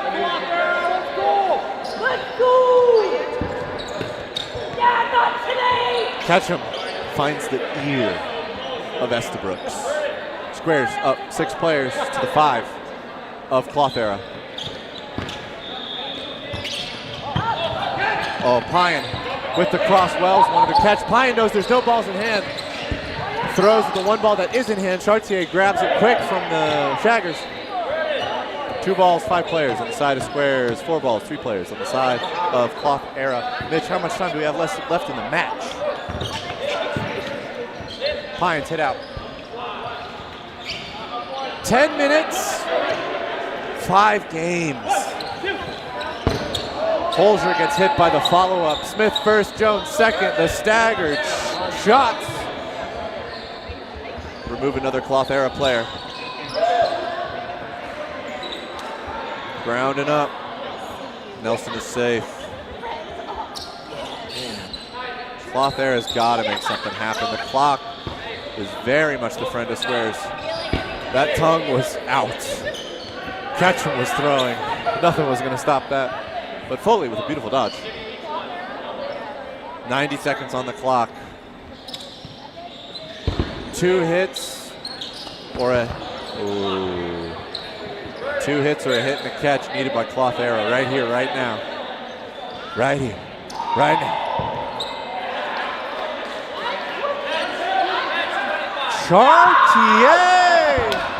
Chartier reels in that throw by Smith. That was low into the side. He reached for that.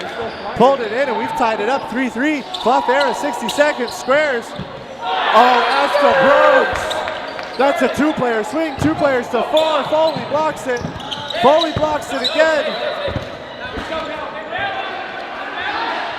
Oh, Foley was hit, but Estabrooks. Oh, we've got a timeout called. Timeout called. Now, I really do think the question here is going to be the throw from Estabrooks onto Jones. Estabrooks is like, give me my ball back if Jones is safe.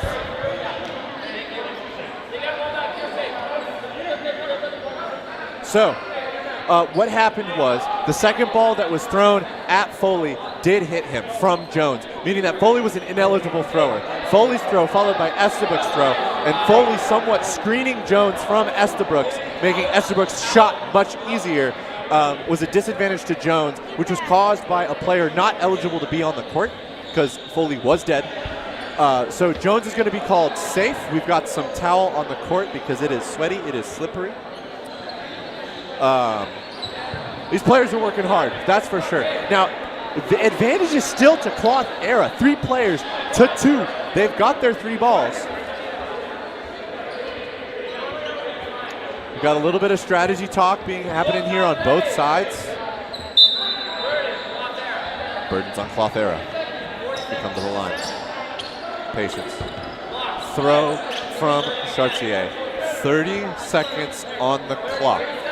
This would be a momentum shift for Cloth Era. However, the remaining 4 games, we've got Chartier saying it was a hit. We've got the ref saying it hit the ball. I'm going to have to agree from my position with the refs. That was ball on ball. Catch him with the pre-counter. Double into Jones. Catch him.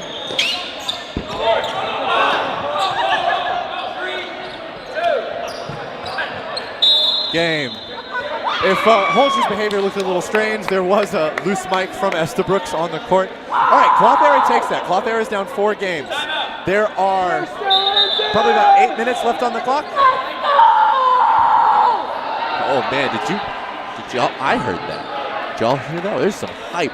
There's some hype on the court. I gotta.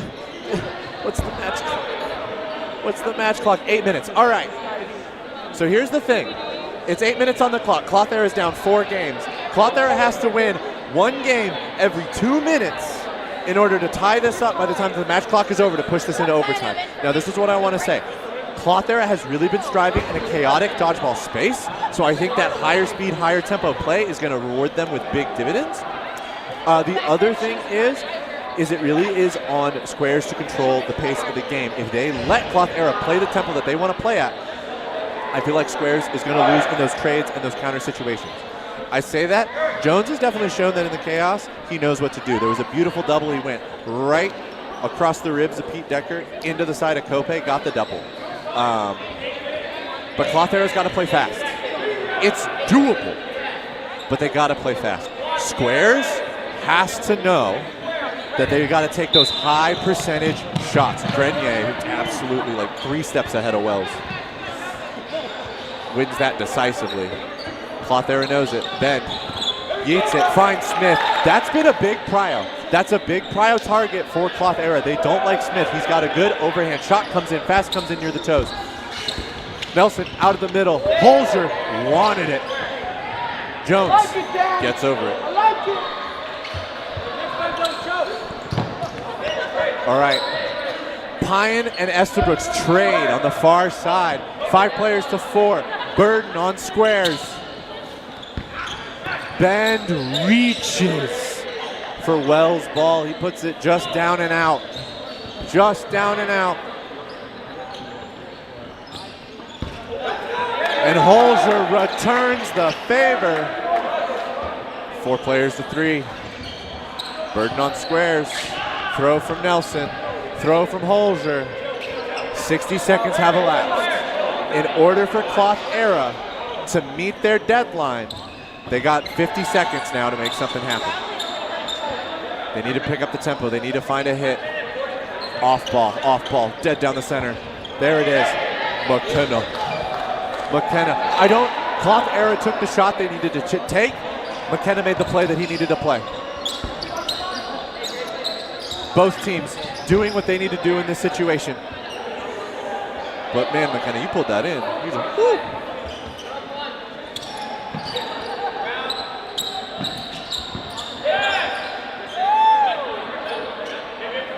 Foley safe, takes the trade, 3-3.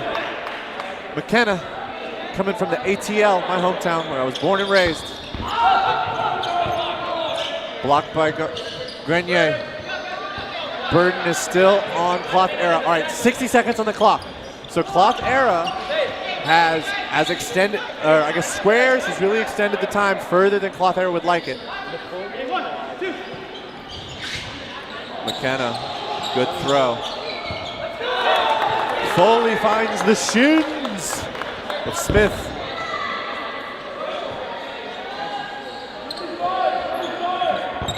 There we go. I'd like to see a little bit more of an explosiveness off of that back line from Cloth Era. 30 seconds on the clock to find a hit. Pre-counter. McKenna pulls it in. Not one, but two. Not one, but two catches for Pierce McKenna here in this game. That's huge for Squarez. Huge. Last 9 seconds. Pyan, you don't need to throw that. But catching that is decisive. All right. 5 games. 5 minutes.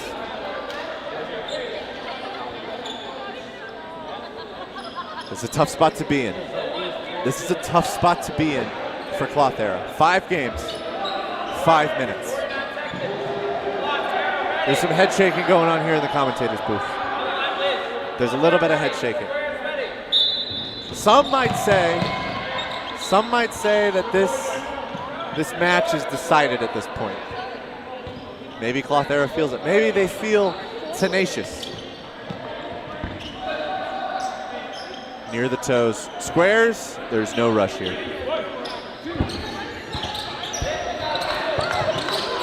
Ben wanted it. Cope. I mean, that might have been a little bit of a pass back there, but refs are going to call it was a place.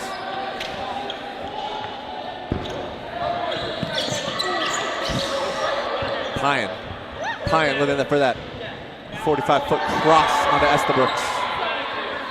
Cloth Era 4 players, Squarez with 6. At this point, whoa, Holscher. That was off the shoulder and the ball should go down. All right, 6 players, 3. Smith gets Foley to move. Pyan finds the hit.